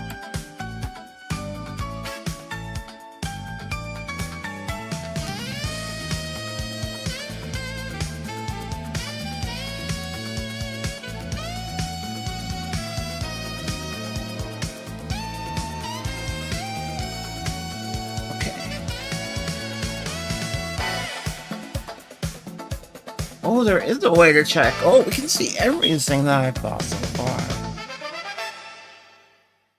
Okay.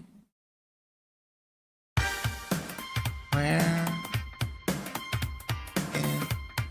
I have gotten hit list 100 times.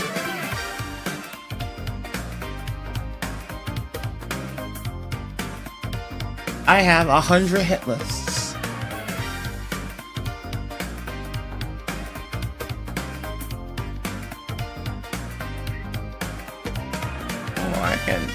I can put more clutter on my screen. Don't mind if I do. More special effects, y'all. Oh my god!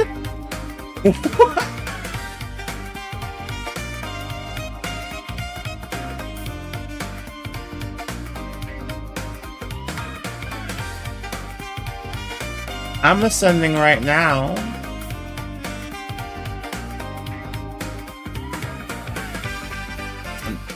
Not another hit list.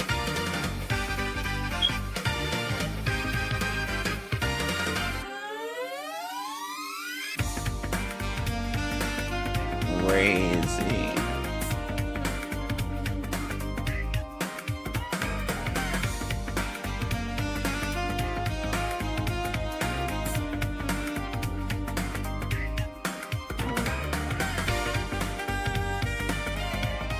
Puppy, are you seeing this gameplay?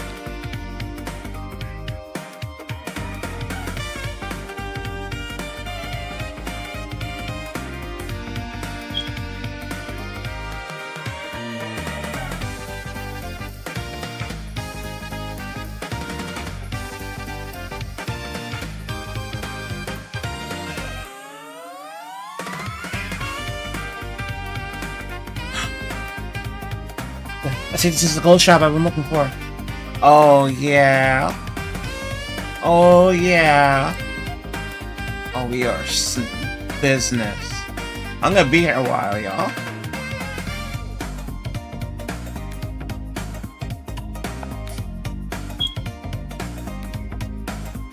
You know what? I'm gonna be here a while. I wanna see how goofy I can get this.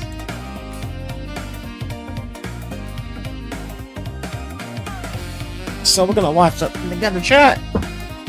I don't know what, but it's gonna be something.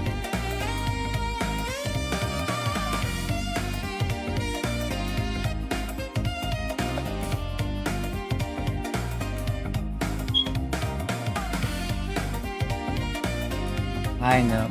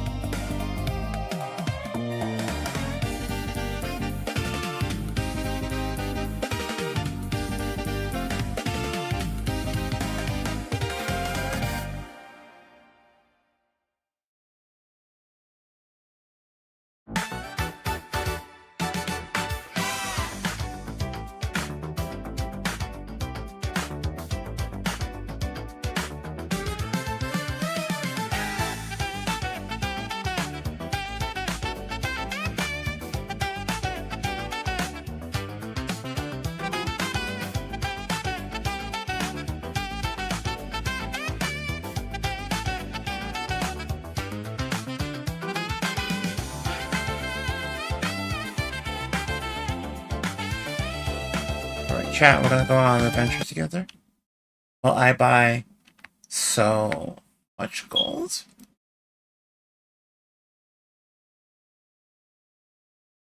Over the last couple years, I've taken a slow but deep dive into the animated filmography of a certain kooky Japanese cult, which has been an interesting experience, to say the least. Subway Surfers. Bully. God is dead! God is dead! God is dead! Happy Science believes that their founder is the living incarnation of the ultimate god above all other gods. A belief that's been somewhat complicated in the last year by the fact that he is no longer alive, but his official biography on their website fails to mention that fact, even though they have updated the website to market a new film that he's apparently producing. So I guess straight up denials how they're dealing with that. Fun. Anyway, I thought it would be fun to take all of my reviews / roast type things of all 9 of their increasingly insane films, rework the interstitials to flow together a little better, and mash them all up into one big video that you can put on to sleep or do homework or eat a really long meal over. I don't know. I don't have happy science leader powers. I can't channel the spirits of people who are still alive to ask yours what you're gonna do with this video. I'm just a YouTuber with editors who need to get paid while we're busy moving to Japan and can't make much new content. So, you know, why not slap a fresh coat of paint on some of my best old content and see how that thing other YouTubers do does for me. I hope you enjoy this extended deep dive into the cult that makes anime. You don't get rich writing science fiction. If you want to get rich, you start a religion.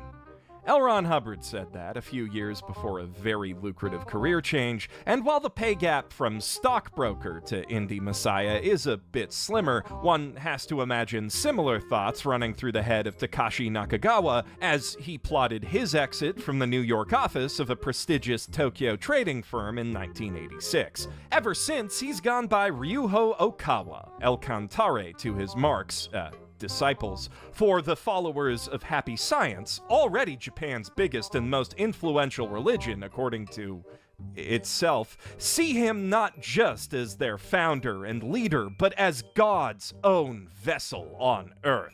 That's God's with the apostrophe after the S. See, Okawa is Elohim, Buddha, Hermes, Thoth, the king of Atlantis, El Miore, god king of ancient Venus, and a few other deities he made up, all rolled up into one big super god, who also happens to be best buddies with all the other gods and prophets of every other world religion, especially whichever one will convince you to give him money right now. Perhaps starting with $15 for a CD that repels a certain virus. But that's not all. Through the power of seance, he's even spoken to a wide range of famous secular figures throughout history, like Albert Einstein, Princess Diana, Margaret Thatcher, Freddie Mercury, Justin Trudeau, Donald Trump, and Barack Obama, some of whom, you'll note, aren't even dead yet. He's just that good. And all of whom, when asked, will tell you that Japan has never committed any war crimes ever, and also they really need to remilitarize and maybe carpet bomb North Korea. Coincidentally, that's also the official platform of the Happiness Realization Party, Happy Science's political arm, which would be very worrying if they had anywhere near the 11 million worldwide followers they claim to have.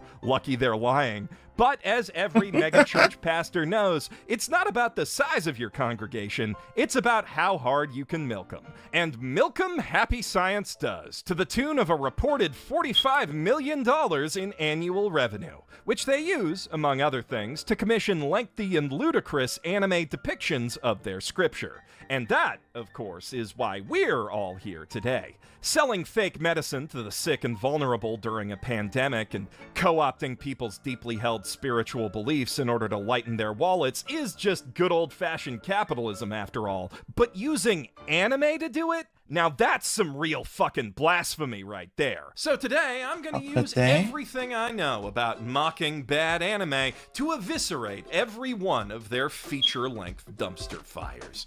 But first, before we can get to those, there's another shockingly significant short film we need to talk about. Clocking in at just 15 minutes, the 1991 OVA Shiawasete Nani, or What is Happiness, is mostly a footnote in the history of happy science, Truly, but what it's is extra happiness? footnotable for also being a footnote in the history of, I shit you not here, Kyoto Animation. In fact, it was their first ever solo anime, and it marked the directorial debut of Tatsuya Ishihara, the director of, among other things, Nichijou. It's neither of their best work. In fact, it's pretty much the worst and ugliest thing either the director or the studio has ever made, but everyone's gotta start somewhere, even if that somewhere is cult propaganda. Not that you'd really know it from the OVA itself. The story follows a kid who's bummed out because a teacher yelled at him as he meets an angel and goes on a flying Nimbus ride, then falls into hell for a couple minutes where he learns a valuable lesson about how being sad is bad and smiling more, even when everything objectively sucks, makes the world a brighter place. Literally, by making the golden marble in your soul glow. It is a journey, and I'm so glad that you're here to take it with his dad us. has to stay late at work, which in I turn have allows over him a to work million harder gold and to make more spend. money, and when she spends that money, that makes the shopkeepers happy too. It's definitely a strange and bad story, devoid of logic and helpful advice, but no more so than any half-baked after-school special. And because all its supernatural elements are framed as a dream, if you don't know who made it and you're not familiar with the sun iconography and feelings-based cosmology of happy science, it's easy enough to mistake for generic Christian fluff with some weird visual metaphors. The rest of these films, though, are unmistakable in what they are. Hermes Winds of Love opens on a very 90s CGI space shuttle for no apparent reason, with the narrator telling us in no uncertain terms that what we're about to see is 100% factually accurate, real ancient Greek history. Then about 30 seconds I'm a after that, History we see Channel a now. Pegasus chasing a golden feather through a sea of clouds and Class, lotuses. gather around. The feather falls down to Earth, passing by some actually gorgeous animation and backgrounds. The cult clearly paid Toei a lot for this, before it reaches an old man under a tree who immediately leaps up and starts rattling off prophecies about how the future king of Greece is about to be born right here on Scythia. Then the wind carries that feather up the hill to the palace, where it flies off screen and presumably up the queen's coochie to make that happen. Not And the the resulting magic child's coochie name flower. is Hermes, who was a real guy, actually, and not a god on Mount Olympus. For some reason, that one random old guy's rambling is deemed important enough to reach the ears of the evil tyrant King Minos, or possibly Minos. They pronounce it literally every possible way in this dub, and that's a running theme with these movies. But he's just like, nah, Scythia's too small to beat me. Cut to 26 years later, though, and we see this Hermes fella's gotten pretty good at riding horses and knocking other people off of their horses. So Minos and his massive technologically advanced army might want to double think that. We then learn, through the extremely organic and seamless exposition delivery system of two children running around town discussing what woman could possibly be beautiful enough to bang their prince, that there's a gorgeous princess named Aphrodite locked up in a castle on Lindos. The film then introduces her through a skinny dipping I want shot, because food. religious propaganda or not, anime's gonna anime. And then Hermes begins stalking her. Like, he visits her window 12 times in 6 months by rowboat, despite her refusing to talk to him and actively hiding from him every time he shows up. But don't worry, it's not really stalking, because he's got a really strong feeling that he and this woman he's never talked to are meant to be together. Which they are. And not just in this life. They'll be married again in the future when they're reincarnated as Ryuho Okawa and his wife, Kyoko Kadokawa. Spoilers for the movie's post-credit scene, I guess. The divinity and predestined love of this couple is one of the core beliefs of Happy Science and one of the core Super elements of this film's divorce. narrative, so it sure would be awkward if they ever got divorced in 2011, and then Kyoko was excommunicated from Happy Science for revealing to the press that despite their claims of over 10 million members worldwide, the real number is closer to 30,000, and then their son also disowned him and started publicly bashing the cult. He's got a YouTube channel, by the way. Spoilers for real life after this movie came out, I guess. Anyway, sometime in the last 26 years, that one thing King Minos is actually known for happened, and after locking his mutant bull son and wife in the labyrinth of Knossos, It's important he to learn becomes the most about evil other thing cultures Happy and Science religion. thinks there is. An atheist. That's Also, not he started brain rot, wearing this is a an bullhead educational luchador video. mask and making his soldiers use cow print shields, just really committing to the bit, you know. As a result, Minos is also in the market for a new wife, and he's got his eye on Aphrodite, but after window shopping It's an American public school tradition the pacing to of the movie, wheel in the Hermes video does in front of finally the decide to class. commit in an embarrassingly cringy musical number.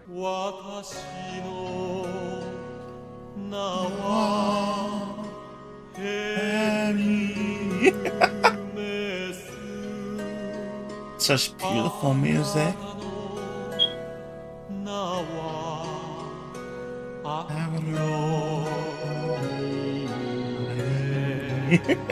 Which is followed a month later with a daring, action-packed rescue, where the army of Rhodes nearly catches our heroes with their high-speed triremes, but then, just in time, a mystical golden fart cloud catches their sails and carries them away. Could that be the wind of love? The news of this, of course, enrages King Minos. I will send my troops to Scythia and kill every man, woman, and child! Which would be super exciting and dramatic if he actually remembered to do that, or anything at all before Hermes rolls up with an army to kill him in like 20 minutes.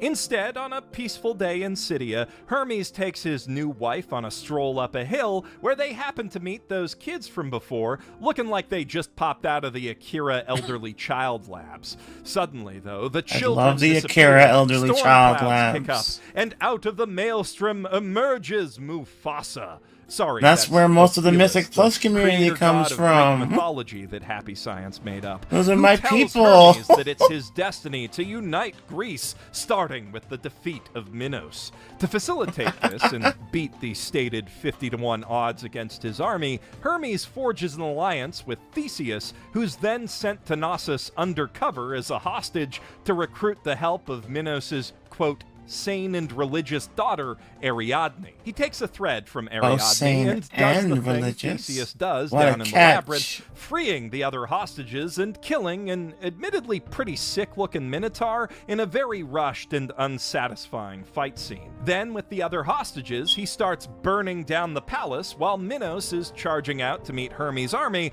for a very rushed But not and unlike the unsatisfying cute battle. regressed way either. The entire palace is on fire. What are we Shut up, you fool!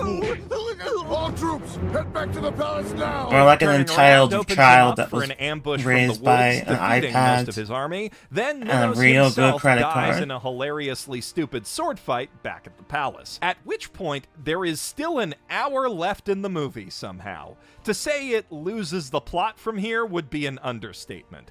Hermes spends some more time up on that hill, learning to meditate and literally watching grass grow under the instruction of Ophiuchus, which gives him some kind of epiphany about the sun or life cycles or something. It's a scene as pretty as it is vapid and mind-numbing. As a reward for his efforts, Ophiuchus reveals to Hermes that they are actually one and the same, both incarnations of the great god El Cantare. He then bestows upon himself, I guess, a mystic staff with boundless spiritual powers like being a dowsing rod and a fish finder and that's about all we see it used for in the movie. It apparently has zero utility in rescuing Aphrodite's still kidnapped blind Update, mom, and I've which almost Hermes spent 40 instead million does using gold good on old-fashioned gold violence. upgrades. In retaliation, And we're gonna the army see of Lindos catapults the how ever-loving good shit that out of is. Cydia, which Hermes and everyone there kind of just takes in stride after burning their ships. After the battle, he moves the capital of his growing kingdom to a port town to start a new trade alliance that completely reshapes the political landscape of Greece, but that's not nearly as important to the story of this movie as the fact that his wife can't conceive, apparently, which is a choice for the goddess of fertility. Aphrodite goes off to a pond to cry about it, lamenting that her Okay. husband, nay, her whole nation My would be defenses better don't off if he seem just too bad. screwed some random hussy behind her back. And to reward her selfless love, the goddess Go of to love, sleep. who I guess isn't her, shows up and shoots Aphrodite with a baby-making If you wake up in the and she middle of the tells night, her I'm to still name on their stream, son come say Ares, hi. which isn't what Hermes and Aphrodite's child was called, but I guess this right-wing cult didn't want to deal with all the implications that come with hermaphroditus. Once the kid's born, Hermes goes to pray at the Temple of Ophelis, where this those boss horror is children dying. show up once again to reveal that they are actually Agape and Pan, a pair of fairies who present him with a pair of sandals. You know the ones with the wings. They're a bit small, but they stretch, and after putting them on, Hermes realizes that instead of flying, they grant him the power of astral I break the projection, game. which first takes him out into space and then, down to heaven, which is a field of flowers. There we get to learn some interesting, this is what Scientologists actually believe type happy science lore, like how every flower I think I contains a broke fairy it. that decides when it'll bloom and what color it'll be. Or how there used to be mermaids on Earth, but they all got sad and went away because humans don't think about how pretty the ocean is enough. Also, there's a magic lake full of fireworks somehow, and also fish just that wasted sing all at you that to smile gold. more, which kinda sounds like hell. But then Hermes goes to actual hell, where all the Yeah, bad but I'm men suddenly, get like, turned not into doing scary damage big to it or trees, something? and their branches get broken off by demons to cook all the bad Oh, women. oh, and Satan's eat bar them. starting But to go where, down. you ask, do those demons come from? The baddest guys turn into those, and of course Minos, time to being go the hyper. baddest Let's bad go, guy I haven't there used ever this in was, hours. has turned into an ultra demon, Hyper. and he's about to kill Aphrodite back on Earth by making the sky overcast because something Oh my God, I get power it. of darkness, so they have to fight right now, and it is epically okay. Oh Nothing my you haven't God. seen before in a million other anime. Why did it have so much Also, health? apparently the all-powerful staff isn't useful for fighting demons either, so much for that setup. At least the trash talk's decent, though. You are such a bad loser, Hermes. Right when he's on the ropes and the Earth on the verge of doom, Hermes realizes, oh right, I'm God actually, and an army of angels descends from the sky in golden space boats to pump Ganon full of light arrows, saving the day, which teaches us the valuable lesson that Well, God things is suddenly invincible, aren't just and all you have exploding. to do to defeat evil is believe, and most importantly, be happy. The film ends with Hermes giving a big clifftop speech about love to his wife, with some shot choices that are extra funny when you remember what's going to happen to this relationship in 4,311 years. Once the wind stops blowing, it ceases to exist. Just like when I one may person have stops loving fucked another, them love a also little too dies. much. That said, Okawa's new wife, Shiho, is apparently an earthly incarnation of the Earth herself, Gaia, and any dude who's sexing up the entire planet is obviously winning so hard that no amount of mockery could ever possibly hurt him. Not that that'll stop me from trying.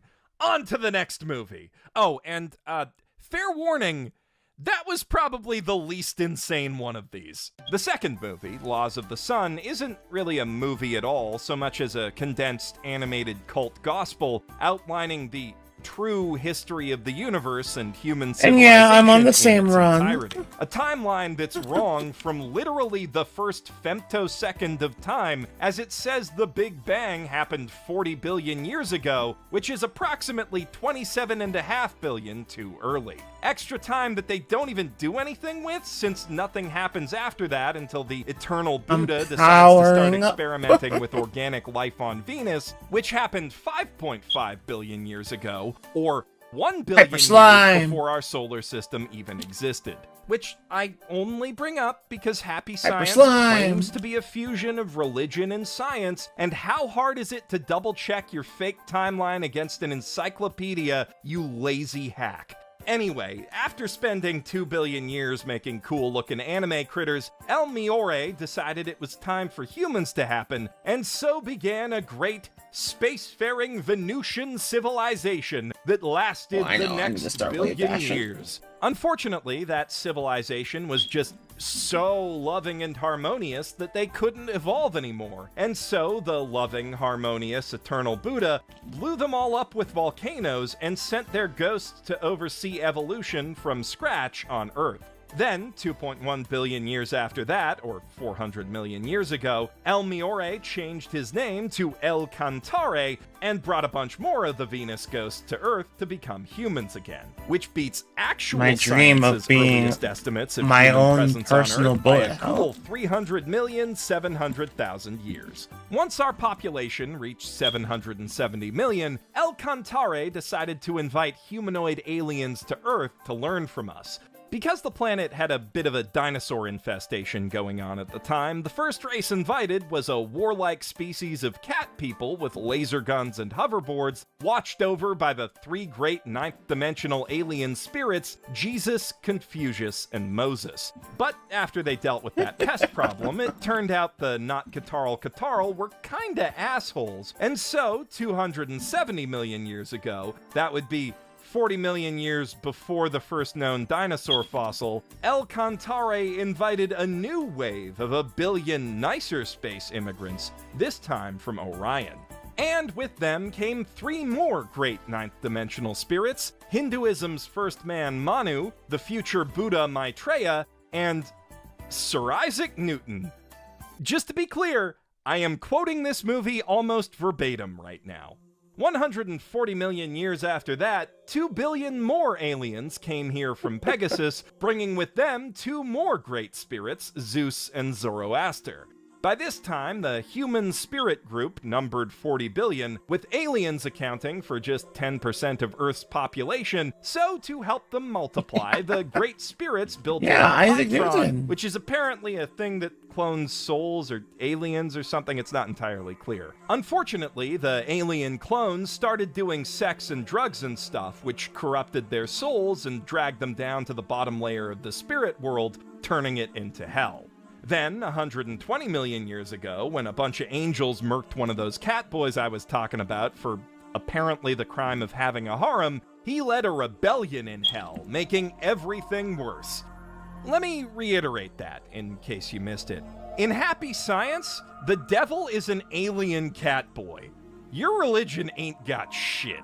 Under his influence, dark clouds covered the lower spirit realm, blotting out all light from the eternal Buddha. And so, because ghosts are solar-powered, apparently, the spirits of hell headed up to Earth to sap the energy of people with bad attitudes and possess them, which only filled hell up with even more evil spirits, creating a sort of feedback loop of eternal damnation. The consciousness of Earth eventually put a stop to Catboy Satan's machinations with some mild I love the apocalypses, saga but of then Catboy El Satan. Cantare thought of a better, less murdery way to purge the land of evil by filling human hearts with love and wisdom, available in book form for a nominal fee.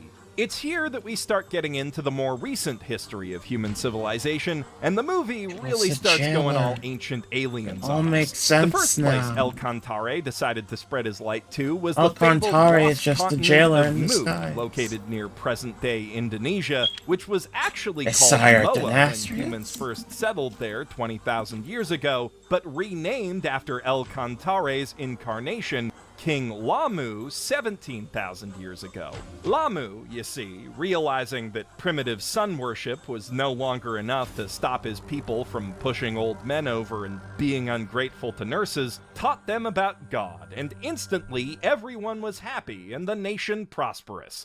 But it couldn't last. After Lamu died, slowly but surely, people started being dicks again, and eventually those dicks got so girthy they sunk the whole dang continent. Some people of Mu sailed nearby to found the civilizations of China, Vietnam, and Japan, while others sailed far eastward to Atlantis, and I probably don't have to tell you how that turned out. Though before Atlantis did the Atlantis thing, El Cantare did visit them as Thoth, bringing their art, culture, and technology to new heights even beyond those of Mu.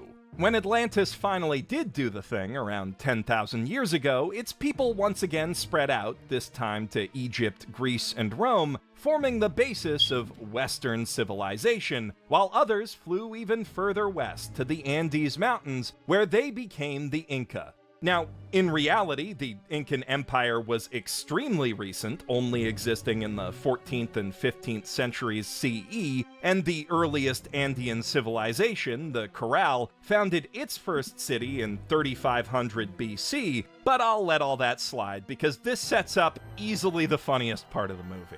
See, at some point, the Incan people got tricked by a cabal of evil, shape-shifting criminal space lizards called the Reptalians into worshipping them as gods and sacrificing virgins to them as snacks, which was only the first stage in an elaborate plan to exploit a loophole in the universal code of planetary non-interference. And actually, I'm just gonna let the movie explain this part so you don't think I'm exaggerating. They then intended to have their compatriots immigrate to Earth so they could control the planet before the space police interfered. Luckily, the space police weren't needed because El Cantare showed up once again, this time as Rient Arl Crowd, a totally made-up ancient Incan king, just in the nick of time to save some random girl from getting eaten. Then he defeated the high priest's feelings-based argument that those guys had to be gods because they could fly in a giant spaceship with the facts and logic of, look at this balloon though,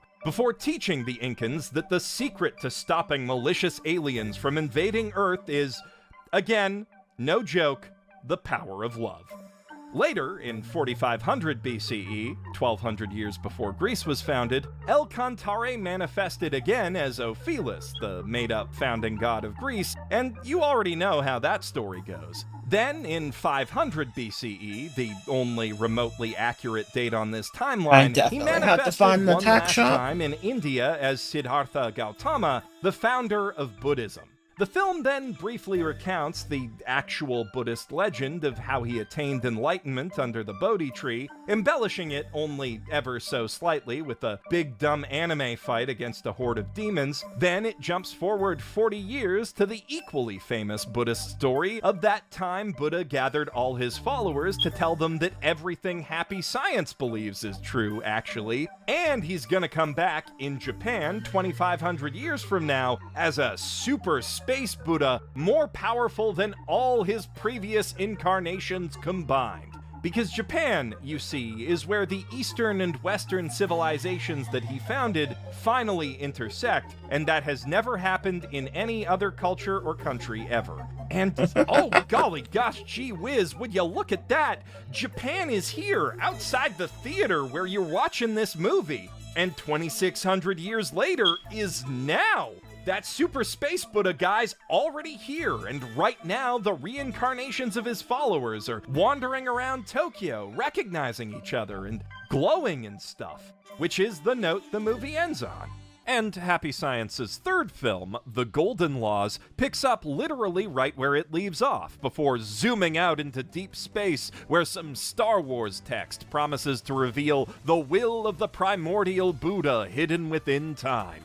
Then we zoom back to Earth, now 500 years in the future, in the land of New Atlantis, which is kind of like naming your cruise ship Titanic 2, but some idiot Australian billionaire is apparently already doing that, so I guess it's not too implausible. In the grand scheme of things, I think the bigger and more obvious mistake is just starting this movie with footage from the last one, because it really highlights how flat and garish these early digipaint visuals and CGI backdrops are compared to the lush, hand-painted look of the older movies. Say what you will about those. I know I'm escaping reality. But at least they had solid art direction that made both the historical locations and the made-up lands of Venus, Moon, and Atlantis feel distinct and authentic. This just map. looks like I literally am any early the bullet 2000s hole. sci-fi anime. I am But the Golden Laws the alpha does make and up the for that omega. by being substantially I am more entertaining stuck under the and stage. deranged than either of its prequels. Like, it's basically Kingdom Hearts, only replace the Disney fairy tales I with made it. well-known stories about famous historical religious figures, and all the heartless stuff that connects it is now Super Space Buddha time travel stuff. Our obligatory plucky teen hero Satoru is studying to be a religious leader at Happy Science University Middle School, based on a real boarding school where you can really send your real children to be isolated and indoctrinated for a whole lot of real money, and as part of a research project, he picks up a copy of The Golden Laws to read. Also a real thing that real money can get you, of course, along with over 2,800 other books written by Okawa, by which I mean most of them were just transcribed from live lectures, such as The Truth of Nanking and Comfort Women issues. Fucking yikes. What real money can't get, yet, is a time machine, but luckily one of those crash lands in Satoru's backyard, carrying with it a 15-year-old girl named Alyssa who really wanted to meet him specifically when he was 15 because he's some unspecified kind of celebrity in her time, the 30th century. Yahoo! Also, they're very obviously related, but the film treats that like it's a big twist. The cops quickly show up to investigate what they must think is an illegally parked spaceship, and of course, being cops, they immediately whip their guns out for that, so Alyssa's gotta get away fast, but she conveniently needs an antique 26th century iPad to get her time machine moving again, which Satoru holds hostage until she agrees to take him with her to visit 21st century Japan. You know, because Super Space Buddha lives there. But no sooner are they Super off than a Space Buddha. mysterious malfunction causes their machine to careen uncontrollably through all the wibbly-wobbly, timey-wimey stuff, shooting them out over ancient Japan instead. Then they warp to ancient Egypt, where they inspire a guy to chisel a hieroglyph that History Channel hosts will no doubt salivate over millennia later. Next, it's off to the Nazca lines, and finally to Babylon, where they spook the shit out of Ezekiel with a pillar of fire in the clouds. After that, Alyssa finally gets the controls working, and they head at last to modern Tokyo Bay, where they're immediately greeted by God. Godzilla, that is.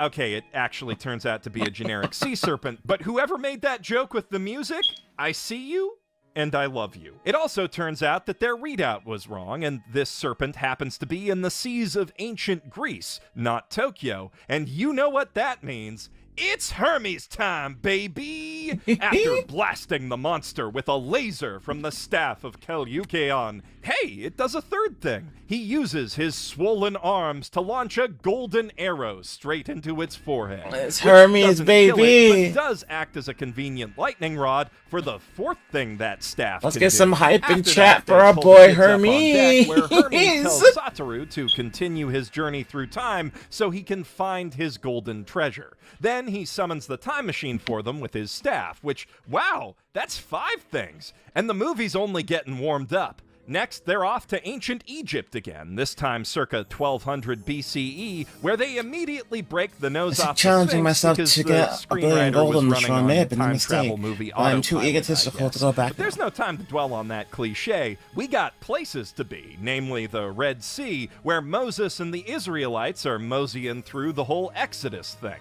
Using the telepathy radio on their invisible time machine, Alyssa warns him about the approaching Egyptian army, then uses the ship's built-in hologram projector to hold them off with some non-lethal pillars of fire, which buys Moses just enough time to do the thing.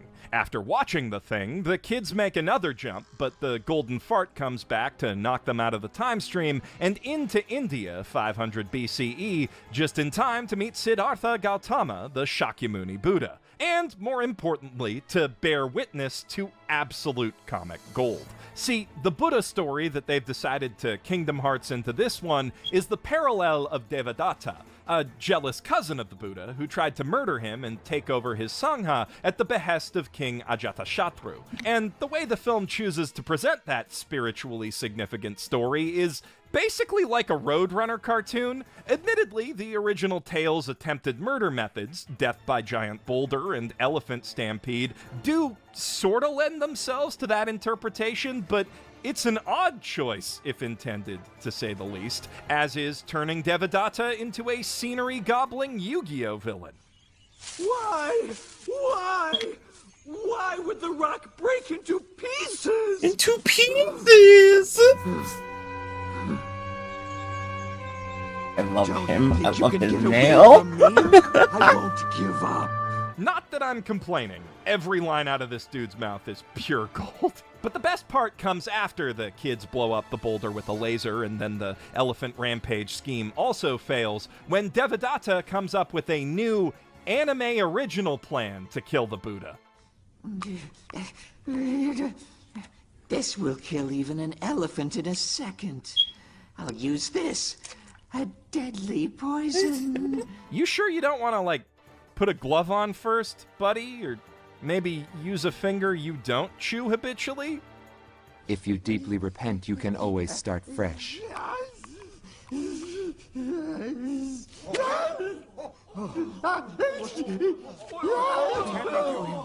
Yep, saw that coming. Seeing the Buddha be so chill about all this makes the evil king finally realize that he's legit, and instantly all the boils he had on his face on account of being evil clear up. All of a sudden, the time machine's sleep mode alarm starts ringing, and the kids have to go, but they've been captured by the guards! Oh no! Luckily, Buddha remembers them helping Hermes later in the movie and vouches for them so they can go. And back aboard the ship, we get some of the greatest dialogue I've ever heard in anything. Say, does your golden book have any information on how to fix a time machine? It might. I haven't read the whole thing. Find it? Well, what does it say? The time machine will be created in the 30th century in the new Atlantean civilization. Bingo! Unfortunately, the book only goes on to detail how time travel will be outlawed shortly thereafter due to a tragic time accident, but movie? You came this close to selling me a time machine manual. From there, the kids are off to Rome in 33 CE to watch Jesus get crucified, which plays out mostly like your typical somber American passion play, with occasional injections of batshit anime insanity, like Alyssa explaining that they're the only ones who can see the angels picking up Jesus because their time machine's view screen can see into the fourth dimension, where the fourth spirit dimension. realm is, which Everybody knows doesn't explain about how the later, fourth when they're out of dimension. the ship for the resurrection, they can still see the golden clouds surrounding Jesus, and also Hermes Mufasaing his way out of those clouds to shine a spotlight on Jesus with his staff. We got a sixth thing! This movie literally tripled the things from the last one.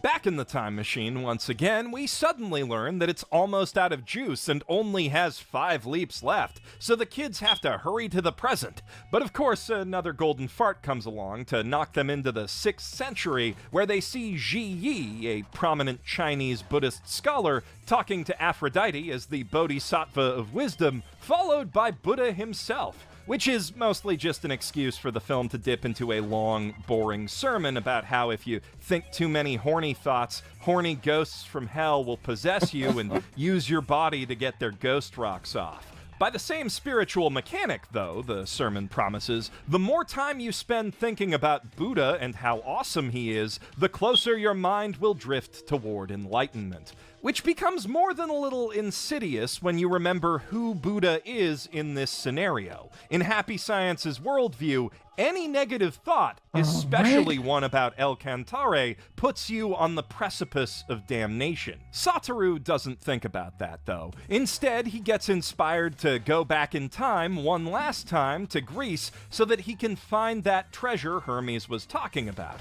And despite the danger that their still malfunctioning time ship might strand them then, Alyssa agrees. On the way, the time sea gets all stormy, and they're almost sucked into a time whirlpool, but Satoru prays to Hermes, and a golden laser guides them out of danger and into the sky above some kind of ancient Greek gamer gathering with RGB lighting. The leader of those gamers is a self-proclaimed god named Prometheus, obviously the bad kind of self-proclaimed god, who has red skin and hair made of fire. Hermes is there too, lecturing him about how a real god strives to fill people's hearts with love by suing and literally demonizing his own son, for example. But Prometheus is like, nah, granting wishes is better, which is objectively true. Then he encircles Hermes in hilarious CGI fire, and when the kids try to stop him with the wind from their invisible time ship, demonstrates he can see into the fourth dimension by blasting them out of the sky in 2 clean shots. Hermes seems to be on the ropes, but then he remembers his trusty astral projection toe sandals, which he uses to visit the king of the sea dragons. Because sea dragons are super duper religious, actually, and also that earlier attack was just a mistake. Meanwhile, back at the Gamerdrome, Satoru tries to stop Prometheus from burning Hermes' body and is completely useless in doing so. So Alyssa has no choice but to use her secret weapon, a derpy-looking holographic lion, which is marginally less useless. And together they buy just enough time for a storm to start as the sea dragons attack in glorious rainbow CGI. And riding atop their king comes Hermes, who hurls lightning at Prometheus like bam, pow, zap. And when the clouds clear, his body is still there, unharmed and praying in a shimmering ray of light. Prometheus claims it's just some kind of trick, but then his disciples turn on him, revealing that actually it is he who was the Scooby-Doo villain all along, and they were lighting all the fires in secret. He never had any powers to begin with. So, like, how'd he shoot down the invisible time ship then? Did he just get extremely lucky? Because you've already established that there are evil aliens with spiritual powers who pretend to be gods, and he's got, like, red skin and stuff. I'm just saying, there's definitely a cleaner way to resolve that. After one more boring, choppily animated sermon from Hermes, guess the budget blew out with that storm, the kids get back in the ship only to discover that, oh no, the crash drained their battery and they have just one time jump left now, which they decide to take back to 26th century New Atlantis because if Satoru doesn't return home, Alyssa might never be born. And they can't just fix the time machine and take him back after that because this sadly also means that they can't meet Super Space Buddha in the 21st century, but that's okay because El Cantare was right behind them in the fourth dimension all along, delting and presumably smelting all them golden farts. For you see, the true nature of time they promised to reveal at the start is that it's God's river of love. The time machine gets back literally 2 seconds after the confused cops leave, and Alyssa's pretty bummed about never being able to see her family or friends again because the only way to recharge the ship is with a special meteor from Pleiades. Then, like 3 seconds later, her mom and dad show up, having spent the year since she disappeared building a new time machine, but acting like they just saw her 5 minutes ago. Satoru finally learns that she's his great-great-great-great-granddaughter, which bums him out because he really wanted to tap that. Anime's gonna anime, but a few seconds later, he's elated to learn that he'll one day become the Great Reverend Priest Satoru, which isn't why Alyssa went back originally. She just stole the time machine because she wanted to meet someone in her family who had really good grades in middle school, so that must mean they changed the past after all, which is super dumb because everything else in the movie implied that time is deterministic and they were always destined to make this trip. That's the whole point of the overused breaking the Sphinx's nose gag.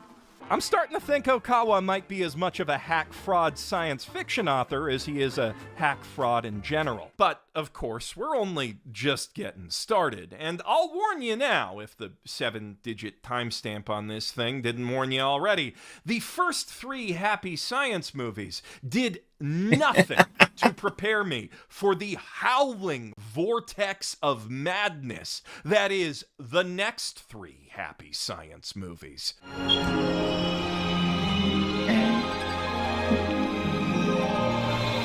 Let's turn it on. I'm Helen Keller. What? With their third film, The Golden Laws, they finally realized I'm that Helen most people Keller. avoid explicit edutainment, actually, and started moving toward more conventional and marketable plot and character-driven storytelling. This has only freed them to make their anime even goofier and substantially less hinged. The Laws of Eternity is another transitional fossil in this evolutionary process. It has twice as many principal characters, and some of them even follow the barest traces of an arc, but its basic plot is identical to that of the Golden Laws. Some kids take a novel, spirit-based invention on a tour through happy science scripture. Only instead of happy history, we're learning happy cosmology this time, and instead of a time machine, we're using Thomas Edison's spirit phone. History's most overrated inventor really did try to build a ghost communicator in his later days, though he never called it a phone per se. His real hypothesis was that a sensitive enough pressure gauge could detect trace human personality in the atmosphere and read that out somehow. But this movie couldn't even put the Edison Museum in the right state, and the Laws of the Sun just blind hucked a dart at the bathroom door next to the board to peg the Incan Empire as 7,000 years old. So by happy science standards, this is actually pretty good research. And that's not even the film's only fun Edison fact. When Edison invented the gramophone, the first song he recorded was Mary Had a Little Lamb. Sing it together. Wait, Mary did I Had a say Little fun? Lamb. I meant horrifying. I'm not gonna lie, I heard that behind me in a spooky video game. I would pee. It's enough to spook the film's heroes, a trio of Japanese tourists from Kainan High School Science Club, into leaving for lunch early. Unfortunately, even on the new iPhone hologram, Apple Maps is still Apple Maps, and Roberto ends up leading Patrick and Ryuta down a shady New York alley instead, where they're swiftly ambushed by a racist caricature. Though not one Not the you racist typically see in caricature? a biome. The old shaman lady says she has a message for the kids from Edison in the spirit world, so they follow her back to her hut, somewhere in New Mexico apparently, where she channels his spirit using the traditional Native American ceremony of holding a feather and vibrating.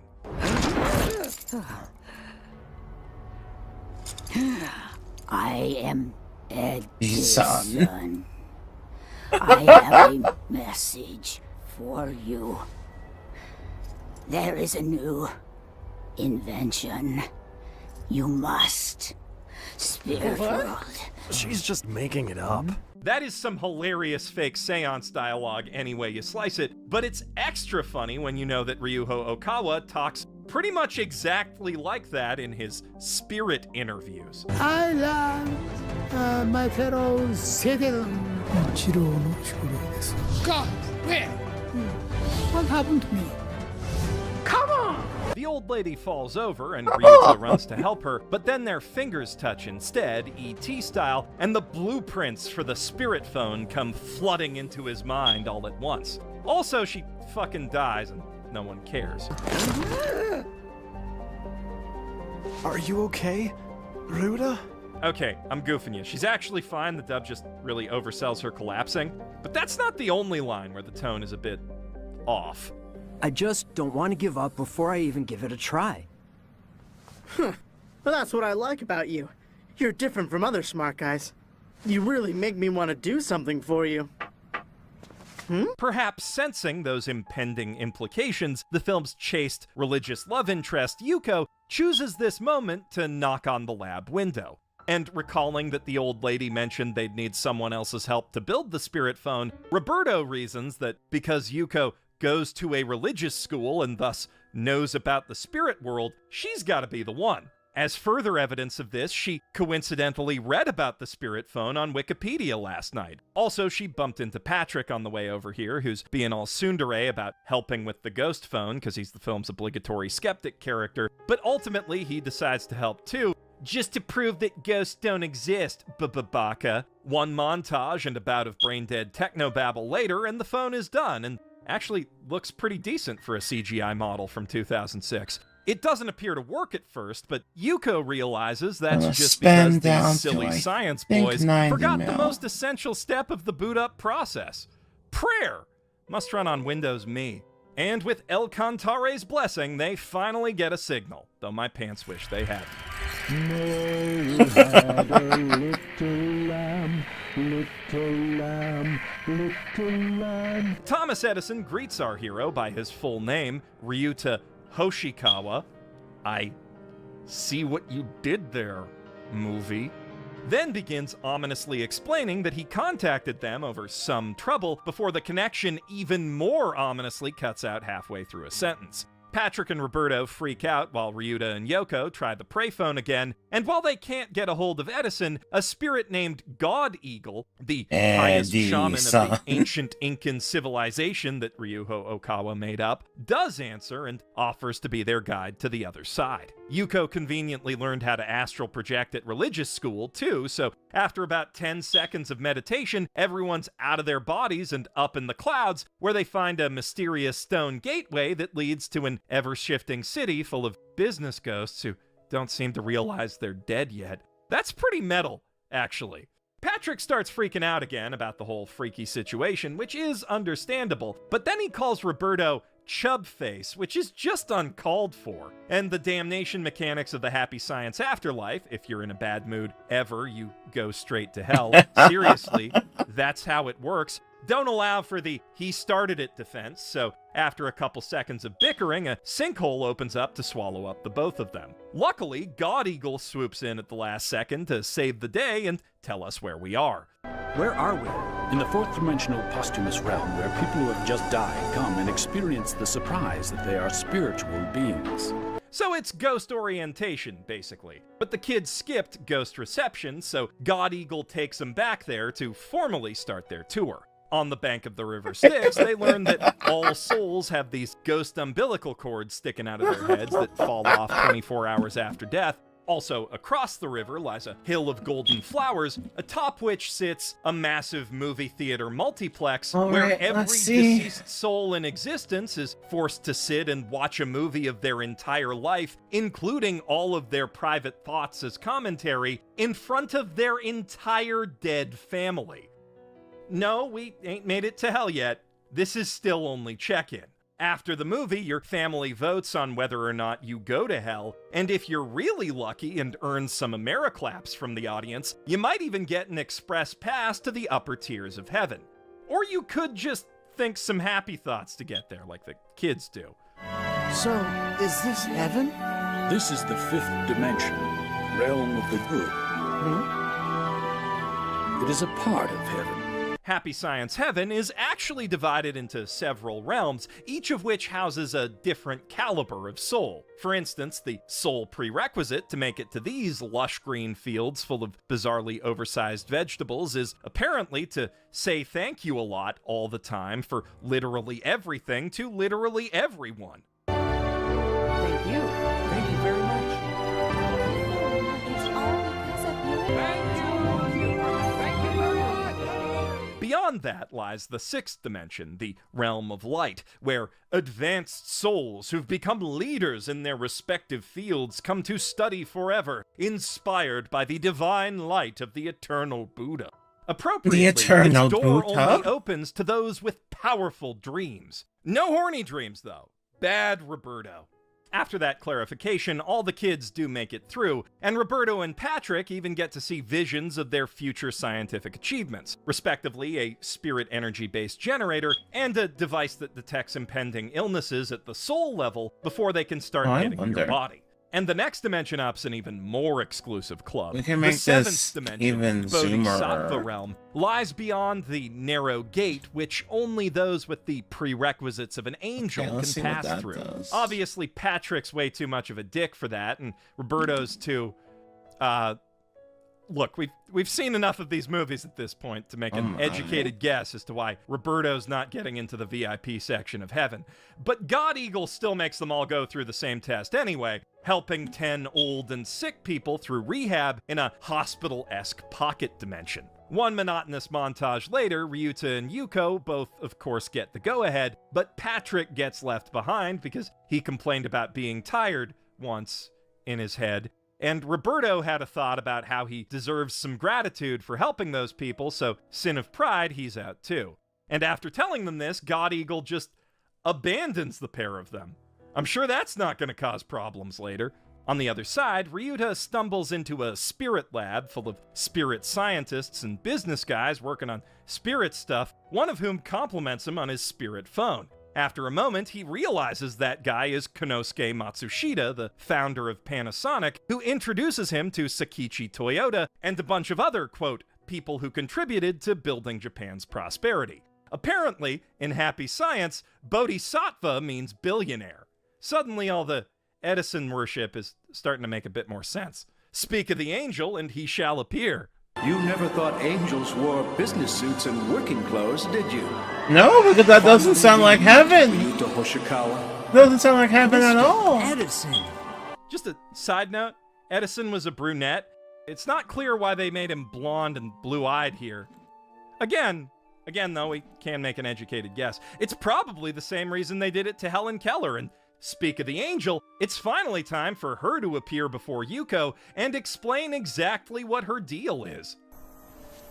Are you uncomfortable seeing a talkative Helen who can see and hear, Yuko?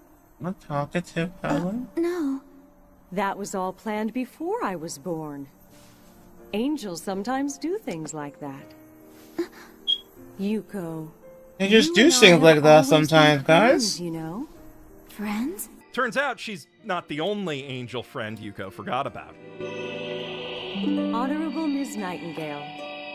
Florence Nightingale? Back at the gate, Patrick's starting to get predictably salty about being left behind by all his friends, and, of course, the impressionable young Roberto gets sucked into that, too.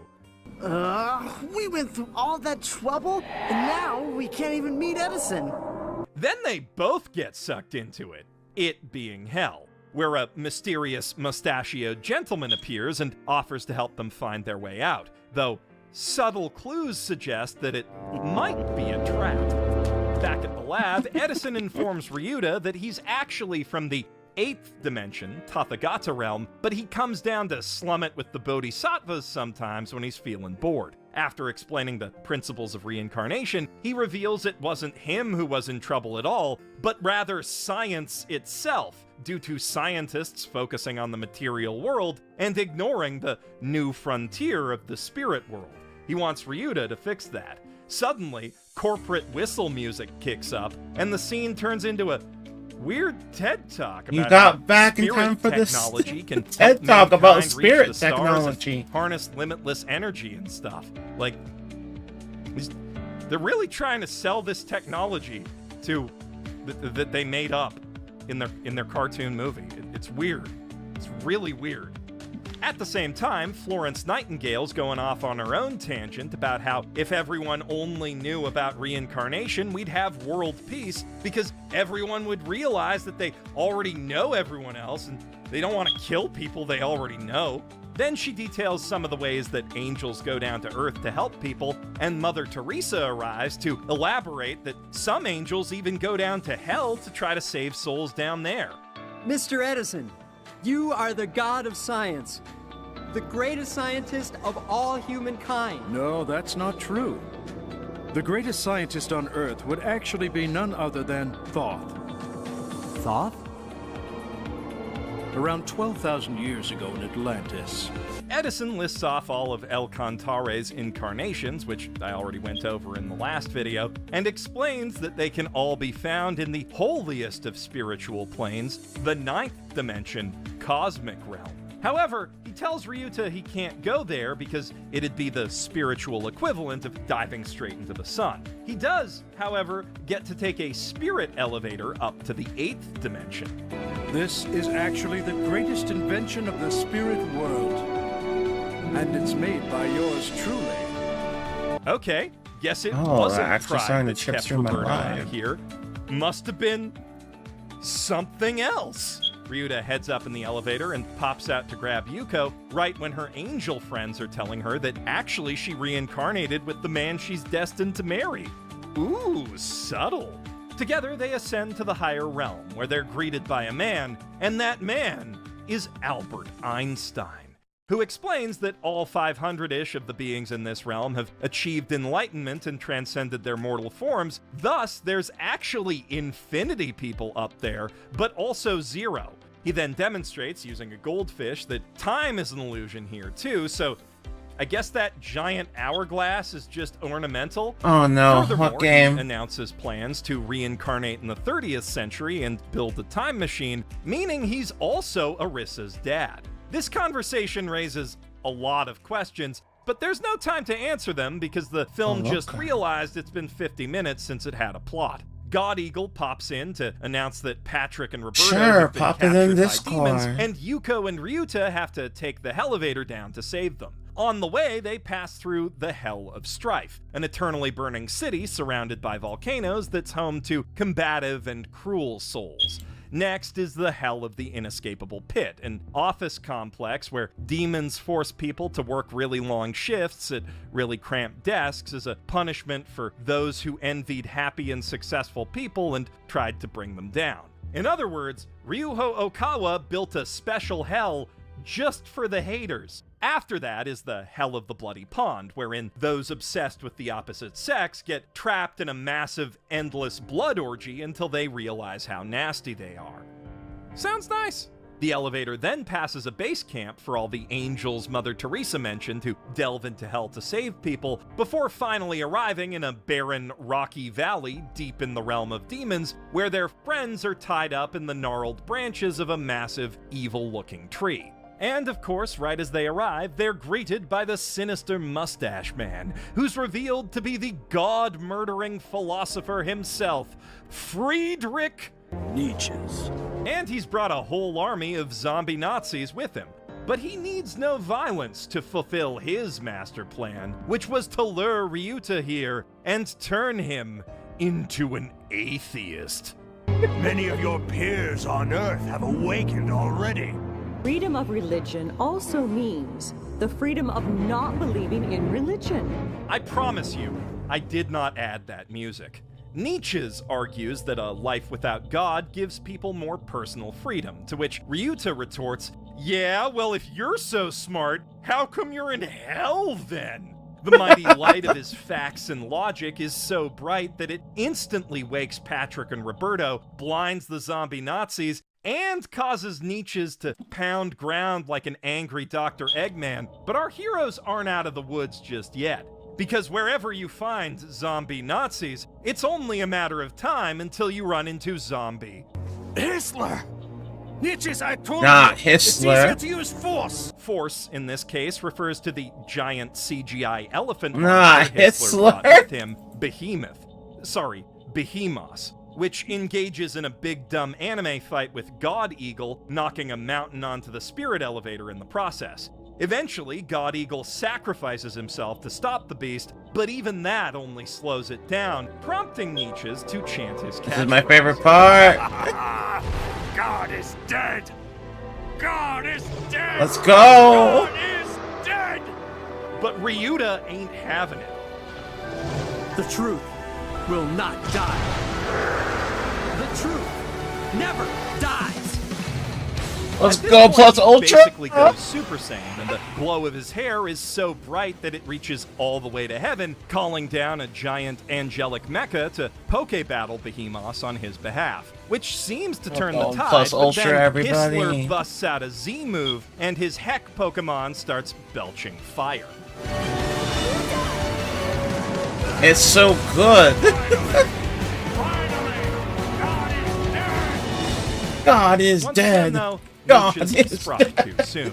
By T-posing to assert dominance, Yuko summons a golden shield for the God Gundam, which in turn inspires Ryuta to summon a golden sword to protect her, and the light of them both is enough to blow away Behemoth and vaporize both Hitler and Nietzsche's. With the immediate threat vanquished, the kids hop on the mech to fly out of hell, but they're pursued by a host of demons who begin spilling out after them into the fifth dimension. Good thing, then, that there's a host of angels waiting on the other side, led by God Eagle, who's pulled an Avdol, and draws a cross in the air, followed by a star, to plug the hellhole up with a whole entire mountain. The film's not quite over yet, though. The spirit elevator shows up one last time, but this time it's an express ride to El Cantare's Cosmic Realm penthouse. Patrick and Roberto, humbled by their hell trip and reasonably sure they'd evaporate in the God Sun, both decline the offer, but Ryuta and Yuko head on up, and a schmaltzy musical number plays as they take a victory lap through the realms of heaven, soaring over unicorns and mermaids and into a painting of Ryuho Okawa giving Adam and Eve a bowling trophy? Is that Da Vinci painting? They then pass Helen Keller and the Angels, putting on a dance for Aphrodite. The Gundam flies up to see them off. And finally, they swing by Thomas Edison, who's putting finishing touches on some sort of angel energy drink. Also, apparently, his true mission all along was to get those two on the elevator. The reason for that becomes clear once they reach the 9th dimension, where they come face to face with the holiest beings in existence. Jesus Christ. Confucius.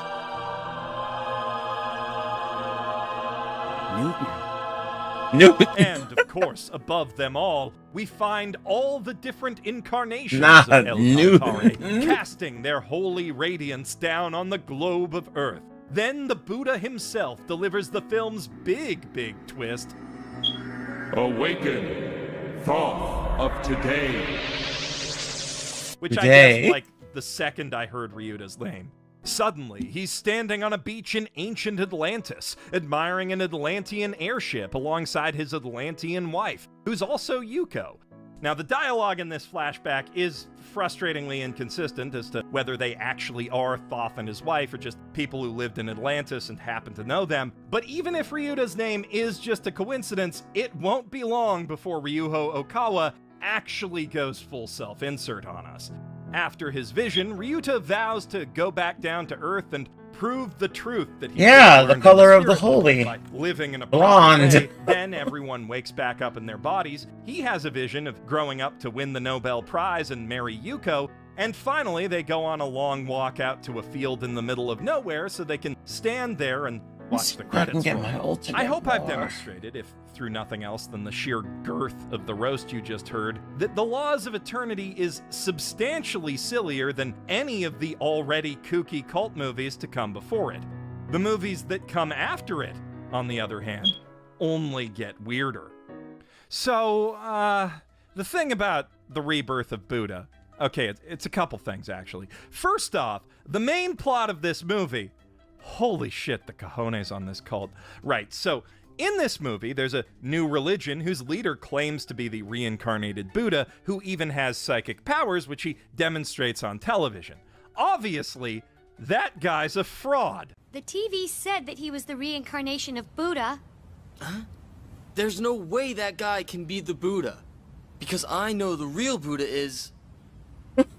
I know who the real Buddha is. Spoilers, it's Ryuho Okawa. I mean, they call his OC Sora no Taiyo, literally the sun in the sky, but they both wear the same gaudy suits, both do the same stupid cross-star exorcism thing, both emotionally manipulate young female celebrities. It's a one-to-one analog, basically. And pretty much the only reason the film gives us to believe that this guy in a fancy suit with psychic powers who claims to be the Buddha is legit, whereas this guy in a fancy suit with psychic powers who claims to be the Buddha is a big fat phony is source, dude, trust me.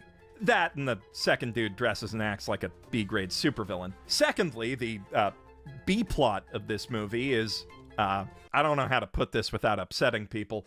What if Mieruko-chan joined a cult? One day, out of the blue, intrepid high school reporter Sayako suddenly discovers that she can read her classmates' minds and see ghosts. These ghosts are all mangled and dark and spooky and shit. Acknowledging their presence puts her in danger, and when they're not menacing her, they go around possessing other people and causing problems for them. Now, obviously there are some differences in the lore here. Miroko-chan's mangled ghosts are products of all different kinds of grisly fates and evil intentions. If you're curious as to what sort of grisly fate, Yazzie analyzes some of their designs in her hilarious new video comparing the Miroko manga to the anime. Whereas in Rebirth of Buddha, the purpose of all the ghosts everywhere is to literally demonize suicide victims. Content warning if you're sensitive about that stuff, because this movie really isn't. Suicides can't go to either heaven or hell until they spend their expected time of life in this world. Suicides? So during that time, Like, they that's their possess family members category. or cause other people to die at the That's side of so their suicide. fucked. It's gonna get pretty ugly from now on. Okay, one, I think we can all agree that kid going from 0 to ape shit with the baseball bat is pretty funny. Two, though, what the fuck, man? Why does the one afterlife punishment Jeffrey Epstein's not getting gotta be so harsh?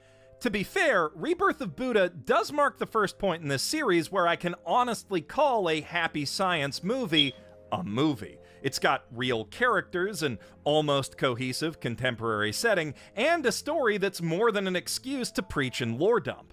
Slightly more, as you just heard, that is still a lot of the movie's runtime, but like, the first bit is just about establishing the characters and the protagonist's big problem. When the evil spirits show up, there's no exposition telling you why they're scary, at least not at first. The movie just does its best to make them scary. Some are at least as scary as any of the ghosts in the actual Mieroko anime, though that's more an indictment of Passion's adaptation than it is a point in Rebirth of Buddha's favor. Still, admittedly, the film is competently executed, at least comparatively speaking. But at the end of the day, that only makes the kooky cult crap stand out all the more. For example, that ghost who pulled Sayako onto the train tracks is decently spooky. Spookier still because it's someone she knew, a reporter she once looked up to named Kanemoto, who offed himself after a misreported scandal ruined his reputation. But before the scares can even settle in, she's inexplicably teleported to an afterlife courtroom where a trio of judgy judges lecture Kanemoto about how suicide's disrespectful to God and tut-tut about all these foolish materialists stinking up an era where the Buddha's been reincarnated. That's foreshadowing, by the way. Then they spring the trapdoor to hell on him, which is, again, pretty metal. Immediately following that, the coffee convo she has with the great value Bleachigo who pulled her off the train tracks reminds us just how relative a term competently executed can be. But what made you want to kill yourself? I would never think of killing myself. I'm sorry. After that, Homie whips out some napkin diagrams to explain happy science cosmology to her. Then they start arguing out of nowhere. He says, "Why are you always like this?" And it's revealed after 3 minutes of these people being on screen talking to each other and us presuming they're strangers, that he's actually Sayako's college-age ex-boyfriend who just happened to be walking by as she fell onto the train tracks in the middle of her I can see ghosts freak out. We don't even find out his name is Yuki until she's back at home reminiscing about her breakup, which, spoiler alert, was caused by him neglecting her for happy science meetings. One of the morals of this story is that if your boyfriend's cult is causing friction in your relationship, you should also join that cult and then everything will be fine. But don't join a bad cult, though. We start learning that lesson the next day as Sayako's family is flipping through channels because nothing else interesting's on. People are witnessing UFOs across the country lately. And today, chaos erupted as police received thousands of calls from people who There's been a lot of strange news lately. They surf their way to a talk show that's interviewing Arai, the fake Buddha who leads the Sonin group, where he makes some proclamations about the state of the world that are a touch extreme. Society today is ailing. Families are torn apart. Children kill their parents. Parents kill their children. The unhingedness of that statement is immediately overshadowed, though, when an earthquake hits and Arai uses telekinesis to save a newscaster from a falling light. The next day, he's all anyone can talk about. Hey, did you watch TV last night? Isn't Arai amazing? I heard he can do anything with his psychic powers. Well, it's still a religion. I mean, rebirth of Buddha? Come on. Let's see, Buddha. Wow, so many. Sayako leaps at the chance to interview him when her clubmates lazily pass the buck on it, figuring he might be able to tell her what's up with all these ding-dang ghosts she's seeing lately. This worries her ex, but she's not taking his text, so he has to run over to the Sonin Group temple to rescue her. And it's a good thing he does, because as Arise promises of psychic power in exchange for total obedience start winning the crowd over, the room starts filling up with this stinky black ghost smoke. When Ichiburo rushes in, some Kaiba Corp goons pop out of the woodwork to stop him from leaving, but he warns them that there are TSI members waiting outside. For some reason, they don't call it Happy Science in this or the next movie. Then he uses a fire extinguisher as a smoke screen to escape. They run to a nearby park where Yuki almost name drops the real Buddha. Then, as they're bickering again, Sayako's little brother Shunta, who's been tagging along the whole time, trying to snap a pic of them kissing because... How are you? Don't think about why. Gets got by an evil spirit from the Sonin Group that gives him a coconut-sized case of the ghost monster. Their dad, who is a doctor, vows to save Shunta's life, but as a filthy, stupid atheist, he is of course both helpless and hapless in the face of this supernatural ailment. Sayako actually had another interview to do that same day, which obviously had to be canceled with her favorite pop idol, Mari Kimura, and she's a little bummed about that. Little does she know, Yuki actually knows Mari on account of how they're in a cult together. They show up to surprise her in the hospital lobby the next day with a random Australian dude in tow and tell her all about how Ryuho OC Do Not Steal Kawa can cure her brother. Then the man himself comes to the hospital and does just that by T-posing dominantly over the boy until the spook gets spooked out of his body and into the Australian guy. After an obligatory sermon on how sinners must repent and stuff if they love really you. Also a lame jump scare, Master Tayo exorcises the beast, and just as an encore, he drops a plot twist on the family. You've got cancer, haven't you? What? Is that true? He's got it exactly right. I've got 6 months left at best. There's absolutely nothing I can do about it. This plot point never comes up again. The demon mentions something before exploding about his evil master's evil master plan, which is already in motion, and a cut back to Arai's swaggy evil headquarters gives us a saucer-esque hint at what that might be.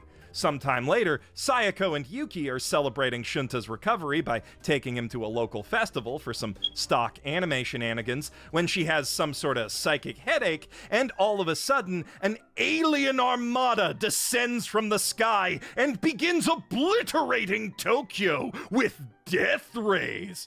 Pretty sick-looking death rays at that. Good job, animators. Less good job on the magic CGI lotus blossoms that Sayako summons with Sorano's help to make the aliens disappear, though. That was pretty lame. And don't even get me started on Arai's psychic defenses.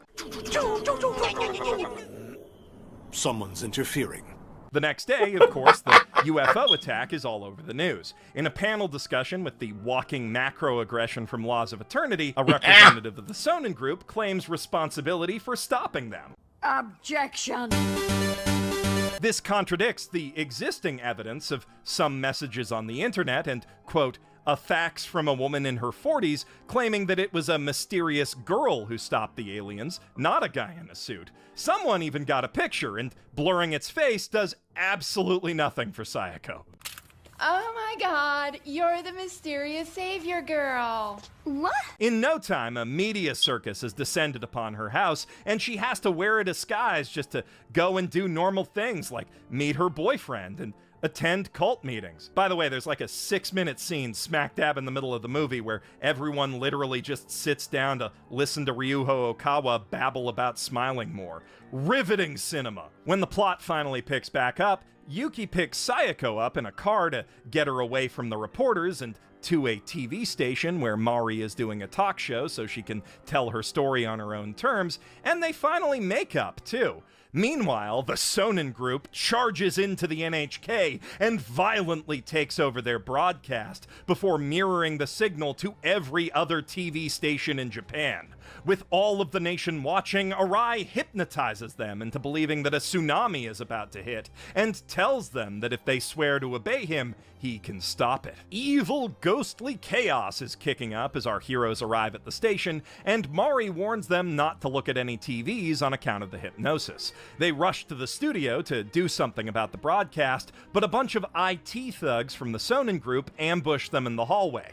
Luckily, Mari and Yuki both know Kung Fu, and that shaman lady throws a mean psy-blast, so they make it to the studio in one piece, ready to read a message of truth from Sorano Taiyo. Unfortunately, the message got smudged along the way by the little kid who was carrying it, but luckily, astral projections work as teleprompters in a pinch. Through Sayako's lips, Sorano tells Japan that it's being duped by evil ghosts. Also, of course, he takes the opportunity to deliver another lengthy sermon. And despite Arai's best efforts,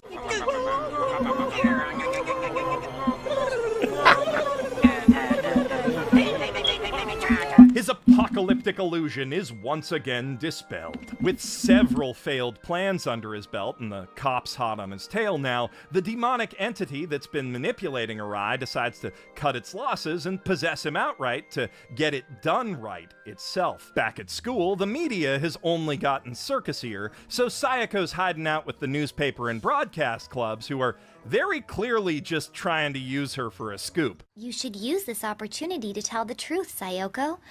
Even if it's just inside this school. Fake-ass bitch can't even get her name right. Eventually, Sayako sneaks out the back, only to get got by a spooky Evil Dead camera. A short while later, Sorano Taiyo and his sidekicks have finally figured out the demon's true dastardly scheme. And even if Arai's plan fails, nobody will trust religions because of what he did. This is not cool! But just then, Arai appears out of nowhere at a baseball game, kidnapped Sayako in tow, and his presence is announced by the world's greatest TV sportscaster. Why, that's Tosaku Arai. Arai, who went missing after taking over a broadcasting station, has appeared with a mysterious girl, who's also been reported missing. Sayako! As a full-blown supervillain now, Arai threatens to blow up all 50,000 people in that stadium if Sayako doesn't announce to the world that he's the real Buddha. She can't bring herself to do it, though. The truth is just that important. So the demon tries to brainwash her into doing it anyway with an objectively correct argument. Are you going to kill all of these people? Are you saying that your faith is more precious than the lives of the 50,000 people here?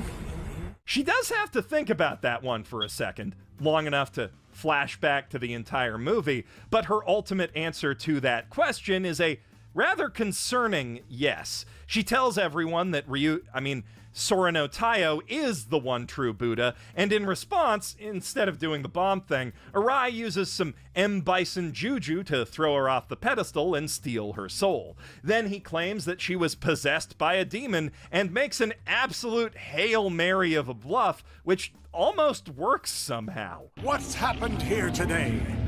Everything you've seen here is proof that I am the Buddha. Okay? The demon god. The people of the stadium begin falling into darkness once more, but just in the nick of time, Taiyo Sorano descends in a shaft of light to do what he does best. Bore evil into submission with an endless stream of vapid, vaguely spiritual aphorisms about happiness. Thinking only of one's own happiness is a characteristic of a foolish person. If you think only of your own happiness, it will lead to your spiritual death. Do not use your life only for your own interest.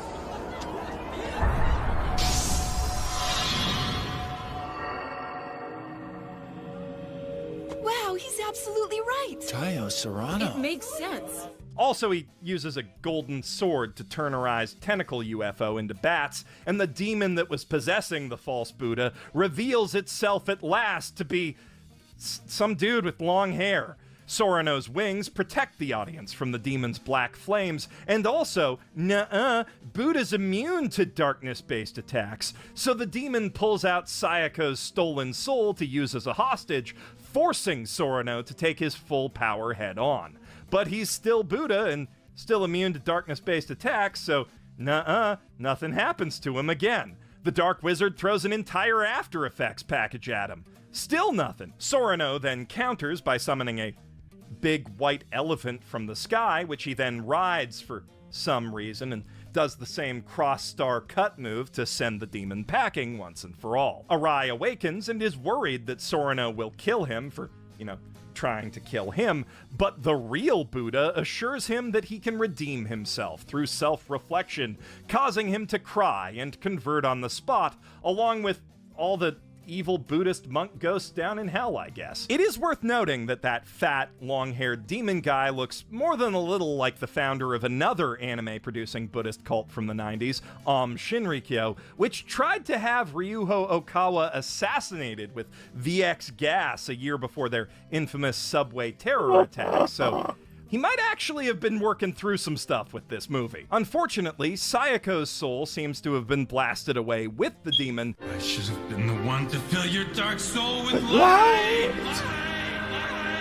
But the power of Bleachigo's Super Saiyan love is enough to reach her all the way in the spirit world, where their ghosts make out a bit, and then she comes back. A bunch of angels come flying in out of an IMVU banner ad to celebrate this great victory, and everyone in the audience transforms into one of their previous incarnations as a happy science follower to listen to one last excruciating sermon about Taio's plans to build a theocratic autocracy, or possibly a theme park. That I shall be reborn in this age, and devote my life to build a Buddha land with you. Then the movie ends with the characters saying their goodbyes and going on with their lives in epilogue slides accompanied by a credits theme that puts most Christian rock I've heard to shame with its shamelessness. There is one and only one sun in the sky. There is only one Buddha. He's the only one on this earth because he speaks the words of life. He goes on preaching the law. Don't worry though, these movies can still get a lot less subtle. Remember Red Dawn? The Mystical Laws is basically Red Dawn if it was even less plausible and even more politically ham-fisted. Also, instead of Russia invading America, it's China invading Japan. Though it still manages to follow the invasion up with an actual, literal "Thanks, Obama." But that's not what I was talking about when I slammed its lack of subtlety. See, in the Mystical Laws, it's not just China invading Japan. It's Nazi China. So the story goes, in the near future of 2020X, after it had already become the most powerful nation on Earth, a military coup led by General Tathagata-Killer transformed the East Asian Republic, they don't actually call it China in the movie, into the Godam Empire, whose first order of business was to hang a bunch of McDonald's swastikas all over the place. Then, with their airtight control over the media, they managed to convince literally everyone in China that they're the good guys, with the swastikas hanging behind them, and get the whole country on board with uniting the world by absolute military force. For peace. And Japan, specifically the port town of Izumo, is the first stop on their world tour, but just as a test of their fancy social media censoring alien stealth submarines, which, I'm sorry, I'm still hung up on those swastikas. It's just a super weird world-building detail. The Godam Empire's logo could have been literally anything. It's not like they idolize Hitler or echo his ideology, or any ideology for that matter, besides really hating God. They're just generic bad guys trying to take over / destroy the world with a discount Death Star for the glory of Catboy Satan. They even claim to be conquering for peace, so why would they willingly brandish the one brand that makes it automatically morally acceptable to beat the ever-loving shit out of anyone wearing it in a video game? I'm just saying, any any modern military flying that flag, even one with real good parental controls on the public Wi-Fi, is gonna have soldiers asking, are we the baddies? I'll tell you who's a baddie. Leica Chan, the mysterious benefactor providing the mysterious technology that Godam uses. Thanks for hanging out. Wait, right, I already spoiled that it's aliens. She's an alien baddie, that is. Ms. Leica Chan.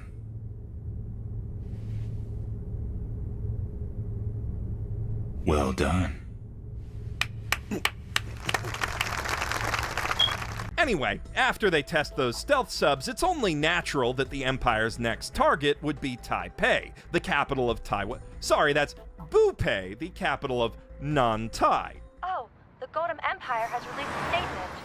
Nantai has been a long property of the Godam Empire, thus will not accept any intervention from the International Society. Ah! No what? cameras! Stop! No!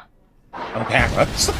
We meet the movie's hero, Sho Shishimaru, in a triage tent in Bupei, working under Earth doctors, a clear analog for Doctors Without Borders, which, in this film's universe, is also a front for happy science, or rather, the secret society Hermes Wings. The leader of both organizations, the General, also happens to be in the camp at this time on a rare trip outside his secure New York headquarters. The General. And when he meets Sho, he's instantly impressed with the doctor's angelically selfless attitude. Sho is equally impressed by a vision of the General getting shot and dying, but instead of mentioning that to him, he chooses to voice a different prediction.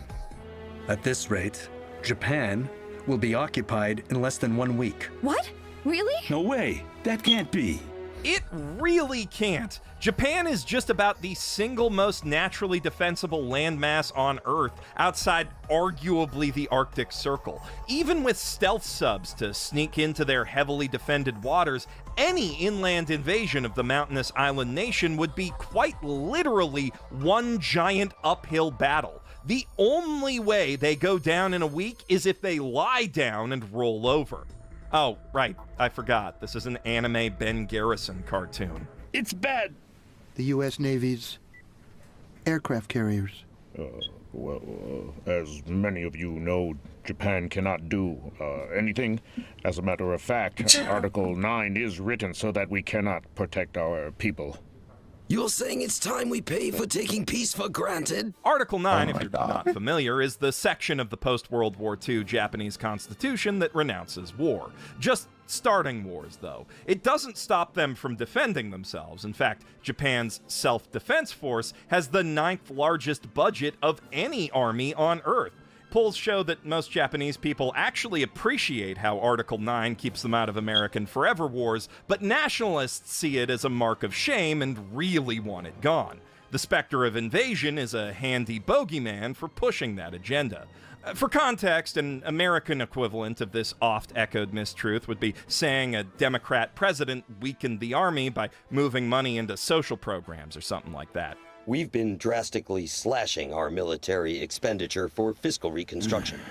We no longer are the police of the world. And there's the thanks, Obama. Okay, technically it's not Obama, it's Tom Buck, and I suppose he could be referencing a different black president, but given the time this was made, yeah, it's Obama. Speaking of when this was made, fun fact, in 2011, when they would have been scripting and storyboarding it, the US had its highest military budget in history.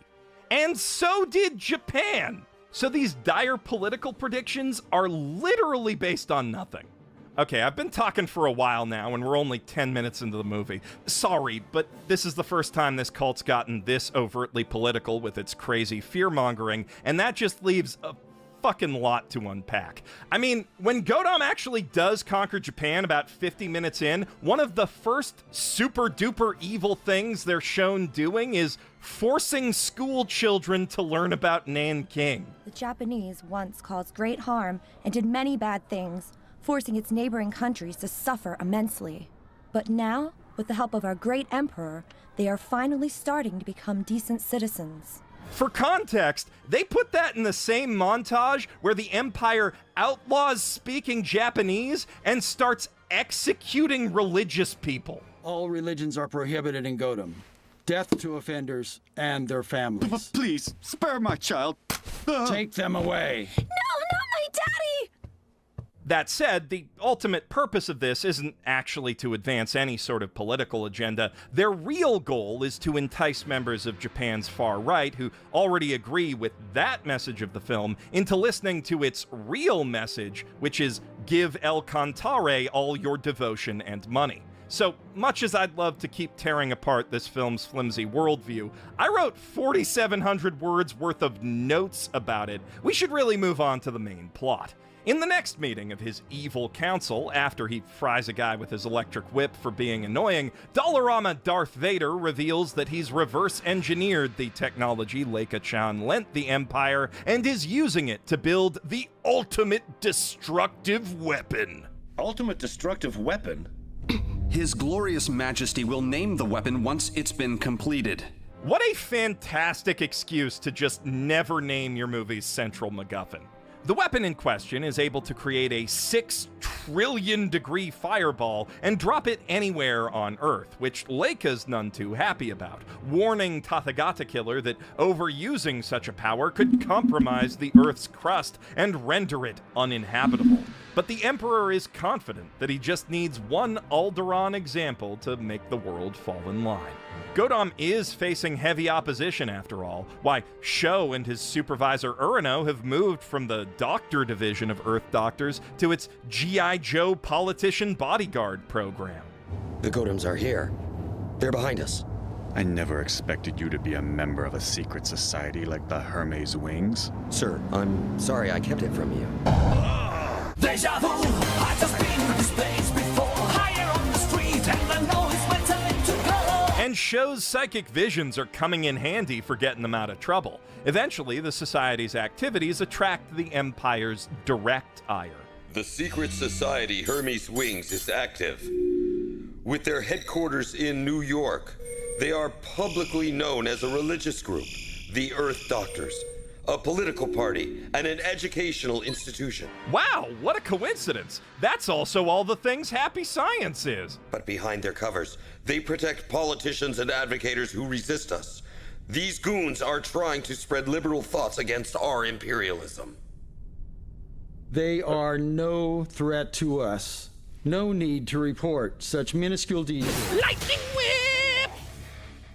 All obstacles must be terminated. I shall not tolerate an incomplete world. And I guess they learned their lesson from Hermes' Winds of Love, because the big bads actually follow up on that threat. Our branches are under attack! Around the world! How's that possible? The security system and the surveillance cameras had been enhanced against attacks. We're not safe What do you here! mean? How's that Guys! possible? The General's been moving from base to base every 4 hours, trying to stay ahead of Godam's assassins. But as he reaches Sho's office, his luck finally runs out, and Chinese Nazi Section 9 catches up with him. Before they can stealth camo their way up to him, however, he has time to deliver a stirring speech. We will pursue love and justice. I swear it on the name of Hermes Wings. And in a surprise twist, reveal that he's chosen a successor. The next general is Sho Shishimaru. Sho's former boss Urano doesn't seem to be taking this too well. Wonder if that'll come up later. Sho isn't super confident about doing the job either, but the whole rest of the office seems to believe in him. That's not true, Sho. You can do it. I agree. You'll do fine. All of us here support you too. These dubs are a real treat. The second the General met Sho, he just knew in his heart that the young doctor would be the one to carry on his mission. And that mission is to find the Savior's symbol, a key to saving this world. It seems it is in the ancient Incan ruins under Lake Titicaca. Lake Titicaca. Leave right now! After a short, shitty shootout with a couple cool shots in it, Sho and Urano managed to get the That's General amazing, to his secret isn't bunker, it? and oh hey, it did come up later. Well, what's that for? What do you think? Urano! As for why Urano did it, besides being pissed over getting passed over for promotion, I mean. Who doesn't like money?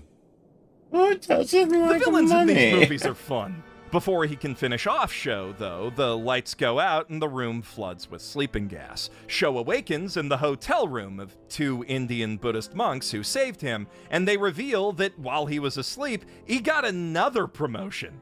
We've run you through a very thorough background check. The chief here believes that you, Sho Shishimaru, are the reincarnation of Buddha.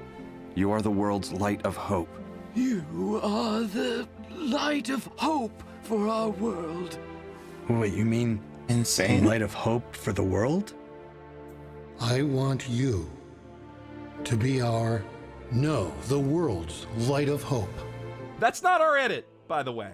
Sometimes this film just straight up makes fun of itself. They know Sho's the Buddha on account of how they dug out a golden urn earlier in the movie containing a prophecy saying that he is. And they know it's legit because scientific analysis has revealed that the urn is both 2,500 years old and from space. The old man hands Sho an introductory Buddhist text to get him started, and he heads off to Tokushima to set up a new Hermes Wings office and start meditating under a conveniently located Bodhi tree. Soon enough, he's having visions. First a glimpse of some sort of goddess, then a nightmare of Godam invading Japan with kaiju, and a little kid gets shot. Oh God, it's Mass Effect 3 all over again. Meanwhile, Tathagata Killer is communing with some sort of demon, bragging about how he's a perfect human who don't need no parents, or God for that matter, cause that God guy sure does suck, and he gets so worked up about how much he hates God that he just starts jizzing force lightning everywhere. As an atheist, I hate it when that happens. Back by the Bodhi tree, Sho's taking a break to enjoy the cherry blossoms when Konohana no Sakuya, who was that goddess lady from earlier, appears by his side to give a sermon, because there's always a fucking sermon, about how the spirit world works, which is basically just Cliff's Notes' Laws of Eternity, though in addition to Nazis, Nietzsche, and a bunch of secular TV personalities Ryuho Okawa clearly has beef with, this time they also blame demons for Charles Darwin and Karl Marx. She concludes the lecture by telling Sho that she's not Sho if he can change the dark future in his visions or not, but he won't know unless he tries. So he calls a helicopter to head for the scene of the pre-crime.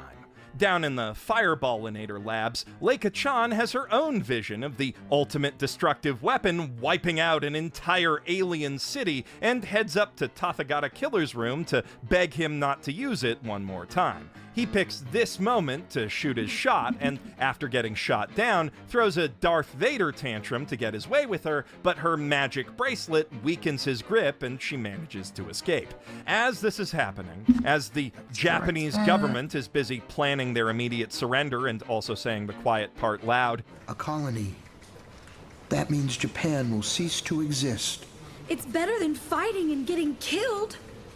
I'll flee somewhere before that, of course. As JSDF fighters are blown out of the sky one by one because the cowardly prime minister is just too darn committed to Article 9 to do anything with them, Sakuya summons forth Yamata no Orochi to defend Japan in their stead, which appears in the form of snake-like clouds that swallow planes whole, causing them to crash.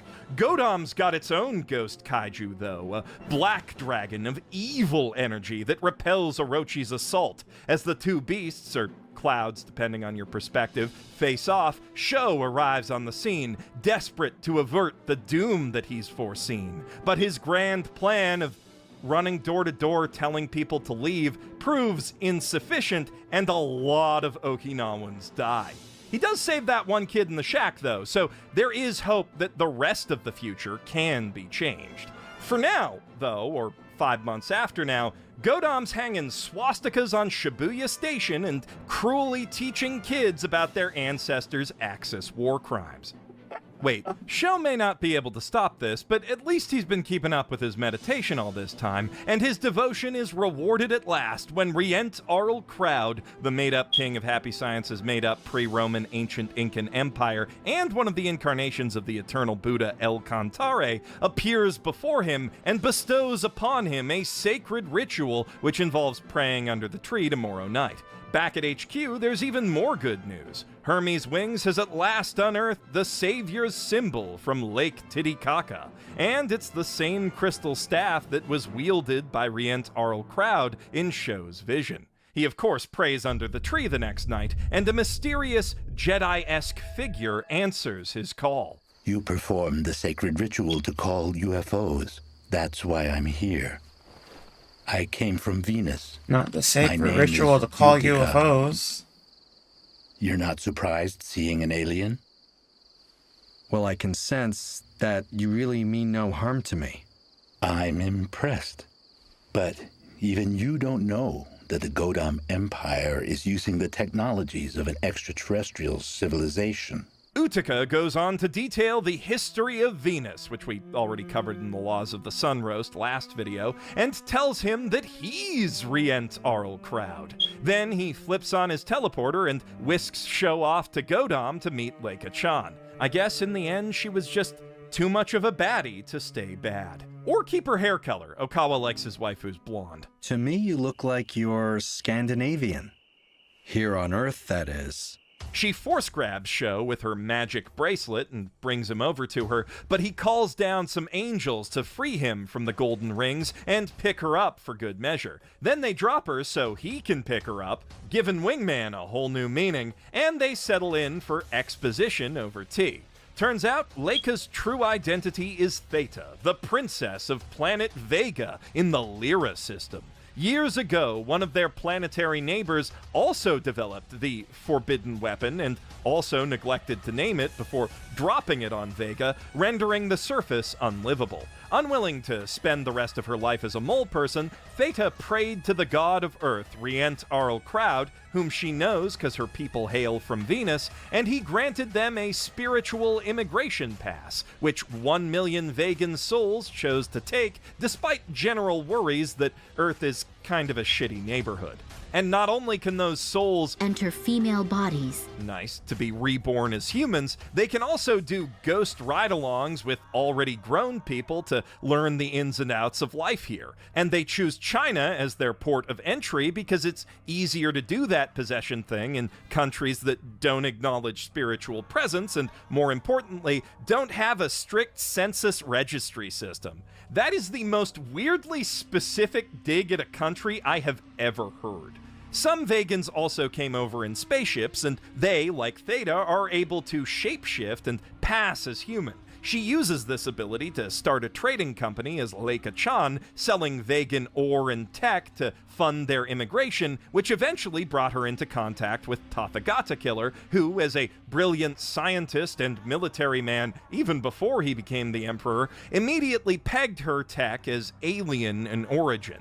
And she ultimately decided to lend her alien weaponry to his upcoming global military coup for 3 reasons. Firstly, his plan to bring about world peace by killing everyone who opposes him with alien superweapons would help her in convincing the holdouts back on Vega that Earth isn't a war-torn hellhole, eventually, maybe. Second, he offered her a bribe. I will give you Africa for your people to immigrate to. And third, he had really sad eyes at the time. In the years since, though, those eyes have changed, gotten meaner and sharper. Guess being a tyrannical despot does that to you. And now, with his power over the Vegan immigrants, Theta has no way of opposing him, even as he nears completion of the ultimate destructive weapon. The ultimate destructive weapon. But Sho's eyes remind her of none other than Rient's Arl Crowd, which gives her hope that something might still be done. And together, the two planet's saviors hatch a plan to have vegan plants and the Godam army help Sho infiltrate and destroy the weapon. First, though, we've got to cut away to a random scene of him meditating under the tree again, back in Japan, which I guess means he went back there prior to doing the raid on the... It doesn't matter. What matters is he has another vision telling him that those rascally reptilians are up to their old legal loophole tricks again. We will attack the moment the ultimate destructive weapon is used. Intervening when the people living on this planet try to destroy their own civilization does not violate the Galactic Treaty. We will instantaneously take Earth before our food starts wiping out each other. For those keeping score at home, that is 3 secret groups of aliens orbiting Earth, all revealed in the space of 20 minutes. Also in the same vision, Rientarl Crowd warns Sho that if humankind takes a wrong path, the consciousness of Earth might wipe us all out with natural disasters. To avert this future and the Fireball one, Sho calls on his followers around the world to speak up for God and against Gotham in a big multilingual montage. Hermes Wings is active around the world. Report to His Majesty. Which prompts the president himself to make a statement. We choose justice. Let all countries unite and protect our freedom. Thanks, Tom Buck. Though, in the end, that only gives Tathagata Killer the excuse he was looking for to laugh maniacally and launch the weapon, so thanks, Tom Buck.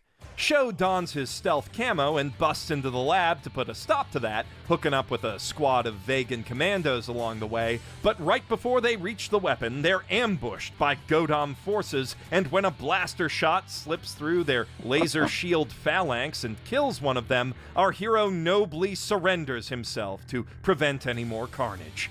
Stop! That's enough! I don't want to lose any more friends! Who are fighting for Earth!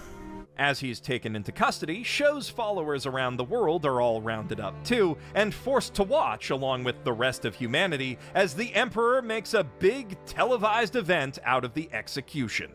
To be executed as a traitor and terrorist, Sho Shishimaru, the cursed leader of the evil secret society, Hermes Wings!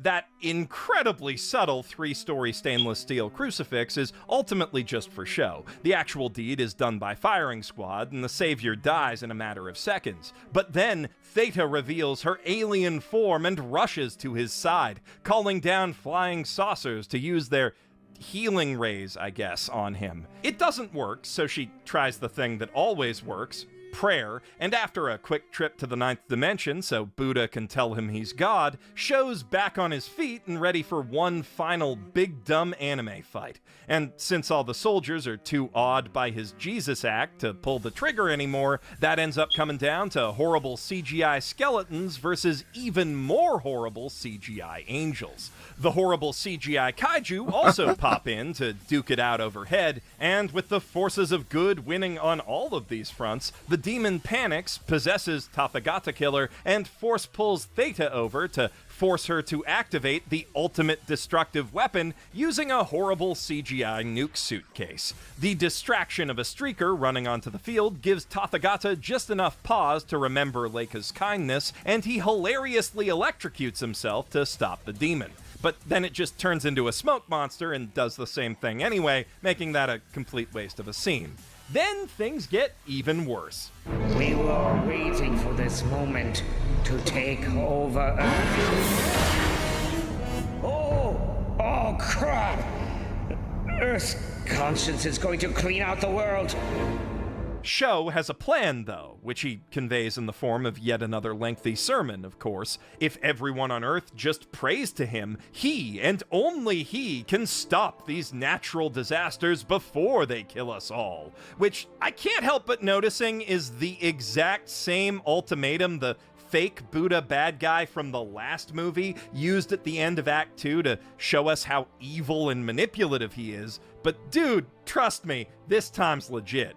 With the Savior's symbol in hand, handily handed off to him by that streaker from earlier right before the cops shot him in the back, he's able to summon up a spirit bomb from the light of every human soul, and with it dispel the darkness and stop the disasters. Though not before an earthquake conveniently knocks the weapon that shall not be named out of alignment and stops it from firing. And as he's capping off that sermon by rambling about how Earth is the planet of love, Utica heads up to tell the Reptalians where they can shove it. The crisis has left. Abide by the Galactic Treaty. You are the ones who intervened first. You violated the Galactic Treaty. Let me remind you, intervention is permitted only when those living on this planet try to destroy their own civilization. Am I correct?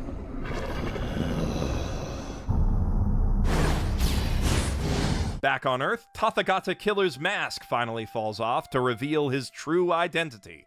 He was born as a secret experimental clone soldier created by the Chinese army, which he thinks makes him an object. But Sho tells him that in spite of that, he is still God's child. Then he dies, happy tears in his eyes. Sometime later, Sho and Theta are dating, apparently, but she's got to go back to get the rest of her people on Veda, so after one last heavy makeout sesh, they have to say a tragic goodbye, vowing to meet again in another life, on another planet, and make it work.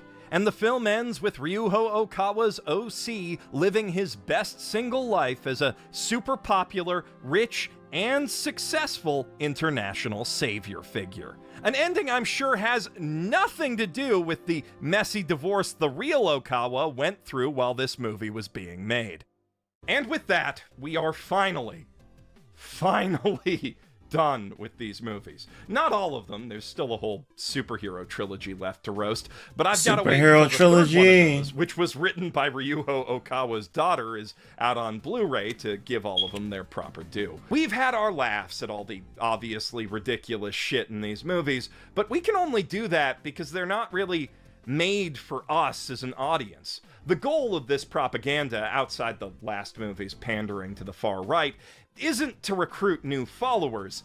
It's to build an immersive media ecosystem that reinforces for existing believers, kids especially, the idea that Happy Science's ideas are normal and pop culturally acceptable. They're also obviously products meant to be sold to those existing marks. Same reason half of Okawa's lectures get transcribed into books. Moving massive quantities of merch is just how this church extracts an average of $1,500 a year from its members. Who doesn't like money? And while you and I are by and large immune to this specific strain of propaganda, except for those we lost as converts to the Catboy Satan thing, that was a big oversight on my part. That is by no means true of most media like these movies. All films, shows, ads, games, and These anime bosses are take so long built to on take certain down assumptions now. about how the world works, and intentionally or not, serve to reinforce those assumptions and whatever status quo they might support whenever we watch them. Also, almost always intentionally, almost all media is trying to sell you something with those ideas. Some of which might be ludicrous or even demonstrably harmful, yet if they are, that's just as invisible to any of us who already buy in as the sheer lunacy of I'm Helen Keller is to its target audience. Nobody is immune to propaganda. But by learning how to unpack what art is saying, I need to find a how really and good why it's saying attack it, shot. we can inoculate ourselves to a degree against the worst of it. That's part of why I do what I do. I mean, mostly it's a way to get away with watching cartoons and playing video games for a living, and also for this specific series, I just happen to think this cult is hilarious. But media literacy is important too, and I think one of the best ways to build it is to see how bad media conveys bad ideas badly. Because when you understand what films like these are doing wrong, you also come to understand, implicitly, what better constructed media and propaganda does right. More importantly, though, when you watch crazy movies like this, you get to discover and share comic gold like this with your friends. The keys are the US, Russia, and India. We're dead goose if they decide to nuke us all simultaneously. Miss Leica-chan, isn't there a miraculous super weapon? Something that will wipe out an entire nation? No, there isn't. What a shame. Your amazing secret technology is useless when we need it most.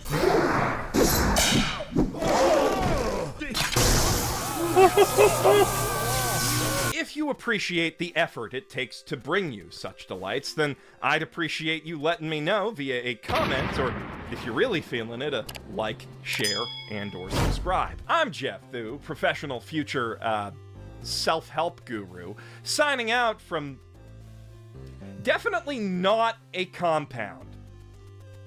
On March 2nd, 2023, My God, the world boss was almost shaken dead. by the sudden passing of Ryuho Okawa. Truly, it was a dark day. She actually for all drained of 10 of my lives. However, that night became infinitely Just 'cause I didn't brighter feel like when the I felt RJ. the spirit of the Master take hold of me and impart the following message to the world he loved so much. Konnichiwa. Boku wa Okawa Ryuho-sama sensei desu. Desu. Whoa. Now I speak English. Truly, my miracles know no bounds. Mr. Jeffrey Basement-san, while I have left this world to perform my works elsewhere in the cosmos, your work is yet to be complete. You have already enlightened humanity to the wicked machinations of Catboy Satan, the brilliant beauty of Helen Keller, and the villainy of Freddie Nietzsche's. God is dead! God is dead! But they have yet to see my greatest creation, the Laws of the Universe superhero trilogy, which I personally co-wrote with the ghost of Stan Lee. Also, he helped me write a book about story structure and how space people are real. Hurry, Basement-kun, before the Japanese Diet can pass more anti-cult legislation. The people must know how awesome my movies are, just like you told them in your last two videos. On an unrelated note, did I mention I only just learned fluent English after transcending my physical form? The other politicians in U.S. are always afraid of criticism in the press. Oh, but really? why you can be so tough? Criticism is New York cheesecake. For me, every criticism. Well, they're starting to choose through my defenses. My advertising, because I'm strong. At long last, we've reached the final leg of our journey, and the cult's most ambitious project yet. Happy Science strives to be the all-encompassing cinematic universe of world religions and ancient alien conspiracy theories. So it feels appropriate, perhaps even inevitable, that they'd try to build their own cinematic universe to rival that of the most profitable cult on Earth, Disney. The Laws of the Universe Parts 0, 1, and Age of Elohim take all the things you love about modern superhero blockbusters and enhance them through the infinite wisdom of El Cantare. For instance, Part 0, true to its subtitle, takes everyone's favorite bit of every superhero narrative, the origin story, specifically the part where they're ordinary teenagers with no powers running around their high school, and stretches it out to fill over 2 hours. So no big cool superhero battles, no small stupid superhero battles for that matter. Just an endless series of bait and switch scenes where every apparent plot setup just ends up leading to another exposition dump. All framed around this huge air quotes teen drama about a group of students trying to prove that aliens are real for their class project while everyone bullies them. Professor! If you really think this will is more intelligent than humans, then are you implying that it might be aliens? Take us to your leader. Take us to your leader.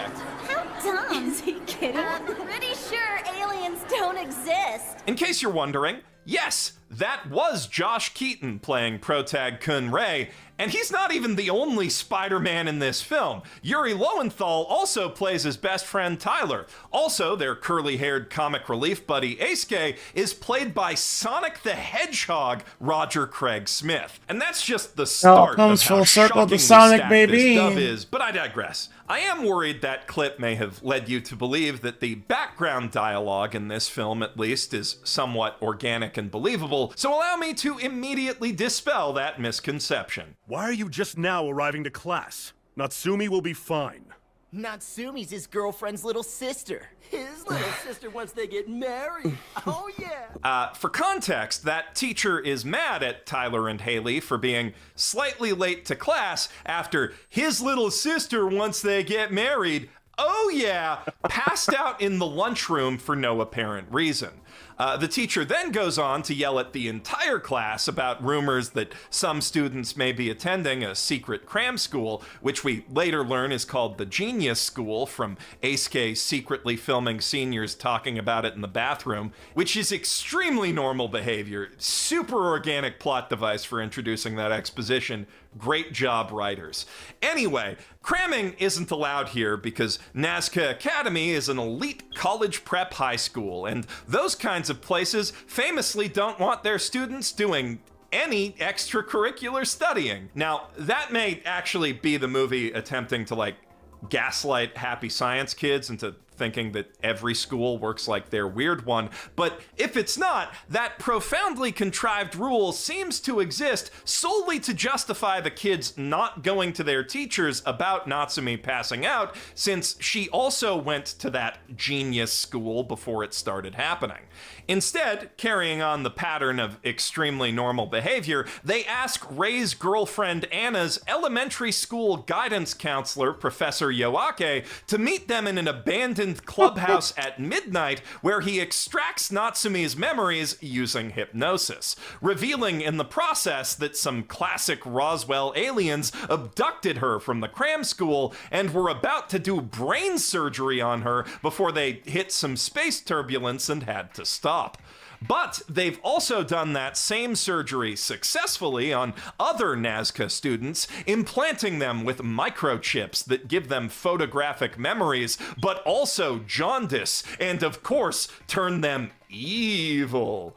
The next day, Professor Yoake shows up to give a surprise lecture, and Ray embarrasses himself in front of everyone like you saw earlier, leading him to realize he's found the perfect topic for him and his friends to present in their creation studies class: proving that aliens are real. Also, they decide to call themselves Team Future, which will definitely help with the bullying, and Buddy's so excited to do all that homework that he starts Sentai posing in the quad, which catches the attention of those microchipped students and causes them to do absolutely nothing until the last half hour of the movie. It does seem like they might be about to do something when Eisuke overhears them plotting a midnight meetup over summer break, and Tyler sneaks out to spy on them, but then, before he can catch up with them and film whatever nefarious thing they're doing, he's caught in a tractor beam and abducted, so that just goes nowhere. And you might think the meeting was a fake out and the abduction is some plot about to actually finally happen, especially when he meets the group the next day wearing suspicious bandages and right-wing influence shades, but then he immediately takes those off, his eyes are fine, and it turns out he was grabbed by an entirely unrelated group of hot blonde aliens who took him to Pleiades to learn more exposition about the evil reptilians and how the gray aliens are actually just robots who work for them. Also, there's some stuff about how you can go faster than light if you pass through the spirit world, and in the middle of that giant exposition dump, the movie has the absolute gall to say this: too many details. Let's get back to the story. Now, Tyler's friends are pretty skeptical when he tells them those blonde aliens are good, actually. I'm pretty sure you can't trust someone who just comes right out and declares how wonderful they are. Something tells me Tyler wasn't thinking with his head. Hey, come on! Yeah, guys, come on! His little sister, once they get married's older sister, is right there! But speaking of his little sister once they get married, it turns out Natsumi was also abducted by a third, unrelated group of exposition aliens last night. Ape men who took her to Alpha Centauri to warn her that the reptilians have agents in the militaries of America, Russia, and China, and also in their school's faculty for some reason. And when she says that those monkey aliens were innately good, everyone's just like, yeah, that totally makes sense. I guess they were just charmed by how much cuter the animation in that bit was. Also, both groups of aliens refuse to give the kids any proof that they exist for as yet unexplained reasons, so this scene, once again, does literally nothing to move the plot forward in any way. Anywho, fast forward to the day of the presentation, which for some reason is in the middle of the Culture Festival, and Team Future is raring to go, but oh no, the reptilians ate their homework! So Ray's just gotta sort of wing it, causing everyone in school to make fun of him again, and the principal to yell at him. But just then, a tractor beam shoots through the window and brings the both of them to talk to the giant goat man from the Space UN, played by Jet Black himself, Bo Billingsley. They've implanted an unknown number of humans with microchips. Who shows them an alien transfer station on the far side of the moon and explains that the Galactic Federation Treaty forbids the Space UN from interfering with underdeveloped planets, which is why none of the good aliens from before could give them any proof they exist. Sorry, would you mind explaining all of this?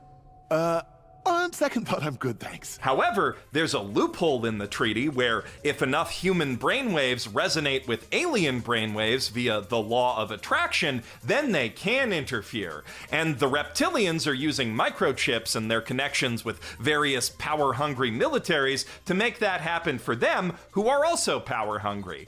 But if the good humans can convince everyone on Earth to think positively first, then the Space UN can come in to save the day.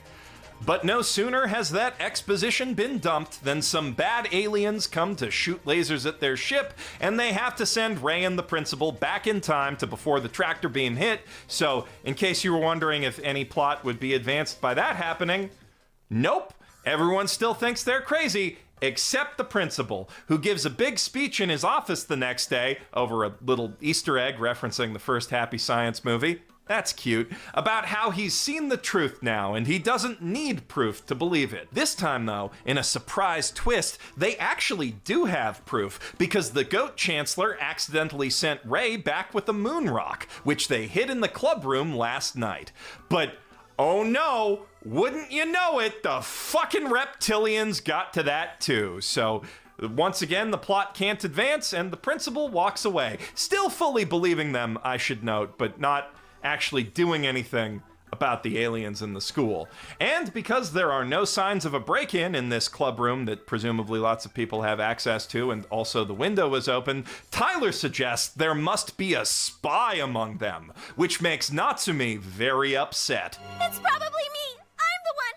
I must have done it. I probably snuck out of the dorm late last night, and then came here and stole the moon rock. It all makes sense. I'm just a puppet for the reptilians now. This then causes Anna to yell at Ray, even though it was Tyler who started all that, and she storms out saying she never, ever wants to talk to either of them ever again.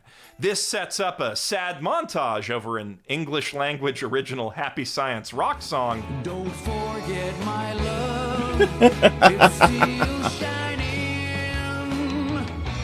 in the bottom of the And then, the next morning, they all just completely forget they were arguing, and they're all friends again, and they meet up at the professor's lab to try out his new psychic space phone, which sends their souls up to the spaceship of an invisible talking bee-man who reveals that he's been piggybacking in Eisuke's body for years to learn about Earth. Which is pretty darn creepy, but I can't fault his reasons for doing it. Well, during my observations, I discovered I'm rather fond of your Earth-made cartoons. Japanese anime is especially good. To answer your burning questions, yes, that is SpongeBob, and yes, he's been watching him masturbate. Does that also mean you were watching me when I thought I was all alone? You violated my privacy! I won't tell anyone what I saw. Come The Bugman says he's taking them to Pleiades, but not the one with all the hot blondes. That's Pleiades 5. No, they're going to Pleiades 3, home to an elite space university where they teach future space Jesuses how to give happy science sermons. Then they immediately leave that university without getting or learning anything from it. Unfortunately, SpongeBug Thorax Pants isn't a very good driver in this universe either, so his ship broke down on landing and they have to hitch a ride back in a different spaceship, which takes them on a detour to Vega. And that's apparently where Anna's soul is from. There it's revealed in front of a series of hideous CG backgrounds, including this statue of a hairy naked muscle man, that all of them are from other planets actually, leading to even more exposition about the mechanics of happy science reincarnation, which, if you haven't seen my previous roasts, has some weird elements of prosperity gospel mixed into it. You were an aristocrat in your past life. Seriously? Is that so hard to imagine? Anyway, almost none of this barely disguised happy science preaching has any impact on the rest of the movie, or any of the other ones, but seeing their true selves does help the characters decide what they want to be when they grow up. Except Ray, who can't decide between JSDF pilot or cop, so that's something. And hey, when they do get back from their trip, the plot is finally ready to start happening. The kids from the Genius School. I'm afraid they're on the move now. They're gathering everyone in the football field. The microchip kids have Natsumi up on a stage now and announce to the gathered students that they're about to turn her into a genius by doing just the goofiest little dance to summon a UFO. But Team Future shows up just in time to make a pentagram with their magic glowing soul marbles and send the scary black spiky UFO packing. And a nicer, whiter, much softer UFO from the Space UN takes its place. The only reason we are here is thanks to the strength and integrity of Team Future, who has managed to form a spiritual magnetic field that has allowed us in at last. The Goat Man and blonde Ushanka lady offer to make a pact with humanity so long as they understand how important it is to do science and spirituality at the same time, especially the spirituality part. But then the school janitor takes over the PA and reveals that he was the reptilian spy all along. And honestly, every line out of that guy's mouth is just iconic. We know all about you and your agents in the American, Chinese, and Russian militaries, and we're going to stop you. Oh, yeah? The reptilians in America are no friends of mine. We are enemies. But we are smarter, more powerful, and much stronger than they could ever hope to be. Why can't you understand me? I am number one in the entire universe! Now, our heroes may have the power of God and anime on their side, but this space janitor has something even stronger. Legal loopholes. The governments of Earth are requesting contact with the reptilians. Because no rules have been violated, the Federation is unable to intervene. Revealing that the school was just a decoy and his true plan was to gather the Galactic Federation and Guardians of the Earth in one place to finish them all off, the janitor uses a space garage door opener to summon an even bigger, scarier UFO, which fires a beam of black energy at the ground that threatens to suck the entire Earth into the dark side universe. He reveals this weapon was lent to him by Dahar, servant of the evil god of the dark side universe. And that's not the only powerful ally he has on his side. I am allied with the Chinese military. We'll seize power in Asia, and then our final plan, bringing down those horrid American reptilians, the bane of my existence. Then we'll be the winners! After he's done talking, our heroes get sucked into the dark side universe, which looks pretty much exactly like regular downtown Tokyo, only slightly dirtier.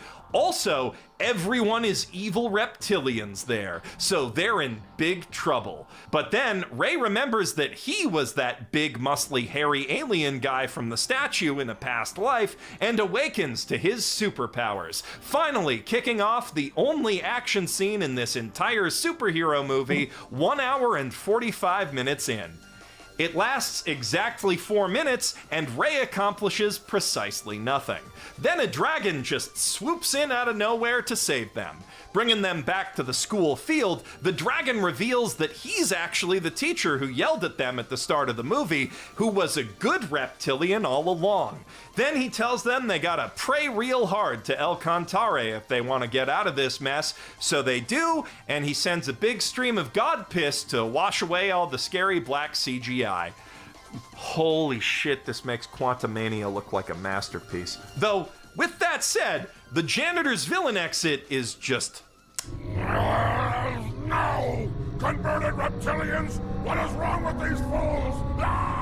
Of course, an alien invasion movie wouldn't be complete without the guys who didn't do anything saying, "Our work here is done." Yes, time to go.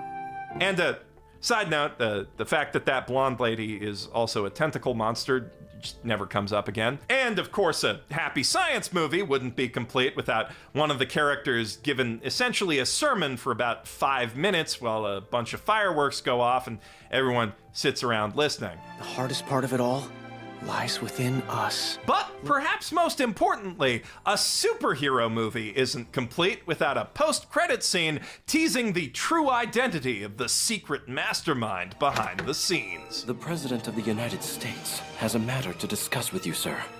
Excellent timing. I have business to discuss with him myself. Ni hao. Spoiler alert! You're never gonna see that guy again. They just wanted to fit in a little more racism. So I guess we should follow the movie's lead and just move on to. Laws of the Universe Part 1 picks up several years after its prequel, with all the members of Team Future now pursuing their dreams at Nazca University.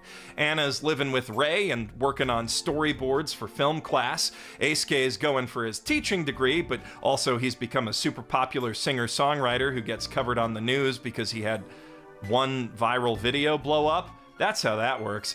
Haley's studying happy science textbooks for religion class, and Tyler's busy standing her up for dates as he works late in the UFO lab with Professor Yoake. Rey, though, is a little more troubled by the prophetic dreams that he's been having about a mysterious black knight stabbing him in the face, and still hasn't decided what his career should be. Tyler's really been riding his ass about that, because he feels like by slacking off, Rey is breaking a promise they made between movies, while Rey contends that Tyler's just wasting his time playing with gadgets. But before the argument about that can escalate, Tom Kenny creeps up on everyone to tell them the reptilians are invading again, and what's more, It is truly the biggest fleet I have ever seen! a fleet they're using to, I shit you not, abduct cows.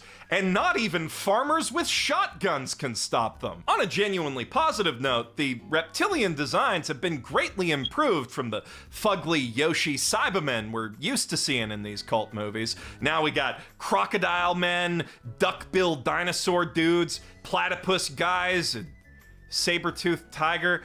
I'm not sure these guys actually know what reptiles are, but that's not gonna stop them from eating this screaming white lady and her kid. Luckily, not only does Rey have his superpowers from the last 10 minutes of the last movie, but all the other kids are superheroes too now, as the giant goat man so helpfully explains. Do not worry. They've learned to utilize the Galaxy Force and have been using it for 3 years. Wait, the Galaxy what now? The Galaxy Force. It's the force that awakens you to the special powers that you once had on the planet before coming to Earth. Thanks, Giant Goat Man. And, of course, they wouldn't be cool superheroes without their cool superhero names, such as... Space Commander. Phantom Illusion. Absolute Sanctuary. Invisible Spear! And we can't forget the coolest one of all, White Knight! Now, I could go into what each of these kids' powers do, but as you'll soon see, that would be a complete waste of time, so I won't. However, I will play this clip out of context. I am just a freedom-loving rock and roller. No one can stop me now. After White Knight and Space Commander have speared/punched the UFOs away, the reptilians turn their scaly tails and run. But while Rey thinks they should just call it a night since the enemy's already given up, Tyler disagrees. Wait a minute, what are you saying? This is our chance to take out the big boss. Unfortunately for White Knight, that big boss, who looks an awful lot like Nagito Danganronpa, has his own plans in store. I think you'll be of more use to me than these ones. See, under Happy Science rules, having any sort of bad thought immediately opens you up to demonic possession, and wanting to kill evil aliens to stop them from killing other people later still counts as a bad thought. So when Nagito hits him in the forehead with his evil black splooge string, unlocking his soul's memories of the reptilians destroying his home planet in Pleiades, White Knight gets a case of the evil jaundice. And boy, El Cantare, bless him, Yuri Lowenthal sure is trying his best to sell this scene, but there's only so much you can do with this script and these voice flaps. No, stop! Stop trying to manipulate my mind! So Tyler turns into the Black Knight from Ray's nightmare at the start of the movie and instantly becomes willing to stab even his own girlfriend. Ray, of course, jumps in to stop his friend, but Nagito splooges on him to tip the scales of the fight, and then the exact scene from his nightmare happens, like 22 minutes into the movie, so I guess they're just blowing that whole foreshadowing load right away. Eisuke saves Ray at the last second by turning him invisible, and Nagito takes off with Tyler to enact the next step of his evil plan. Now then, 330 million years ago or 150 million years ago, which time shall we head to first? Okay, so we're just jumping right to time travel. This is like if the MCU went straight from the first 30 minutes of Iron Man to the climax of Civil War, then segued from that into Infinity War. Or maybe it's closer to the plot of Ape Escape? Anyway, when he wakes up in the space hospital, Ray's pretty upset about the whole thing, but the professor reassures him that Tyler's soul is still in there, waiting to be saved, because he only stabbed his friend to wound. There was no lethal blow? Thanks, Giant Goat Man. The blonde Ushanka lady seems to know more, but before she can say it, we cut away to the reptilian homeworld, planet Zeta, 330 million years ago, where Tyler appears out of nowhere to stab their Stargate and cause it to shoot this black ray into the ocean that makes the water appear in the sky like it's Inception. Then the reptilian queen, Zamza, who's just an absolute fucking baddie, turns into a giant dragon to fend him off. The fight looks pretty darn slick, all things considered, and buys time for her people to escape, but ultimately she fails to stop their bootleg Xanarkand home from going the way of actual Xanarkand. Still, credit where it's due, they finally brought the CGI in these movies up to the level of a PS2 Final Fantasy, and I'm sure nothing we're about to see will make me completely eat those words. Speaking of eating stuff, Queen Zamza doesn't have the best anger management skills. Who is responsible for this operation? That would be me. How dare you, you fool! I'm so sorry.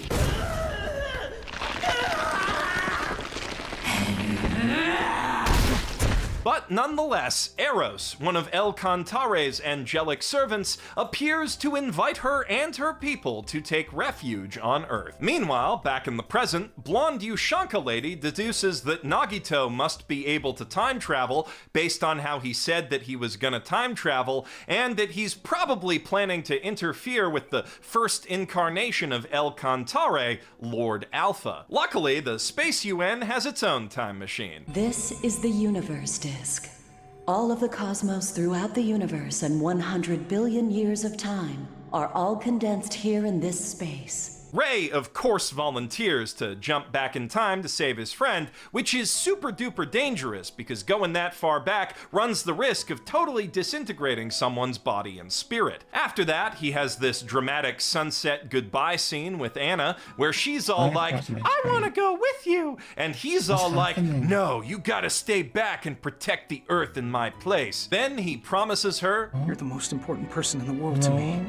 So you know I'll be coming back. And that's the last time he'll ever talk to her, or any of his other friends besides Tyler. Told you there was no point explaining their powers. Ushanka lady gives him a special time travel MacGuffin and tells him he absolutely cannot lose it no matter what, so You can guess what's gonna happen with that. Then he prays to turn on the time machine, and he's sent rocketing through a series of Windows 98 screensavers into the first level of Sim Theme Park on PS1.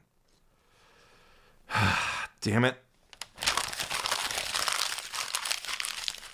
After wandering around the jungle for a bit, Ray runs into a dinosaur and almost gets eaten, but then a Na'vi shows up to save him with a bolo. Before they can talk, though, some pterosaur-type reptilians fly in to start an awkward fight scene, and, of course, after he's beaten a few of them up, Queen Batty makes her appearance with an absolutely flawless intro. Out of the way!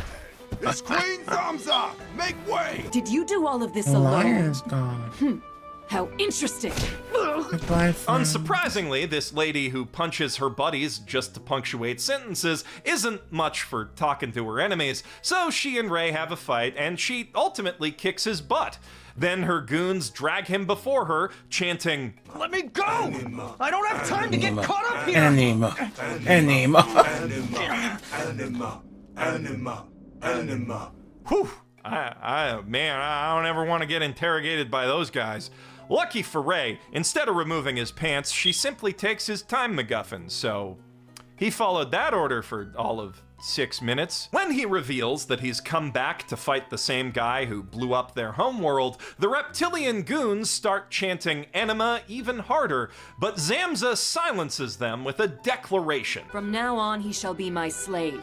None of you are allowed to eat or kill him. So, in case you were wondering if time travel counts as isekai, now you have your answer. And of course, now that Ray works for her, she immediately shows him affection the only way she knows how. Eros appears and invites both of them to meet Lord Alpha, who tasks the two of them with defending Earth from bad aliens, such as Giant Scorpion, Elephant Man, and Xenomorph in a tank top. At first, Zamza would rather conquer the Earthlings, but Alpha grows elephant tusks and beats her in a staring contest, so she changes her mind and they go off to save a group of red farmer guys from some saber-toothed tigers and pterosaurs. And let me tell you, their team-up banter is just electrifying. I see.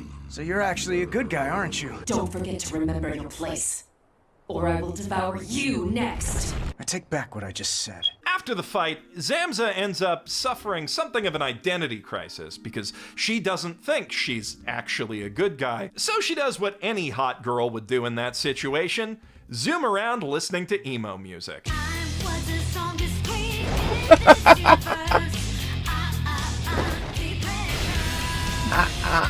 Depression.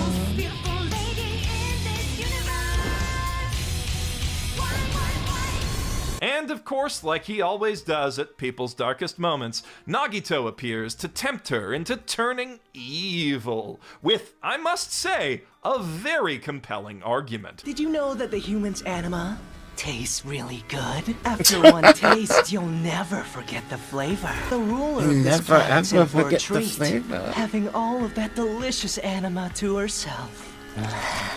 Okay, look, so I know from the yummy. subs that he's supposed to Anima. be saying anima, but he's definitely not. Nagito also appeals to her pride as a reptilian, though, and her indignation at having to serve the weak humans. And we both know the strong shall rule over the weak. That is the ultimate rule of the universe. But, as we see at a Red People wedding the next day, that's not the only kind of temptation Queen Zamza's facing down here on Earth. Putting their mouths Hey, together. darlings, I'll be back in the It looked like they smidgen. were going to eat each other at first. It's called a kiss. That's what people do here on Earth. It means I love you.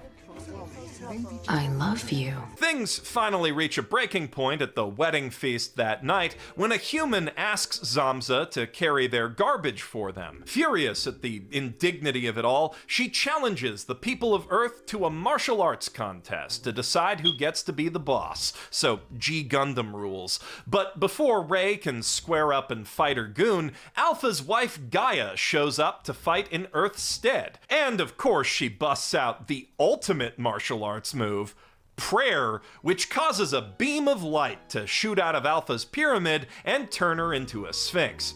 And Yu-Gi-Oh! The movie rules apparently beat G Gundam rules, so she makes quick work of the dragons by using String Shot, which is super effective. Wait, that's Pokemon rules. Anyway, Zamza doesn't take losing well. Kill me. It must be only me that you kill. Since I'm the one who lost. But Lady Gaia declines that offer, because happy science is all about love and forgiveness and junk, unless you're Chinese. And by sacrificing herself for her people, Zamza has finally started to understand what love really means. However, her angry, greasy, hairy right-hand lizard doesn't agree with that segment and slinks off to become the third act's tertiary villain. The next day, he comes back to snipe Rey in the middle of a big speech about noblesse oblige, but Zamza takes the bullets for our hero. The greasy one then declares that he and the other reptilians are doing a coup and work for Nagito now, and suddenly Tyler appears on his evil flying surfboard, leading a Walmart army of Mordor to attack the capital. Gaia creates a magic shield from her wings to stop them, and the giant pyramid uses String Shot, which is super effective yet again. Zamza attacks the Black Knight and gets totally yeeted, but before she can be perma-yeeted, Rey arrives to finally smack some sense into his friend. While they're busy punching each other, Greasy Face shows up to finish the job, but Zamza blasts his ass with a mouth laser, and some good reptilians show up a second later to provide backup. Rey finally manages to pin Tyler down and scream in his face about friendship, and while the Black Knight does manage to counter-hump his way out of the hold, he's too late to stop the ensuing flashback seizure, which is followed by a vision of Lord Alpha that finally brings him back to his senses. And the film finally reveals exactly what the promise was that they made to each other. The police force or the defense force? I'm not really sure which one is best. You should become the Prime Minister then, so you'll be the one to give the orders, and the defense forces will attack the bad aliens with the UFOs I've built. Let's unite our power and protect this planet together. Yeah, just become Prime Minister. That makes perfect sense. However, their reunion is interrupted by Tyler ambiguously passing out or possibly dying, and Nagito appears to gloat hilariously. Sorry, Zamza, but I've changed my mind. I've decided to take this planet for myself as well. And even in the face of a reptilian army, he still has one last trick up his sleeve. All of you need to knock it off, because right now is the best part of all! Wait a sec. That voice, those teeth, he's not Nagito at all. He's Nuxtaku, and he can turn into a giant spider? I just unlocked a new worst nightmare. Spider-Nux splooges webs all over everyone out of his suspiciously well-animated sphincter before moving in for the kill on Rey, but Zamza flies in at the last second to block his mandibles, freeing our hero but sacrificing herself. Falling into despair at his failure to protect his friends, Rey becomes vulnerable to the influence of the splooge. But then Tyler's all like, "No, I'm fine actually, I was just napping." So instead of being brainwashed, he has a vision of Alpha, who spends several minutes rehashing happy science history before explaining that Rey's true mission isn't to destroy the reptilians, but to learn about evolution and competition from them while teaching them about love and faith. Understanding this allows Rey to evolve into a golden glowing lion man who's too strong to be trapped by the splooge anymore, and he rips Spider-Nux's leg off before hammering him into a mountain. That only causes the villain to turn into an even bigger, uglier CGI spider thing though, and he uses the same Stargate laser that inceptioned Planet Zeta to turn half of Alpha City upside down. But then God just sort of pops out of his pyramid and stops that from destroying Earth, and finally faced with his true foe, the villain reveals the truth behind his evil motivations. So here you are, the god of Earth, Alpha! Why did our universe have to be destroyed? You know, that's a pretty valid grievance, and if the god I asked that of said, That's just how reincarnation works, bro. I'd probably throw some CG particle effects at him, too. Unfortunately for Nux, Alpha is immune to CGI and has the power of the erase tool, so all his spaceships instantly go bye-bye. What the hell? Unacceptable! I won't accept this! No way! And with one last prayer, Ray finishes the big bad off by just sort of randomly zipping around him till he bursts into a jumble of polygons and implodes.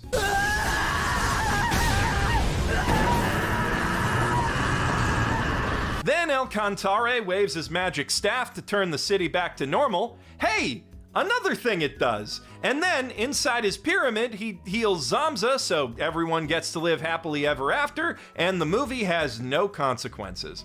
After that comes the obligatory sermon scene in which Alpha says, "Be yourself, but also love each other," over and over in different ways for like 5 straight minutes. And then, finally, it's time to send our heroes home with a proper tsundere goodbye. Well, even without you here, I won't be troubled by it at all. I won't be lonely either. I could have even chosen to take you as my husband, you know. Which could get pretty awkward with his girlfriend and all if they ever appear in a movie again, so I guess it's lucky they don't. The post-credits scene is just a shot of Alpha staring at you, judging you, followed by a to-be-continued card that is a blatant lie. Stan Lee's ghost must have really wanted to start his Happy Science story with a fresh slate, because Dahar and Giant Goat Man are the only recurring characters to appear in the next Laws of the Universe movie, Age of Elohim, which we know Stan Lee's ghost helped write, because Google says so. Set 150 million years in the past, the movie opens in dramatic fashion with a big, evil-looking red meteorite hurtling toward the Earth, while the CGI masses sail through the untextured CGI canals of Elohim City to take refuge in the untextured CGI temple of El Cantare's latest incarnation, who, as you might have guessed, is named Elohim. Outside, a brave army of humans, plus some anthropomorphic space bears and panthers, lines up to take their orders from a pair of blonde ladies, then hops in starships to defend the planet. Unfortunately, the Star Fox crew's lasers have no effect on the meteor, but just when it seems like all hope is lost, an armored angelic waifu flies in to smash the meteor up and save the day, causing the black splooge within to harmlessly dissipate over the city's barrier. Back on Earth, the identity of the mysterious waifu is revealed after a 1.5-minute long rock song plays over her walking like 10 meters to the palace.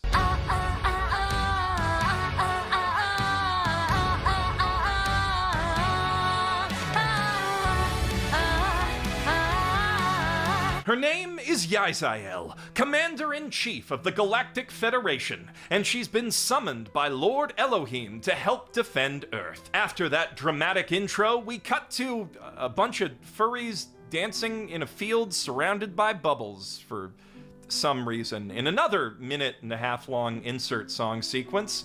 So I guess this one's sort of a musical.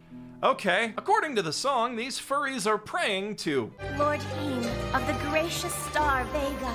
After the song's over, Yzael walks into Lord Heem's golden chamber, where he and his attendant tell her that she's been summoned to protect Earth by Lord Elohim, who's Heem's, like, reincarnation cousin or something. Then they bestow upon her a magic transforming whip sword, a magic crystal, and a magic mirror that turns into a Magatama necklace, Vega's sacred treasures. And she goes to Earth to blow up the meteor again from a slightly different angle. Then there's another 1.5-minute long insert song as she slowly strolls into the golden chambers of Lord Elohim, who kind of looks like Napoleon f***ed a Buddha, and there pledges for a third time to give her all to protect Earth. Okay, just to take stock, we are 19 minutes into the movie, and so far it has established that a meteor was heading for Earth, so God summoned a warrior from Vega with a magic sword to protect us. That's about it. Also, we watched the same action scene twice. Alright, before we pass judgment, let's just see what the next scene's about. That meteorite was impossible to destroy with our conventional attacks. If I had to guess, I'd say it was some sort of meteorite bomb. That sword. It's the renowned treasure sword that's able to transform its shape. It's a legendary sword. You know, I'm starting to suspect that perhaps Stan Lee's ghost did not actually co-write this movie. But whether or not he did, Okawa didn't let that stop him from doing the obligatory cameo. First, we should bring it to Stanley Man for further analysis. In their meeting with Stanley Man, who you might have noticed is quite a bit blonder than the Romanian Jewish guy he's based on. If you're new here, they do that a lot in these anime for some reason. He informs them that it will take him time to make weapons from the Crystal of Vega. However, by utilizing the extremely scientific technique of looking at it for 5 seconds, he is able to deduce that the treasures of Vega will only work for someone fighting for others' happiness or otherwise in the name of justice, which is convenient because justice is Yaziel's middle name. It's God's will to defeat evil throughout the land and to promote his justice. I refuse to ever fight if it is not in the name of justice. That being the case, Earth's obviously gonna need a lot more soldiers like her to stop any future meteor bombs, so Blonde Lady A, Pangaru, asks Yaziel to train their troops, which looks like it could be an uphill battle. Look, she's just a little girl, isn't she? How's it going, cutie? Are you feeling okay? Isn't that armor heavy?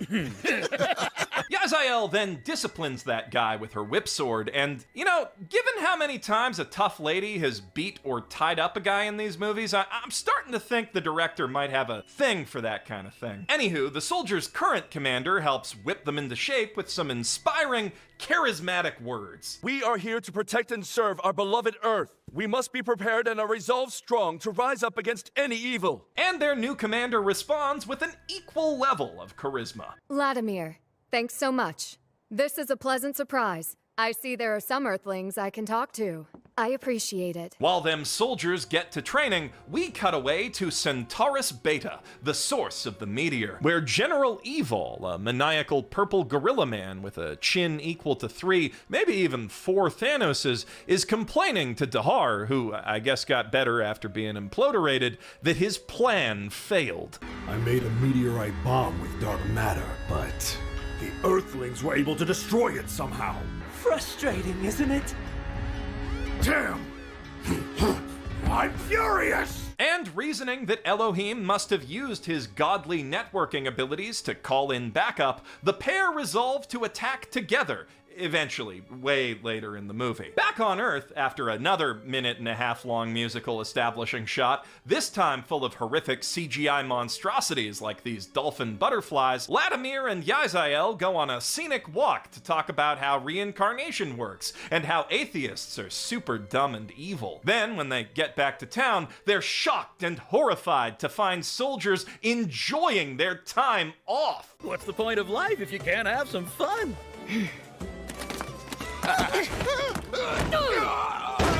Yeah, I'm gonna call it. The director's definitely into that. But those soldiers really should have known that the only acceptable recreational activity is walking around talking about religion. You are soldiers of God, and it's important that everyone sees you as heroes, even in private.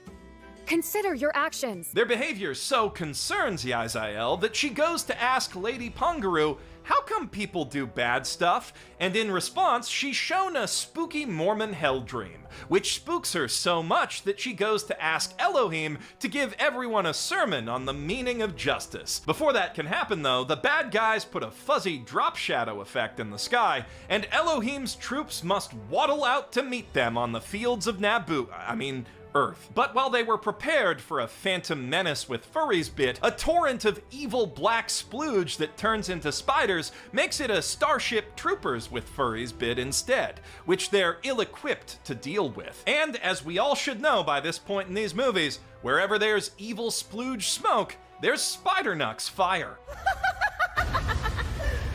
Yaziel, hello. What a surprise. Didn't think I'd find you on Earth in this day and age. Dahar, I knew it. Of all the different types of people, I despise your kind most. On arrival, Dahar tries to tempt the reptilians fighting for Earth with the same millennia-old speech about how the strong should rule over the weak, but Yaziel shuts him up by revealing that her magic mirror can turn into a Nerf Kamen Rider bike. She transformed.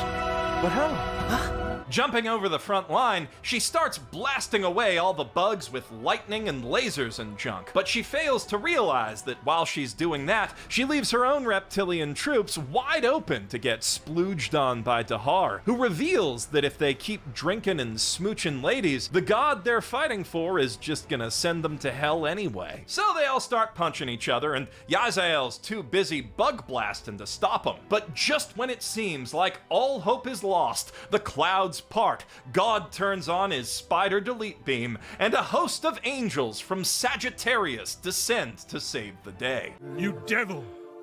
Get away!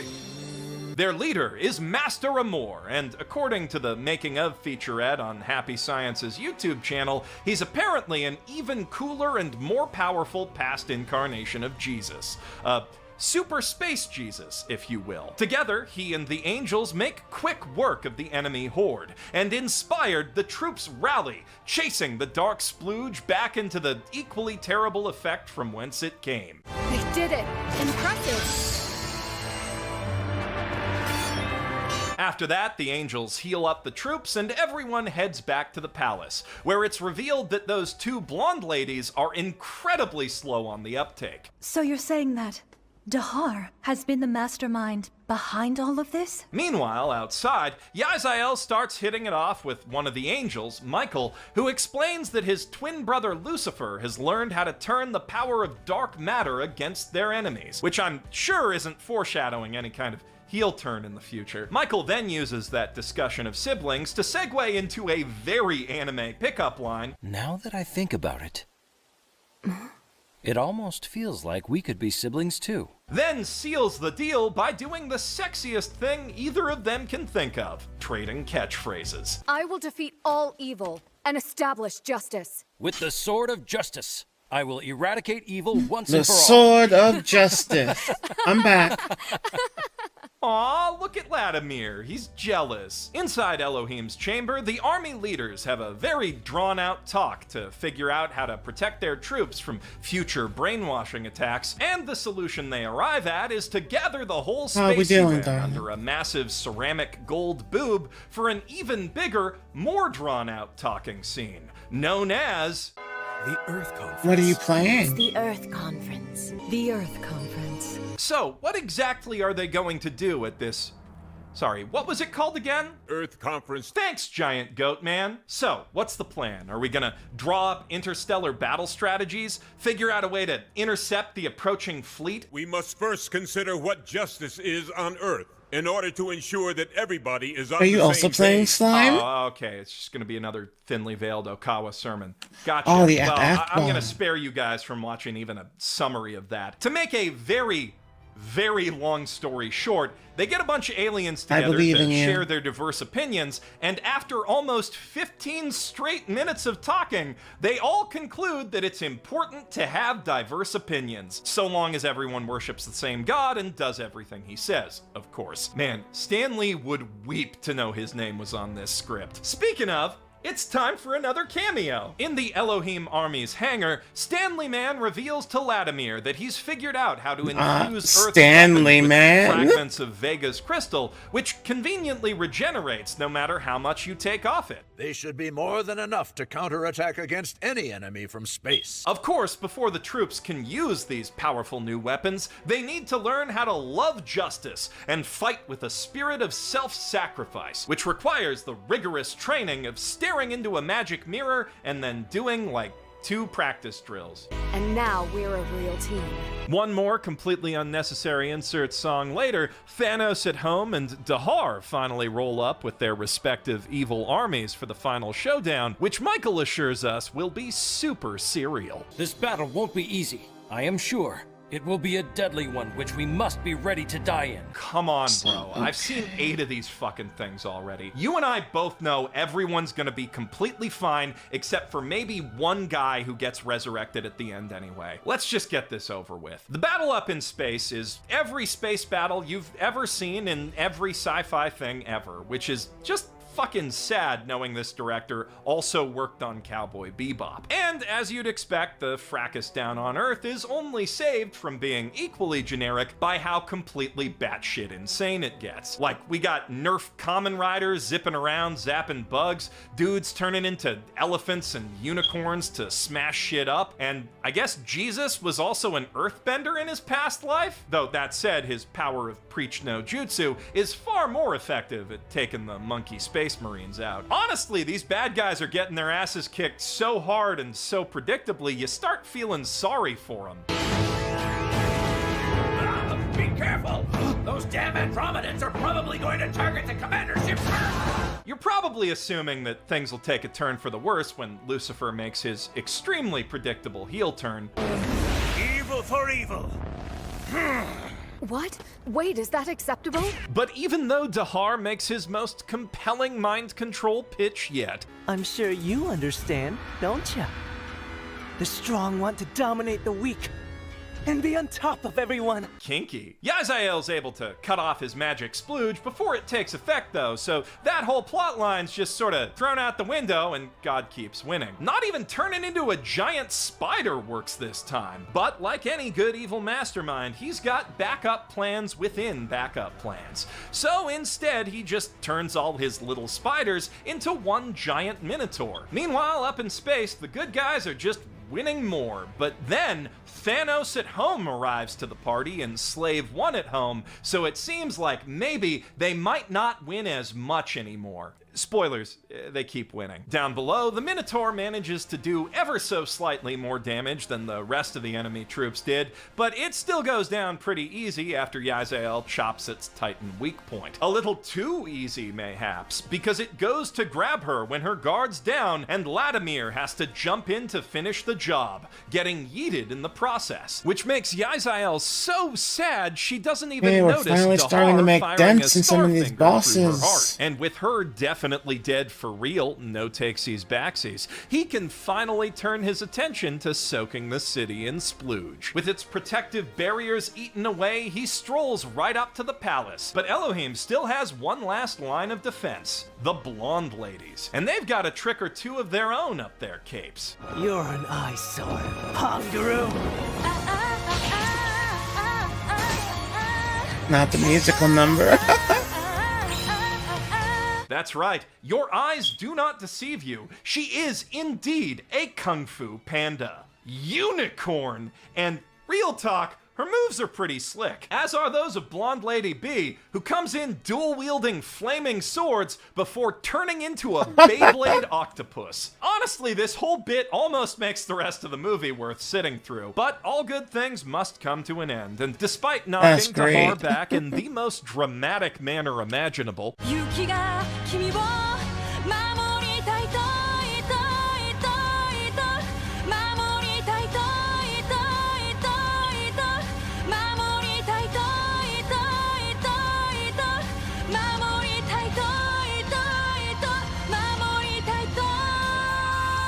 the blonde ladies are ultimately unable to hold back the unyielding tide of spiders and splooge. And when that corrosive force reaches the inner sanctum of God himself in the direst moment in any of these movies, Elohim just sort of waves his hands and then everything's fine. Kind of like he could have done that at any point. Fed up with getting his butt kicked by the Unipanda, Spidernux transforms into an even bigger spider horse scorpion thing. So to counter him, Elohim shoots a beam of light at Yazael's corpse, causing her to instantly resurrect as a giant mecha butterfly thing, and her magic pollen instantly makes all the spiders explode and the splooge melt away. But we can't forget there's still a secondary villain up in space who finally has a chance to use his own trump card. He was the one who told us about how the nuclear attacks will be neutralized inside of the palace unless we break the place's barrier.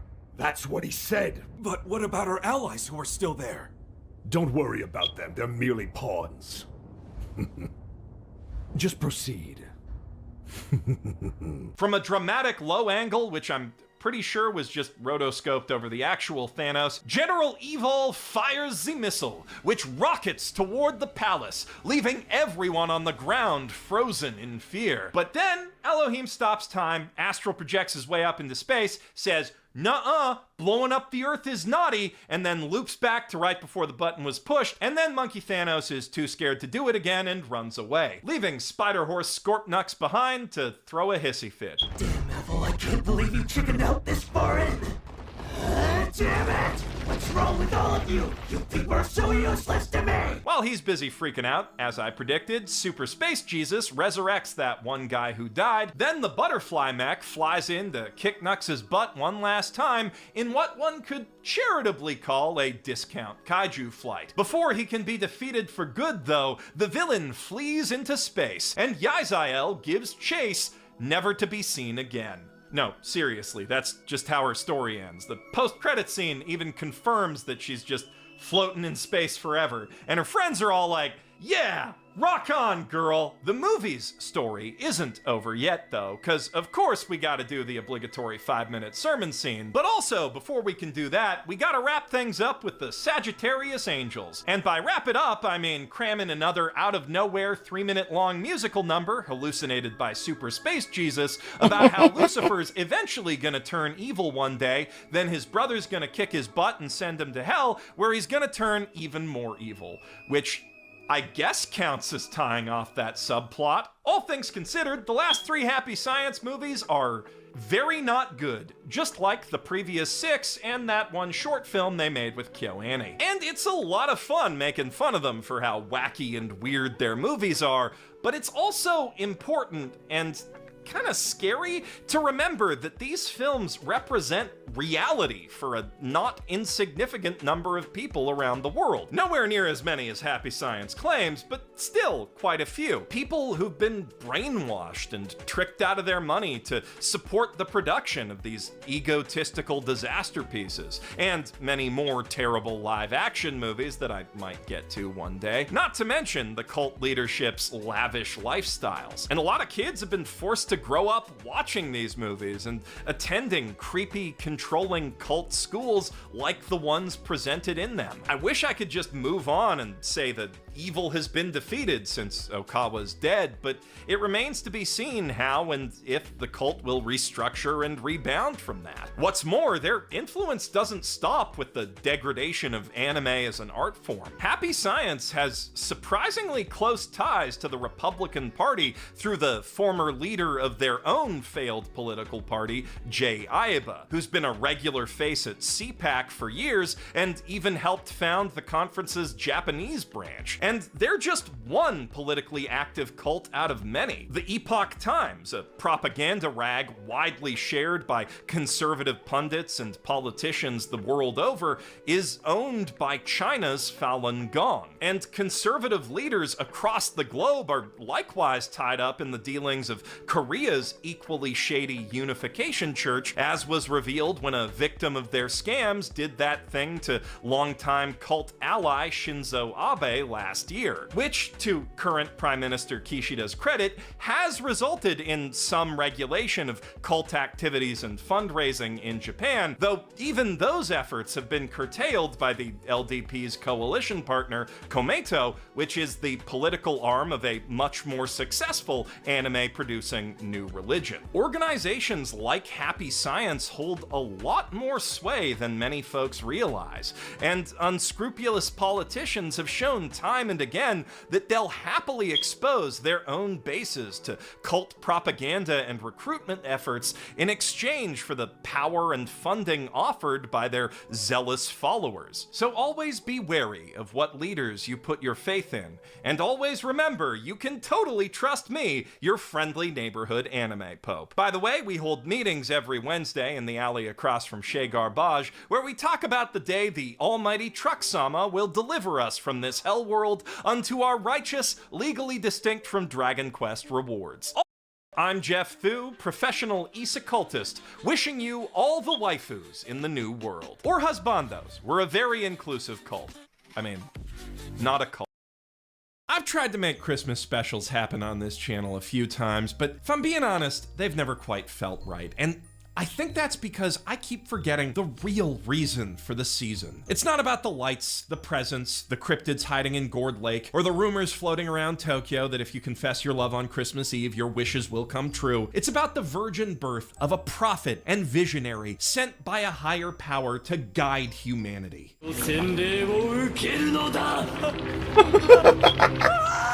彼は現代に蘇ったヒトラーそのもの。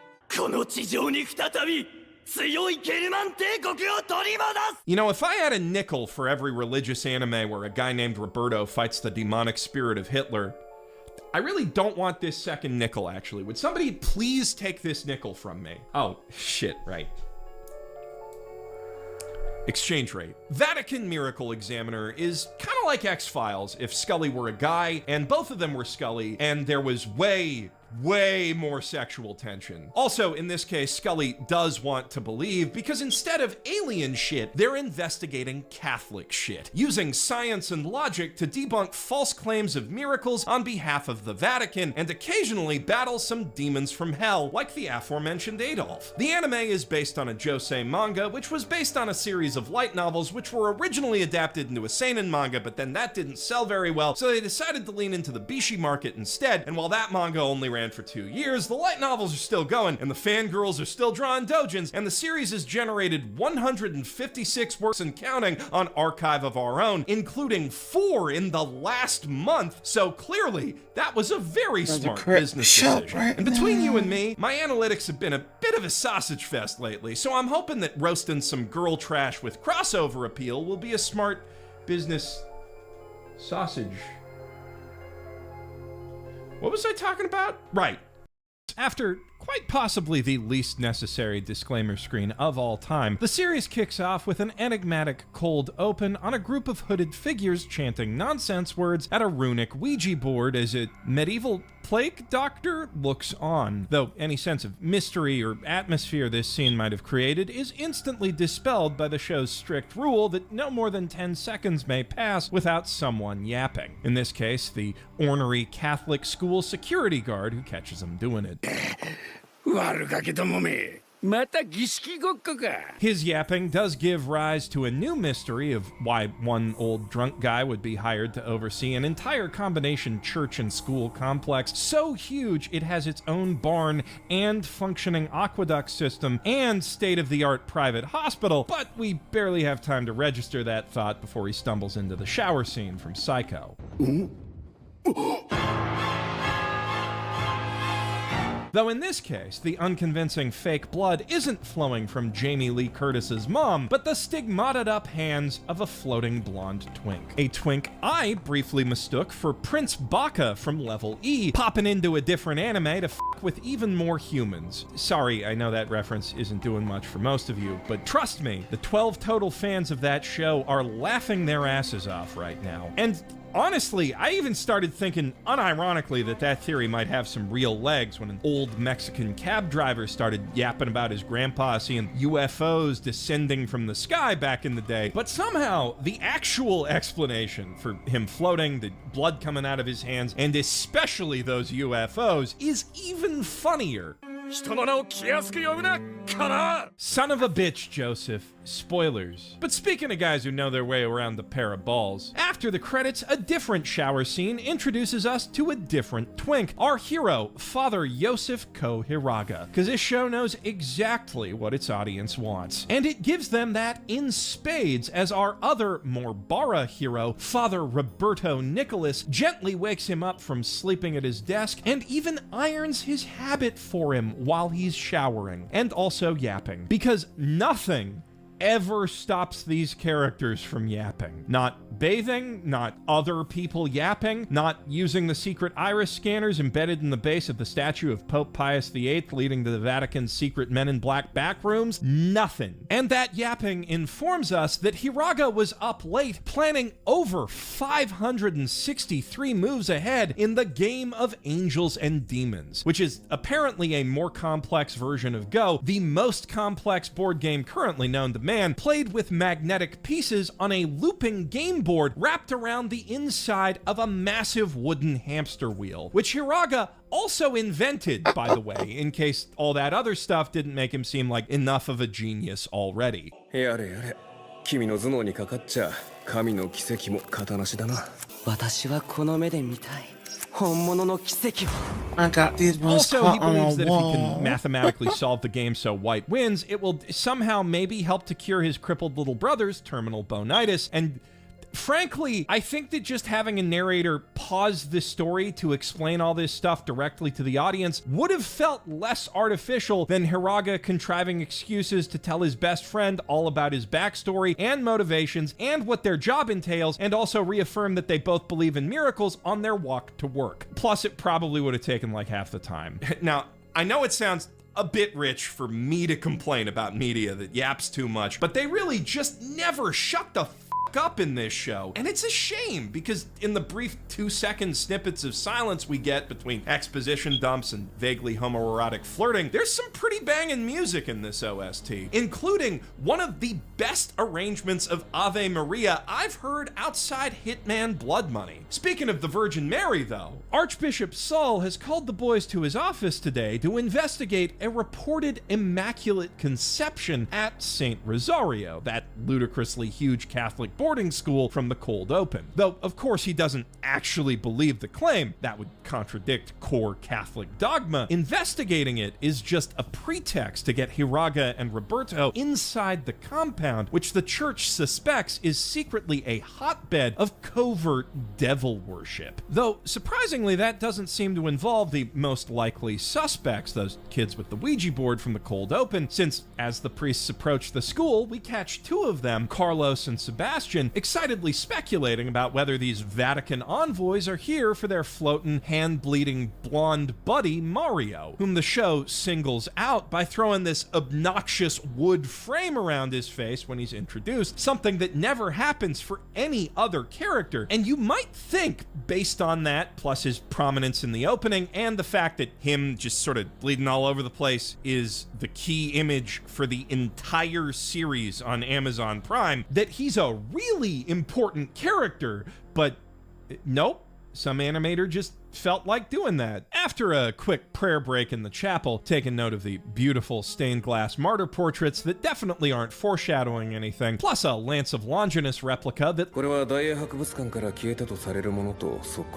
the Padres head off to investigate that madre they're here to see, Ana Dolores, who, by an astounding coincidence, also happens to be leaking blood out of her hands that's definitely not just sloppily recolored sakura blossom particles when they arrive. And even though it's just a cover story, they do take the job very seriously. こちらがアンナの処女膜。再生手術を行った痕跡は見当たりません。Outside the hospital, after they're done dismissing the possibility of artificial insemination out of hand because, I don't know, she just seems really honest, they're briefly spooked by a crazy old lady with what looks like a two-headed baby in her arms, but then they just kind of forget that happened and go back to their rooms and have another very organic conversation about how Hiraga's the team's science and math guy, while Roberto's their books and cryptography guy. A clarification that I actually did kind of appreciate because I had no idea what Sukino is doing here besides looking handsome. After that, they're invited to dinner by this conspicuously hot nun named Dorothea, where Father Johannes, the head of the academy, introduces all the other men in the church individually by their suspiciously German names, then says, oh yeah, we got some girls too. Then one more priest wanders in late, making awkward excuses, but he's interrupted by the conspicuously hot nun doing something conspicuously hot. Back in the room again, Hiraga gets an email from his buddy back at the Vatican, Lauren, who looked into Sister Dolores's apparently non-existent gynecological records for them, as well as how a humble Mexican church could afford to furnish a state-of-the-art hospital on its massive private estate. 3000万ドル。教会の資産にしては高額すぎるな。You can tell this wasn't written in America. But that does confirm that something nefarious is afoot at this church, and as if on cue, Roberto spots someone skulking around near the church's barn. Then Father Hiraga stumbles into a spooky Catholic hell dream about his bonitis brother being able to walk again and also possessed by the devil, and no sooner has he waken up from that than it turns out that Father Klaus had his head bashed in that very barn as part of some sort of satanic ritual type thing. But it seems like the forces of good are ready to clash with this evil on campus, because the next day, when the understandably shaken student body goes to mourn him at morning mass, with Carlos in particular being suspiciously shook by Father Klaus's passing, the boys are given another miracle to debunk. 奇跡だ! マリア様が! マリア様が!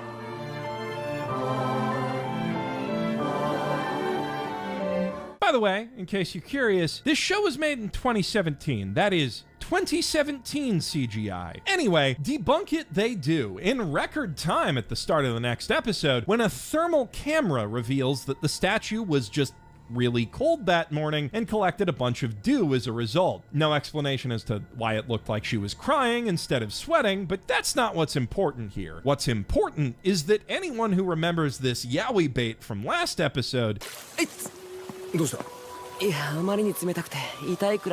is now a step ahead of the investigation. Though at the moment, Father Johannes is showing a suspicious lack of interest in that investigation, insisting that the statue crying was definitely a miracle and shooing the examiners out of his office before they can share their counter-explanation. On the way out, though, they notice a second principal's office next to his, apparently the sealed quarters of the church's founder, Michael Brown, who fixed it up and took in a bunch of orphans after the war, including most of the current clergy, which is why they've left his room as it was when he died, out of respect for his saintly demeanor, and also why no one, especially not no meddling kids, is allowed to go in there and look at anything.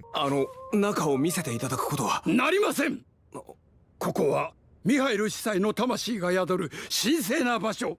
たとえバチカンの使者であるあなた方であっても、好奇心を満たすためだけに入ることはなりません。絶対に。Great job, Pops.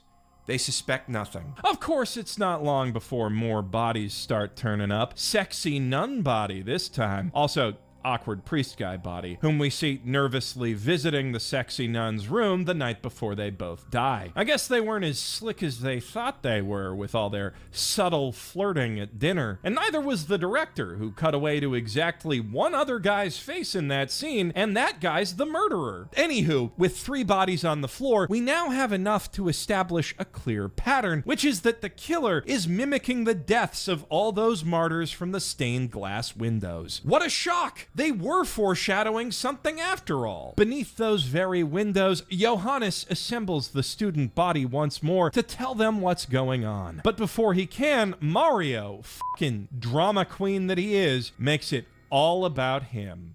コールだ! マリオにまた神のコールがかかったぞ! あなたは私の最初の子羊。あなたの犠牲の上に我が王国は成り立つ。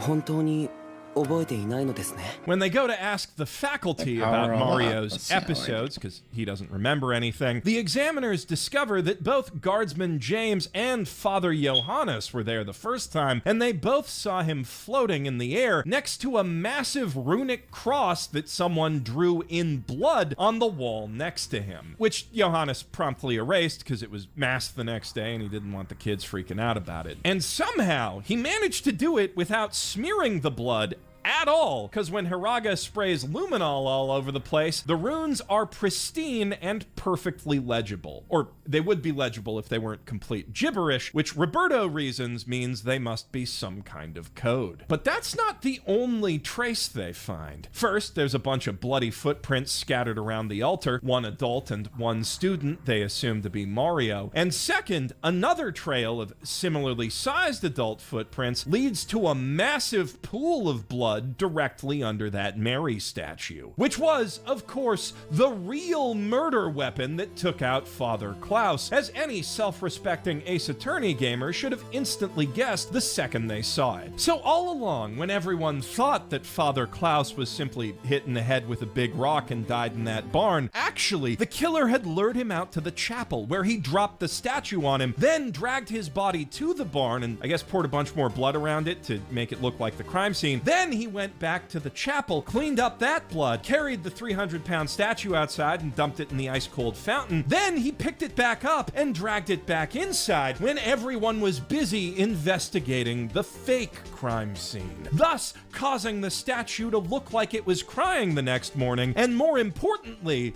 can't actually think of a way that helped hide any evidence or create an alibi. The perfect crime. Now, you might be thinking, duh, Jeff, you forgot the footprints. They could easily match those to one of the 7 adult men left on campus. I mean, what are the odds they'd even have the same shoe size? And you're right, they could do that.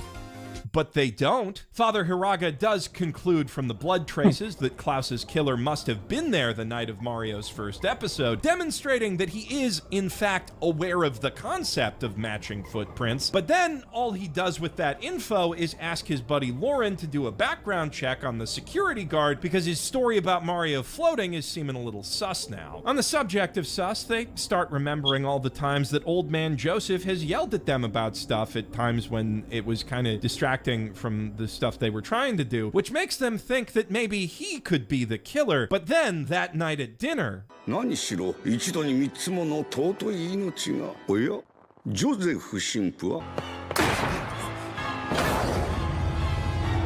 Say,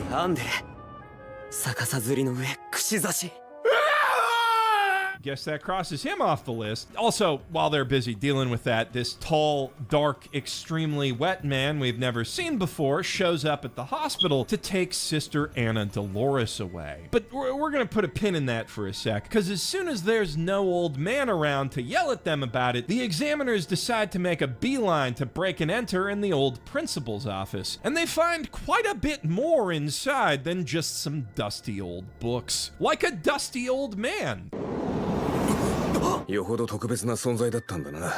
Also, yet another Lance of Longinus replica that looks exactly like the one that disappeared from the British Museum. But that's still just the tip of the iceberg, and honestly, this is the place where the pacing of the mystery, whatever was left anyway, just completely falls apart. Because in a minute and a half, Roberto manages to stumble across an original ancient satanic Bible, plus a whole book full of them mysterious runes, and while he's doing that, Hiraga opens up this door with a false bottom that contains the other half of this broken Satan worship MacGuffin thing that Father Saul originally sent them to the church to find. This whole scene feels like you're just watching someone speedrun a point-and-click adventure, complete with a stupid little puzzle minigame. Bingo da.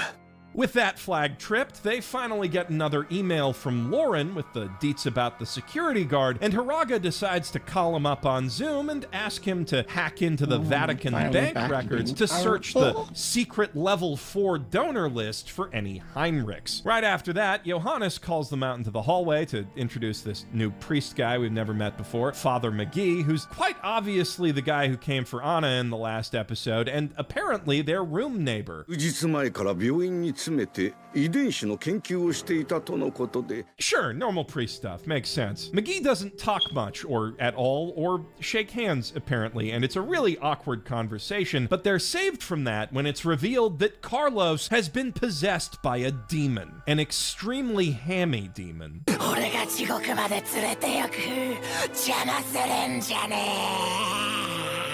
Carlos. Luckily, these priests know how to exercise and look sexy doing it. But this demon's a tough one and also weirdly familiar.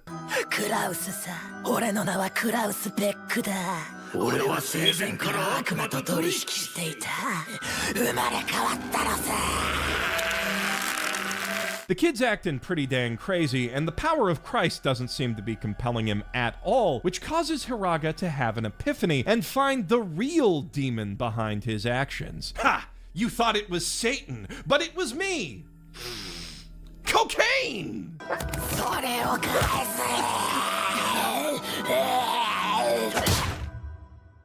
After that, we learn Carlos's tragic backstory, which is that Klaus was drugging him up and doing, Catholic priest stuff to him in that barn.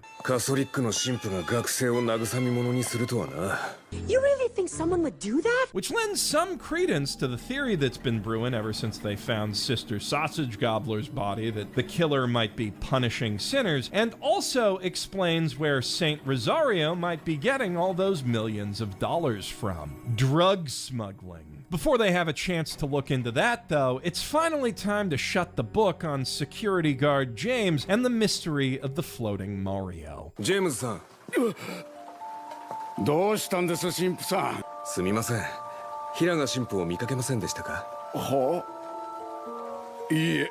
動いているものしか認識できなかったとはね。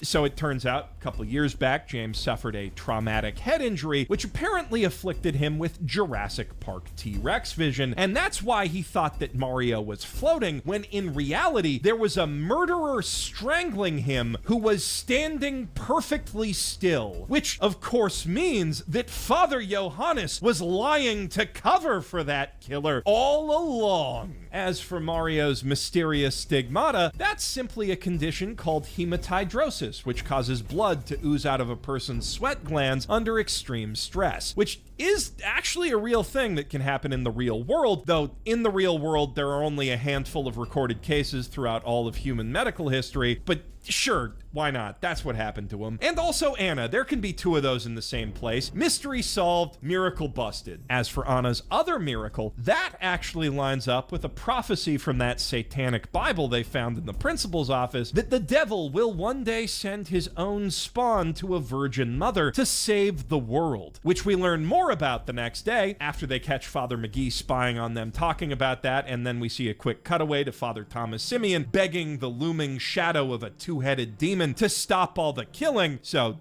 guess we know who the murderer is now, when Hiraga suddenly remembers that old lady with the two-headed baby who spooked them 2 episodes ago. Look, I know it sounds like I'm bouncing all over the place with this summary, but that is actually how the show's edited together. Anyway, that lady certainly is spooky, but she's also full of very helpful information. 男の人と接したことのない私が授かった。可愛いでしょ？父もとっても喜んでくれたのよ。この子は神だ。家主神の生まれ変わりだって天から使わされたの。大きなアークに乗って私の父はセントロザリオの理事ミハエル・ブラウンよ。 The nice men who come to take Mary away tell the priest that she was driven mad when her deformed baby died, even though she had another healthy baby not long after, and that they definitely shouldn't listen to anything that poor schizophrenic lady has to say. But of course, it's far too late for that, and the pieces are already falling into place, starting with what that cab driver said about the UFO that showed up back in 1945. 旧ナチス所有していた巨大飛行船の中で未だ1隻だけ行方不明の機体ラズブルグ号。まさか。 Turns out some Catholic clergymen helped the Nazis go into hiding after the war, just like in real life. And we soon learned from Lauren that, in the anime at least, that conspiracy goes all the way to the top of the Vatican Bank, whose highest-ranking officials are all secretly tied up in Nazi gold-funded, Swiss bank-laundered insider trading through the fake charity front organization known as Heinrich. That book of runes that Roberto found in the office may well contain even more secrets of their organization, but of course it's encoded just like that cross, so they'll need some kind of cipher key if they want to read it. Luckily, there's been one hiding in plain sight right under their noses all along, the Ouija board them kids do their seances with. But before they can go grab it, it's time for another motherfucking Psycho reference.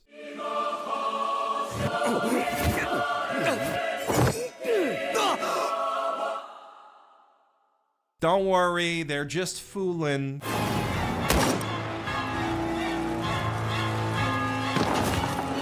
今のはジェームズ・チェスト。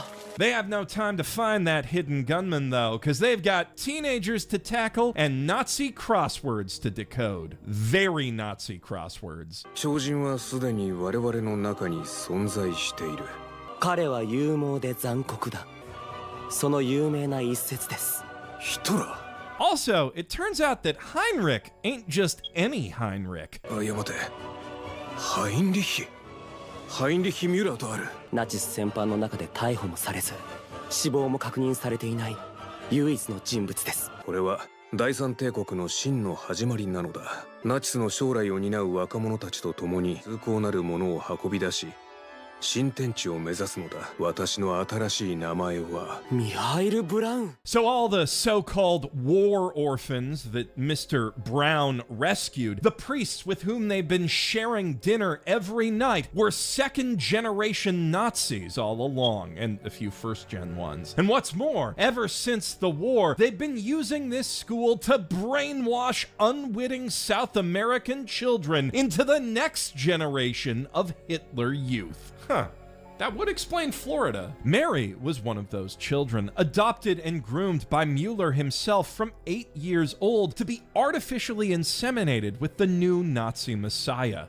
Gross. And while their first attempt didn't work out, the second one produced Father Thomas Simeon, the true killer, who's still got a lot of stained glass to get through and not a lot of episodes, so...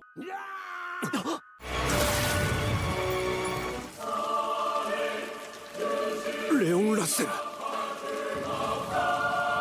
父さん、レオンは殉教者となったのだ。ああ、そうだな。 Damn, bro, that's your own dad. Though, I guess he was a Nazi. Chasing Thomas leads the examiners down to a secret underground bunker, hidden beneath the Lance of Longinus that looks exactly like the one that disappeared from the British Museum. There, they uncover the drug lab that's been supplying the church with money by sending covert shipments down the aqueducts. Bet you didn't expect those to actually be plot relevant. And further down still, they find the remaining Nazi Satanists worshipping Father Thomas, his freaky Siamese twin brothers, and that object most holy and noble that Mueller brought with him to Mexico, which wasn't the Lance of Longinus that looks exactly like the one that disappeared from the British Museum after all. ヒトラー？ヒトラーほどの独裁者です。自分の遺体を冷凍保存させていたのなら、その生死も、つまり彼は現代に蘇ったヒトラーそのもの。ヒトラー？ Unfortunately for the Nazis, ever since he was born, none of their Hitler particle detectors have picked up anything from Thomas, so eventually they decided to try again. But of course, right after they did, he finally awakened his inner Hitler. What am I gonna do? I'm Hitler's top guy. What am I gonna do? Adolf Hitler chose me to lead the revolution. Then he went on a serial murder spree, as Hitlers are wont to do, and he's still not out of stained glass windows yet, so...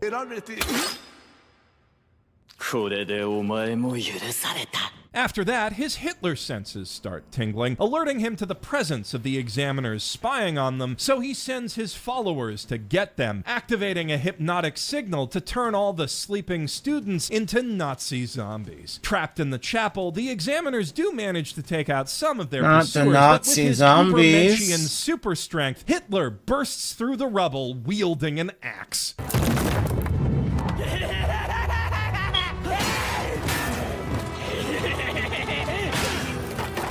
Luckily, these priests know how to exercise and look sexy doing it. 何時最も下劣なる霊よ、我らが敵の軍勢よ。そんなものが神を恐れよ。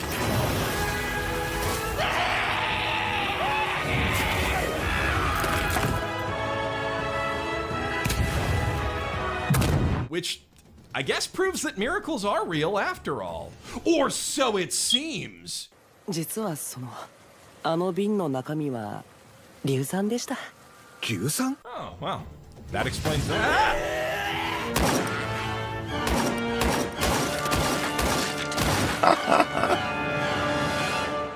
In one final twist, it turns out Father McGee was actually a spy for a secret organization tasked with taking out Nazi remnants around the world, and so was Sister McSlut and that other guy, which is the real reason they got murdered. They weren't boning at all. She just gobbled that sausage like that to distract everyone from his terrible acting. Also, Father McGee's the guy who blew up the underground bunker a few seconds ago, and on top of that, he took out all of Hitler's other soldiers that were still frozen at the hospital. So never again will mankind have to fear the return of that horrible bloodline. Except, of course, for Sister Dolores' baby, but you know, they're Catholic. It's not like they can abort it. Thus, the curtain falls on the first arc of Vatican Miracle Examiner, raising the important question of where the f*** do you even go from there? And unfortunately, the answer is nowhere anywhere near as funny. There is a killer Santa Claus in the next episode, but only for like a minute, and the rest of it's this really awkward flashback within a flashback about this guy whose dad, the demon lord Azazel, went out to get cigarettes one day and left him with the power to grant 1,000 wishes, but they're all monkey paw wishes, and then later he gets married to a dolphin trainer, but it turns out she never existed, which is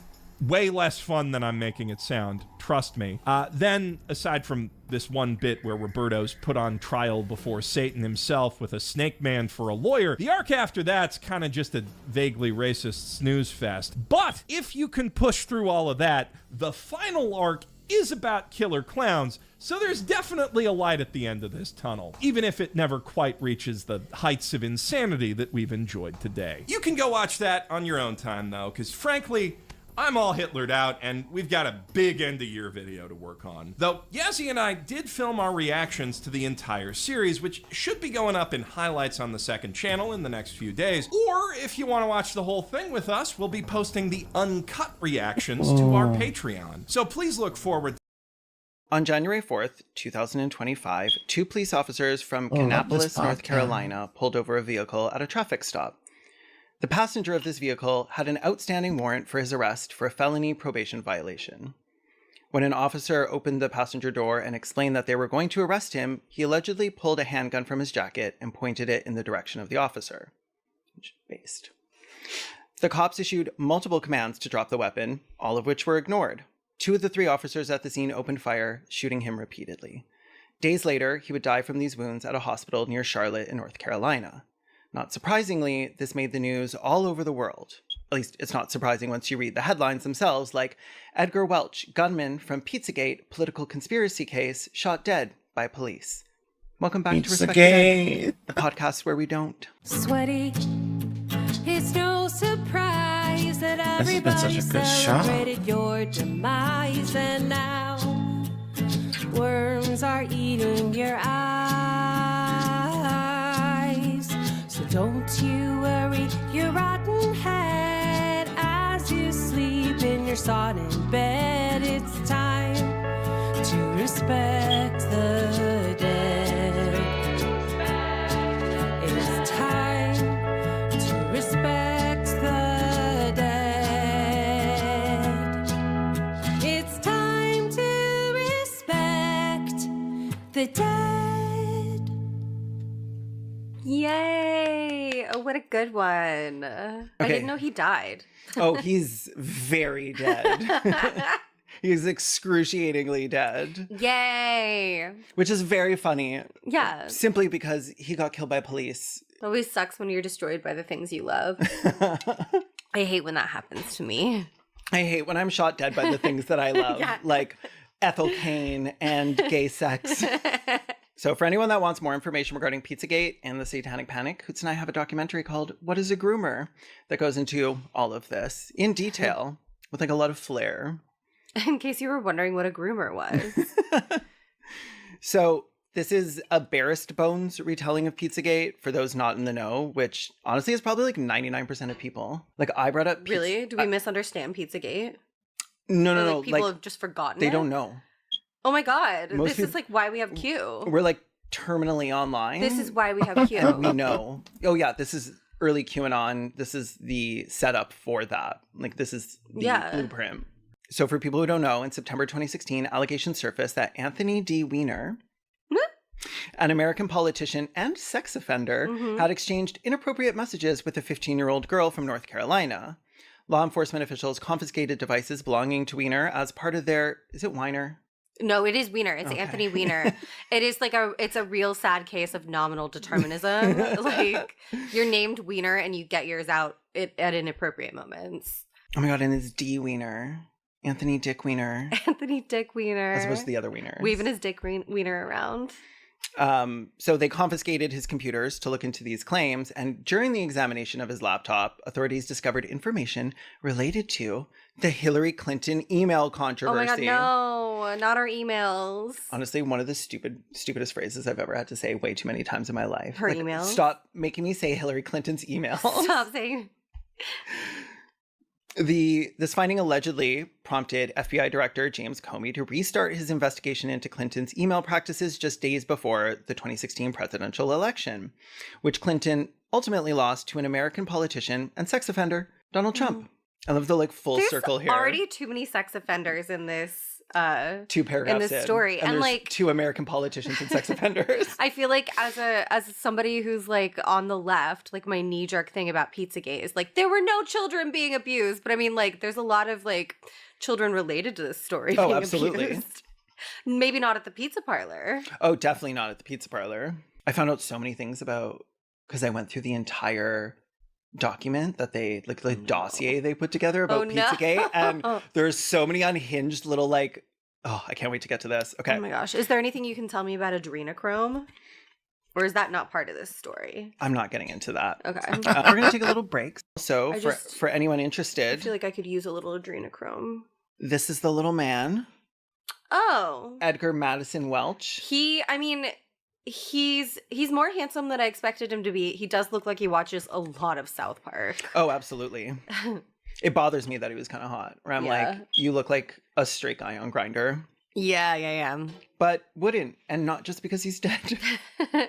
So just days before Hillary lost to Trump, on October 30th, a Twitter profile spreading white supremacist content and claiming to represent a Jewish attorney from New York made false assertions that the NYPD had uncovered a child exploitation network connected to Democratic Party figures while examining his laptop. So we all knew he had his laptop, and then the leaks started coming out with that little bit of half-truth. Where it's just so you know, we found this. And it's well... And it's pizza orders, right? It's literally pizza orders. They're cheese pizza. I know what that means. And it's CP. I know what that stands for. It's what else could it be? And it's it's a order at a pizza place. Pizza place for a cheese pizza. These are staffers. They gotta eat. Yeah. And they're Democrats, so half of them are vegetarian. Yeah. What would be a pepperoni pizza? Puppy porn. No, not the puppies. We've uncovered. Not the puppies. Oh my God. Breaking news. This is basically how it happens. It's 2 dumb bitches sitting in a chair. Oh no. I figured it out. We're left as Pizzagate. Not Puppygate. Not Puppygate. Puppygate sounds adorable. I know. And also very helpful if you need to keep your puppy out of a random store in your home. Yeah, I need a Puppygate. Okay, people are going to get mad at us for not talking about the actual content. Oh, I'm sorry. You got what you came for? We're having fun. During October and November 2016, WikiLeaks released John Podesta's email communications to the public. Conspiracy theories analyzed these messages and claimed that they discovered hidden terminology related to child trafficking and exploitation activities.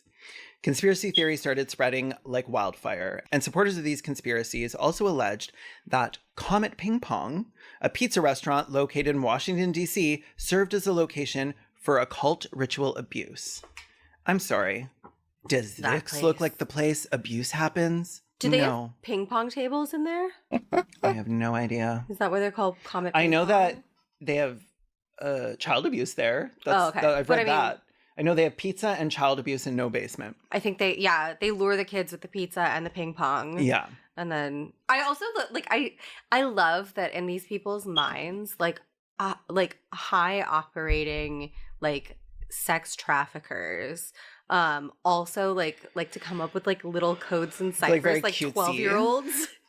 like me with my little journal and my best friend when I was 12. Okay, but when we say Delilah, we actually mean me. And when we say Rover, we mean you.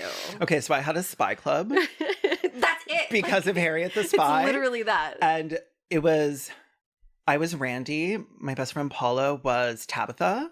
Yeah. Just come up with another name. And then our friend Jessica was Chrissy. And we remade, what's that song like? When I went a walking down a something highway. It's like Woody Guthrie or something. We found the song on Encarta 95 on my CD-ROMs. And then we like rewrote the lyrics to be about us and our little spy club. Your little spy club.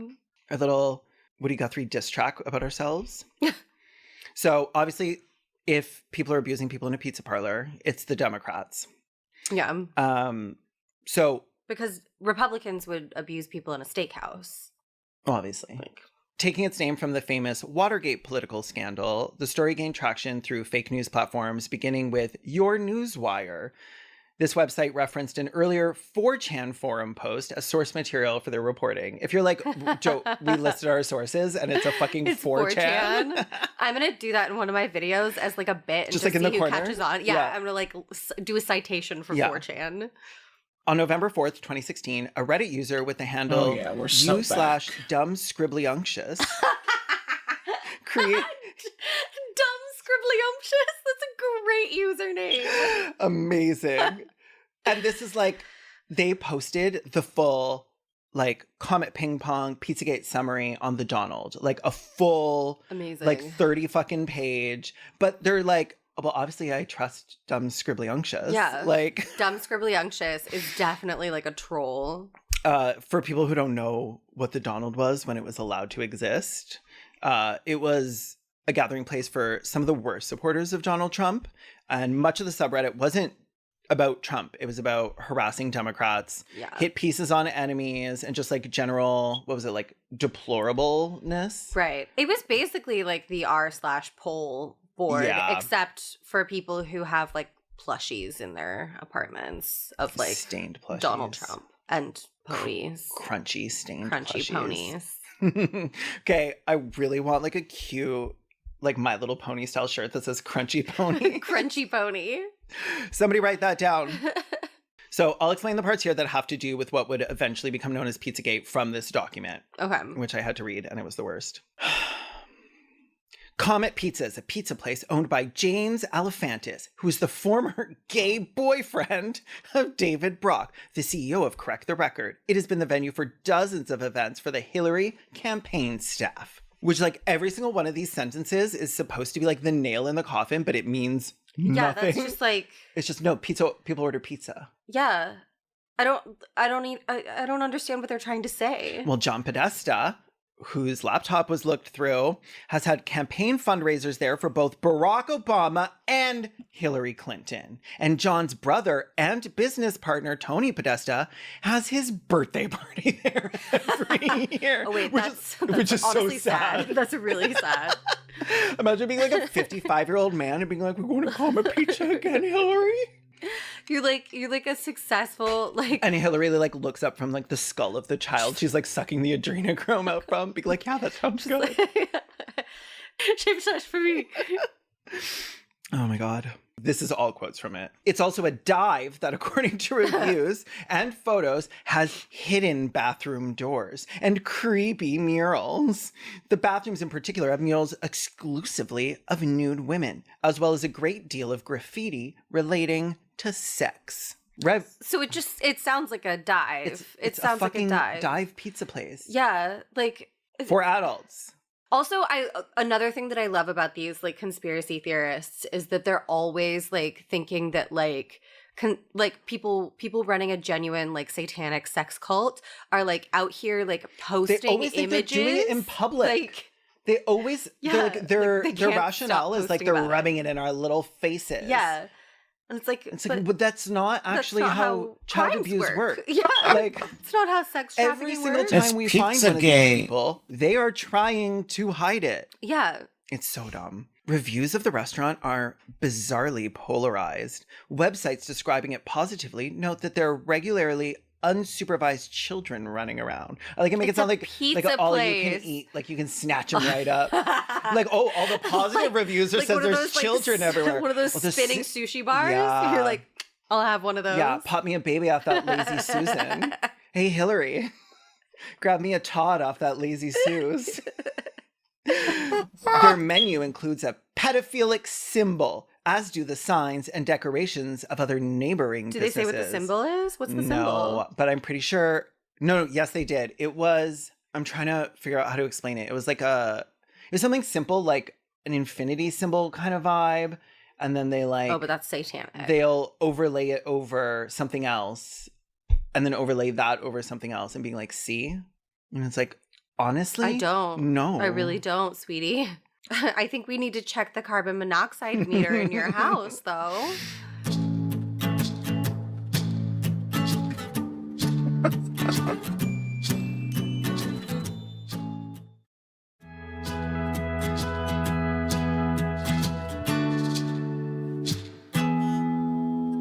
The music acts and the posters promoting those same acts are bizarre in their presentation, content, and lyrical focus, but are still promoted as being for all ages. The overtly sexual content would suggest otherwise. They have bands that they have bands who may or may not be playing those songs there, but are like, I don't know, like a little. I mean, these risque. guys find sex hidden in Disney movies. Yeah. Like, They're like, you ever look at the cover of The Little Mermaid? See all the penises on that? Yeah, hot, isn't it? I think Pretty if you're, sexy, don't you think? I think if you're seeing dicks in columns all the time, you might just be a little horny, sweetheart. Like, you might just want some dick. Look inside yourself and find a dick there. These are the kind of people who are afraid The to dicks eat have hot been dogs inside and you popsicles in all public. along. Yeah. I'm not. I'll eat a hot dog popsicle. I'll eat both at the same time. Double fucking Two-fisted. fisting it. Keep your hands away from your face. We need to run face refinement. Yeah, that's better. I eat them like this. Just You like that? That's not free. gluttony. I'm going to blur it. The same has taken place in reference to videos recorded inside Comet Ping Pong by people that frequent their establishment, as well as video referencing Comet Ping Pong positively from the exterior. The fuck are you talking about? What does any of this mean? People saying it looks nice outside? Yeah. It does. Like, it's got a nice sign. I like the sign. I love this Comet. Yeah, retrofuturism Yeah, vibe. definitely. Can It's you very see this? Tomorrowland. Not me pretending that autofocus is on me. Like, can you see this? You can definitely just drop it in. But yeah, But I like won't. I like the colors. Yeah. I like Oh, the it's cute. I colors. really like the color palette. Mhm. I was thinking of getting a sign just like this to put over my bed. But I am a satanic Democrat, so Oh, I would like absolutely. the colors. I would like the satanic colors, green and orange. While initially not the central focus of the investigation at the onset, Comet Ping Pong is a much more overt and much more disturbing hub of coincidences. Okay, coincidence cannot be used when you've made up the connection between them. Like, you can't be Right. like, oh, there are children there and they serve pizza. Coincidence? And it's like, Wait, no. that's not a coincidence. No, that's like- where you would expect to see children. Yeah. But even if At a even if restaurant. there were a lot of coincidences, Yeah, they're coincidences. coincidences. Yeah, by default, a coincidence is It's not just a nefarious. Yeah. Everyone associated with the business is making semi-overt, semi-tongue-in-cheek, and semi-sarcastic inferences towards sex with minors. The artists that work for and with the business also generate nothing but cultish imagery of disembodiment, blood, beheadings, sex, and of course, pizza. I'm sorry, source? Source? Like, are you showing these images? It'll be like there was a piece of art commissioned inside Comet Ping Pong, and then you'll go to that person's Instagram page, and they also make other art that has dark themes. And they're like, they thought they could hide it from us, huh? And it's like, no, bitch, they it's on their post it fucking Instagram. What are you talking about? So that's the end of that quote. Here is some of the evidence for the fact that this is a conspiracy, that this is a pedophile ring. Now, if you listen to this evidence and you're like, oh my God, just get to the proof already. Why is this bitch like vamping and just like listing off things that have nothing to do with each other and are not evidence? Is That's that the the evidence. whole post? That's the whole That's post? the Are you evidence. fucking kidding me? These people are infuriating. Like at least post something that from as an outsider I can be like, ooh, that's interesting. Yeah, that's like like really makes you think, doesn't it? And it's like, no, none of these people have ever thunked before. Never. They're trying. They're trying real hard. Those brains are firing on all cylinders, and they are stuck in the mud.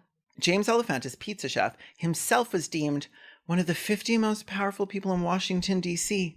by GQ magazine.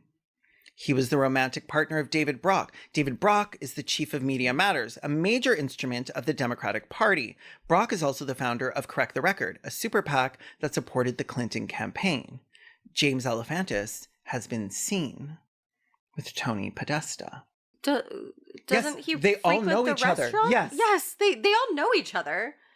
An That's email. not evidence of child sex crimes or Satanism. It's just evidence of like owning a successful restaurant That like in a bunch of Washington, old DC. white liberals know each other. Yeah. An email from Alefantis to Tony Podesta, which Tony Podesta forwarded to John Podesta, has an attached file, which was an image of Hillary's logo with a pizza slice in it above a comet logo. Alefantis also made desserts for a Clinton campaign event. Okay. Here's chef. the real evidence. Okay. Comet received payments of over $20,000 from American Bridge 21st Century PAC, a primary funder of which is billionaire Clinton backer George Soros. Oh, here we go. Yep. Payments are revealed. mention. Payments are revealed in the leaked receipts for catering events. So the $20,000 was catering an event. 3 events. Three event. That sounds about right because these events each have like what 500 people at them. Yeah, 200 so like people? what, like 6,000 or something You've like ever that planned for a wedding? Yeah. each event. Alefantis had a statue of Antinous as his Instagram profile picture. What does that mean? Antinous was the boy lover of a Roman emperor and is considered a symbol of pederasty. Oh, okay. An employee of Comet posted many images What is portraying pizza pederasty? in a sexual way. Oh, yeah? Oh, yeah? How was it sexual? Like cheese dripping off of it. Actually, I think Someone Not the going, sexual I cheese. have the link for this one. put that cheese into my mouth. Is it going to open? Is this archive link going to open? Food is often depicted sexually because, like, Yeah, our but do not go craving on for TikTok. You were going to be upset about how many men are like rolling dough balls and like slapping them till they jiggle and sticking their face up in That's that like shit. a very common thing because our hunger for sex and our hunger for food is pretty similar. Yeah, it's hunger. So this further fueled their suspicion that they're using pizza as it is commonly used by pedophiles, a symbol and code word for sex with minors. I don't know that it is. I wouldn't put it past pedophiles to be stupid and gross. Definitely not gross. The bar I would is not. back. I would put it past them to not be gross. Yeah. But like, I don't know. I wouldn't put it past them to use like little euphemisms for things, but pizza is like pizza. Well, when it's from a pizza place, if it was a place like if it was like a Chinese restaurant and they're like, we're ordering pizza, then like maybe I would be like, well, that is a little bit weird. Something to think about, huh? Because like, how does the restaurant know if you want the child sex abuse pizza or just like the normal regular pizza? Oh my god, imagine ordering a cheese pizza and then you get you get a child. Like, why is there a zip file in my receipt? Like, how would they know who to send the pizza to? So in another email, Podesta was told that he had left behind a black and white handkerchief with a map that seems pizza related on it. I don't even know what that means. What is that? Pizza related. Handkerchief with a pizza related map.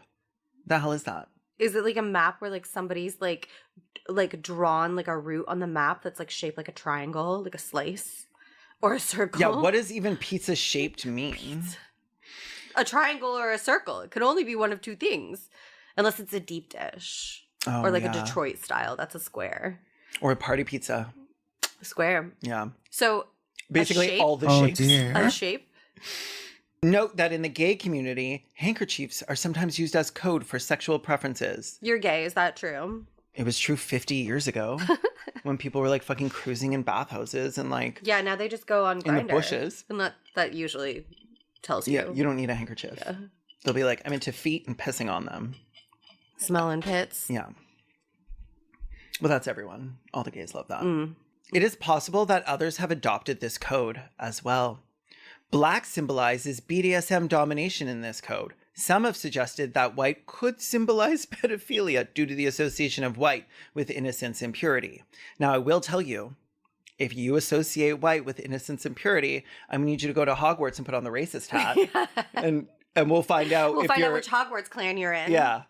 Furthermore, as discussed, cheese pizza is a common code phrase meaning child pornography. So pizza... Is it though? Or is that No. just something you came up with? Like, you can't say something is common when you just made Prove it it. up.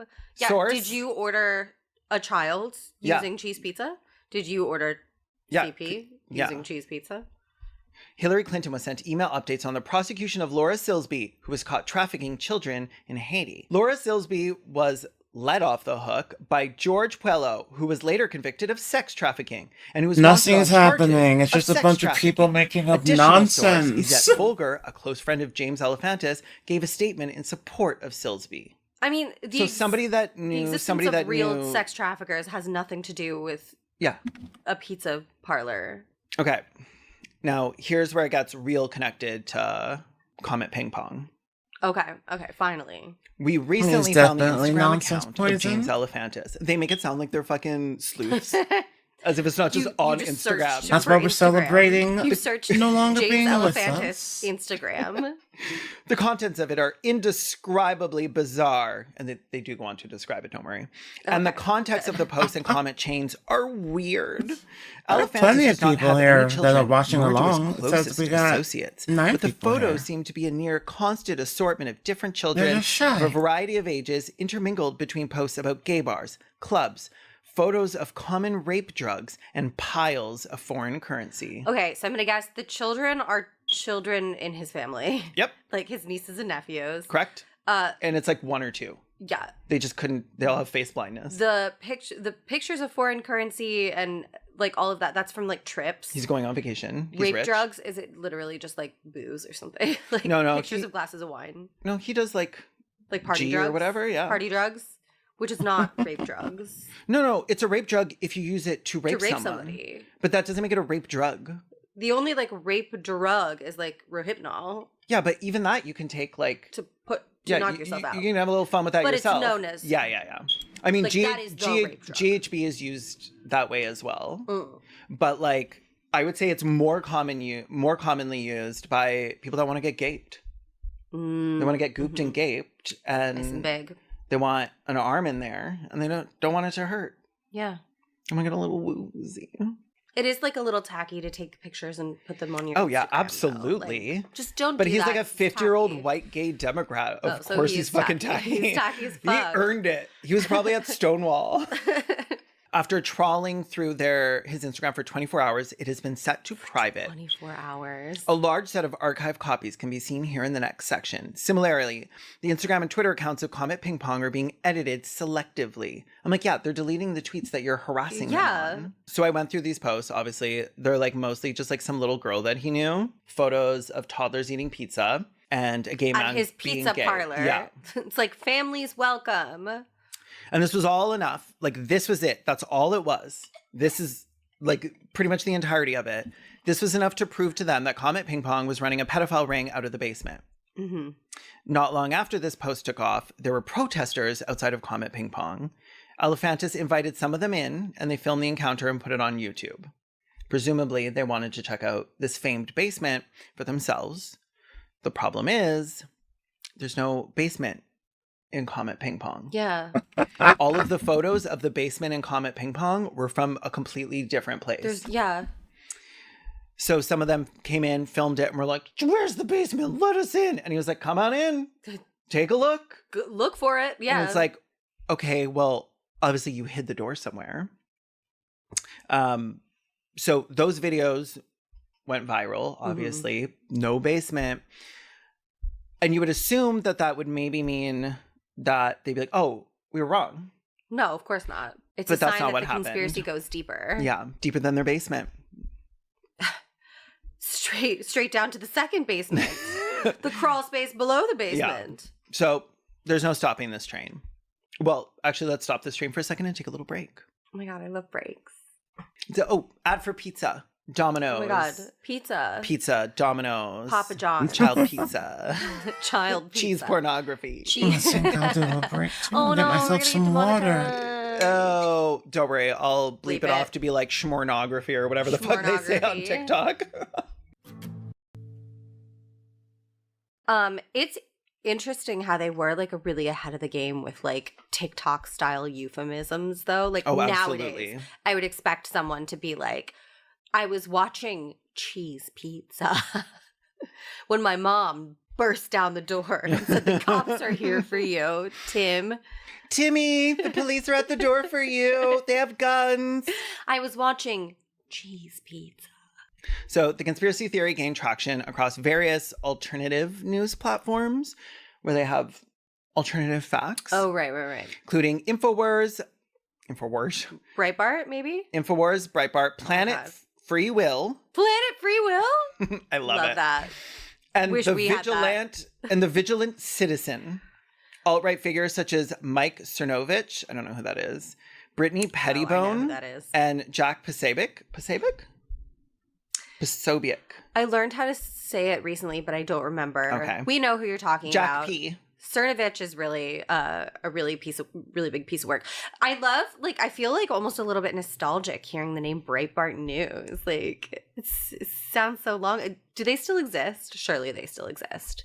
They're just not relevant anymore. No, I think they got fucked because Milo Yiannopoulos ended up being a big little perv. Actually was like sleeping with teenagers. Yeah. And now he's converted.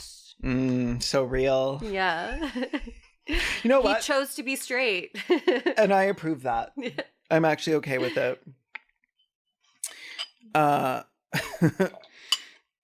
Additional supporters included David Seaman, a former financial writer for TheStreet.com, CBS 46 News anchor Ben Swan, and NBA player Andrew Bogut. When Bogut sustained a knee injury on December 30th, members of the Reddit community r/TheDonald fabricated claims connecting his injury to his support of the conspiracy theory. Jonathan Albright, a media analytics professor at Elon University, I don't think that's connected, observed that an unusually high number of tweets about the topic originated from the Czech Republic, Cyprus, and Vietnam, and many of the most active retweeters being automated by bots. So this is like the beginning of like the full botted shit. Yeah, it was astroturfed. Did they, to support their theory with like the broken arm or whatever, did they say that there's like a hazing ceremony or something? Is that what that was about? Did I misunderstand? I think he supported the conspiracy theory, so he was taken out of the game. Oh, okay. They didn't want him to speak up. And you know how you can't speak up unless you're actively playing football? Yeah. It's like the only time I'm ever to get my voice heard is when I have a helmet on and people are filming me from across a football field and I'm running around. Football field? Yeah, that's right. I'm like, football court? Members of the Donald established a dedicated subreddit called r/Pizzagate to expand and develop the conspiracy theory further, which I love because they're just like LARPing. Like they're just making up new stuff. They're like, what if this was true? I love that about it's like Q D&D. too. Yeah. We've got our lore. We've got our little Wikipedia pages. Reddit administrators banned the Pizzagate subreddit on November 23rd, 2016, after users violated the platform's anti-doxing policies by posting personal information of individuals allegedly connected to the conspiracy. Oops.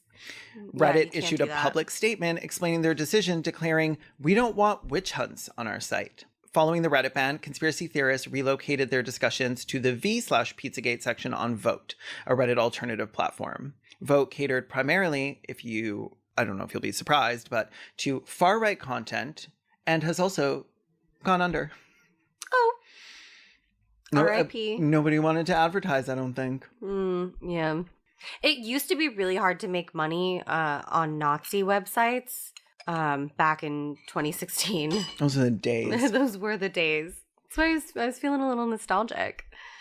Certain advocates of the conspiracy theory, including David Seaman and Michael G. Flynn, expanded the original claims into a wider governmental conspiracy called Pedogate. This evolved version alleged that a satanic cabal of elites associated with New World Order beliefs controls global child trafficking networks. So it went from like a pizza parlor and then like maybe 2 more pizza parlors in We'll the same go for block $1 billion to, tomorrow. like, the entire Democratic Party Billion or to bust. then the New World Order. This is so big that I have to wonder where are they getting the children? Because I know there's like a lot of children, but it feels like, and there's a lot of children that go missing, but like it feels like there need to be a lot more children going missing. So this was the thing about the Satanic Panic as well, where Michelle, when she remembered, is they tell these stories about like dozens of children being sacrificed. They witnessed it. Where they are were the there. Bodies? But nobody has reported Yeah. any of these children missing. Yeah. No person has ever come forward and said, this happened to me at Comet Ping Pong. Oh my God. Comet Ping Pong. Child pornography. Oh my God. Child pornography. No. Pizza. I have 90 million right I'm now. having a cheese pizza, a child pornography, at child pornography, Comet Ping Pong. Think about it. I haven't. By June Yeah, I'm gonna 2020, get to the 100 conspiracy theory million. experienced a resurgence in popularity Call on the it social media a platform night, I TikTok. For anyone who hasn't heard of it, If you hear it crunching, it's Angus. it's a goose. Angus- There's a goose in the Angus- corner eating his Okay, food. see how much we can Food, Angus buy, food. though. That'll be fun. As the conspiracy theory gained momentum, Comet Ping Pong became the target of hundreds of threatening messages from believers. Restaurant owner James Alefantis described the situation to the New York Times, explaining that he had spent days trying to manage the crisis and protect his employees and acquaintances from harassment and intimidation.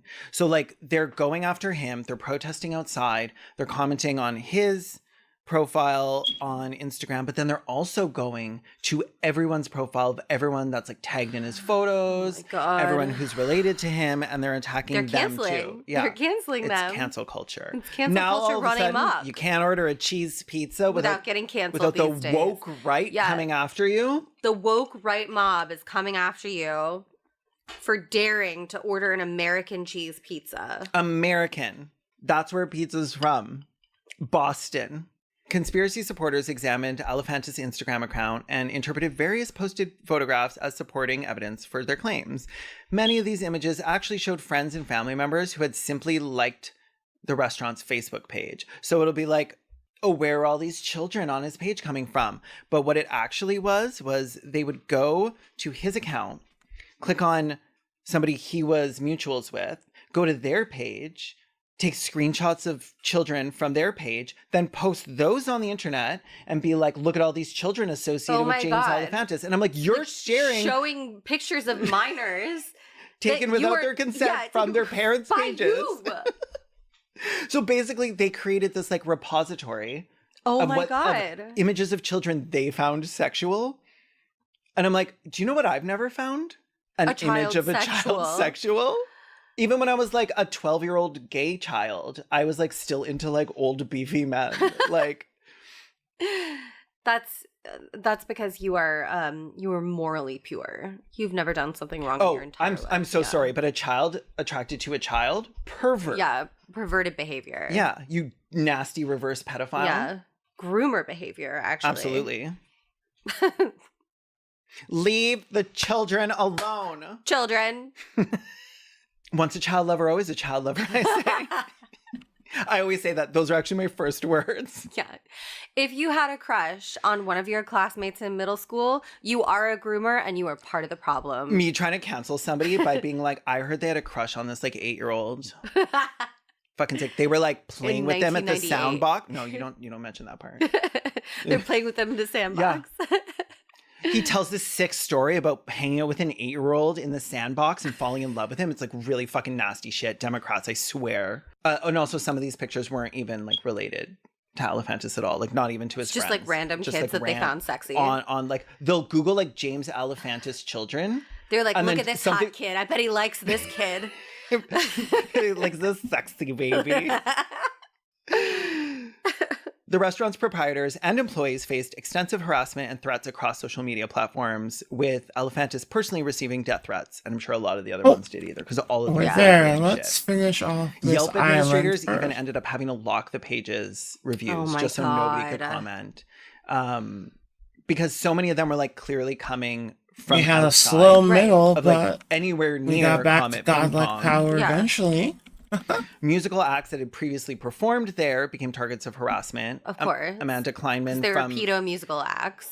It was a pedo band. Of course. You know, the genre, like you're either into grunge or folk or you're into pedo. pedo gays, Pedo core. baby gays. Baby gays. Amanda Kleinman from the band Heavy Breathing deactivated her Twitter account after receiving hostile comments linking her and the group to the alleged conspiracy theory. The band Sex Stains responded to the harassment by... Okay, that's a terrible name, they though. started like, it. They deserve abuse for that. They disabled comments on their YouTube videos and posted explanatory messages in their video descriptions addressing the controversy. It's not kids' sex stains. It's only sex stains for people over 21. 25, actually. Yeah.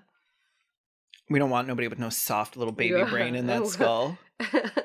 I want a fully formed worm brain, and like that fontanelle got to be hard as rock. Yeah. Yeah. I want it weathered. Artist Arrington Dionyso. So he painted a mural at the restaurant, which had previously been painted over, but people are still harassing him. And he characterized the attacks as a very deliberate assault, which will eventually be a coordinated assault on all forms of free expression. Right. Like, whatever happened to free speech? Thank you so much for spending so much time with me today. And obviously, it means the world. Well, maybe not obviously. Even the people who just kind of nodded off in the chat. Digital attacks are not where this would stop. Thank you. Because I remember the beginning of the episode. Our little friend here... Hottie Bad Hat is going to be showing up at Comet Pizza. Oh, God. On December 4th, 2016, a 28-year-old actor and writer, Edgar Madison Welch, from Salisbury, North Carolina, arrived at Comet Ping Pong carrying an AR-15 style rifle. First of all, never trust an actor who writes his own stuff. Like, that was the first sign that something was amiss. Well, he couldn't find anyone to work with him. They're all narcissists. I don't know, even know what because that I means. am one. I don't know what that means, but I believe it. What kind of person would write and then perform their own fucking material? Sick. He walked in alone, despite 3 days earlier, he had attempted to recruit all of his friends to joining him by showing them a YouTube video that was like 5 hours long detailing the conspiracy. Oh my God, he's so me. Oh my God, I see myself reflected in the other. They didn't feel as strongly as he did about they were like child abuse, I guess. Okay, so we're going to check you into a facility. So he alone came in and fired 3 shots inside the restaurant. It struck walls, a desk, and a door. Jesus. Before surrendering to police without injuring anyone. Actually, this is my I'm going to make this like not my will and testament, but like, you know, my this is like an actual order. If you are a friend of mine and I ever try to show you a 5-hour YouTube video, I want you to 5150 me. Like, I want you We're done. to check me into a place. We're done here. Because something bad is about to happen. Yeah, we need to get you right. I'm probably not going to shoot up a pizza parlor, but I'm probably not doing well. You need to watch this video and agree with it. All right, everybody. This 5-hour No. YouTube video, no. Honestly, anything over like 4 hours, I don't trust you as a person. Yeah, I'll leave it Over be. 4 hours? No. My longest one is like Titanic length. Which is the perfect That's a length. normal Yeah, amount. it's a normal length. Yeah. They're making superhero movies that long now. And they don't even have Titanic in them. I don't have any time for that. All right, Welch explained to everyone. authorities that he had planned pop to over here. self-investigate the Say conspiracy hi. theory after reading God, you online Hang out claims. for You a do bit. self-investigations. Okay. Ugh. We're just like him. It's He so wanted to funny help the see. children. Yeah, just like me. It's so scary to see such good intentions go so wrong. He viewed himself as a potential hero who could rescue children, and despite later regretting his methods, he maintained belief in aspects of the conspiracy theory and rejected calling it fake news. I think that's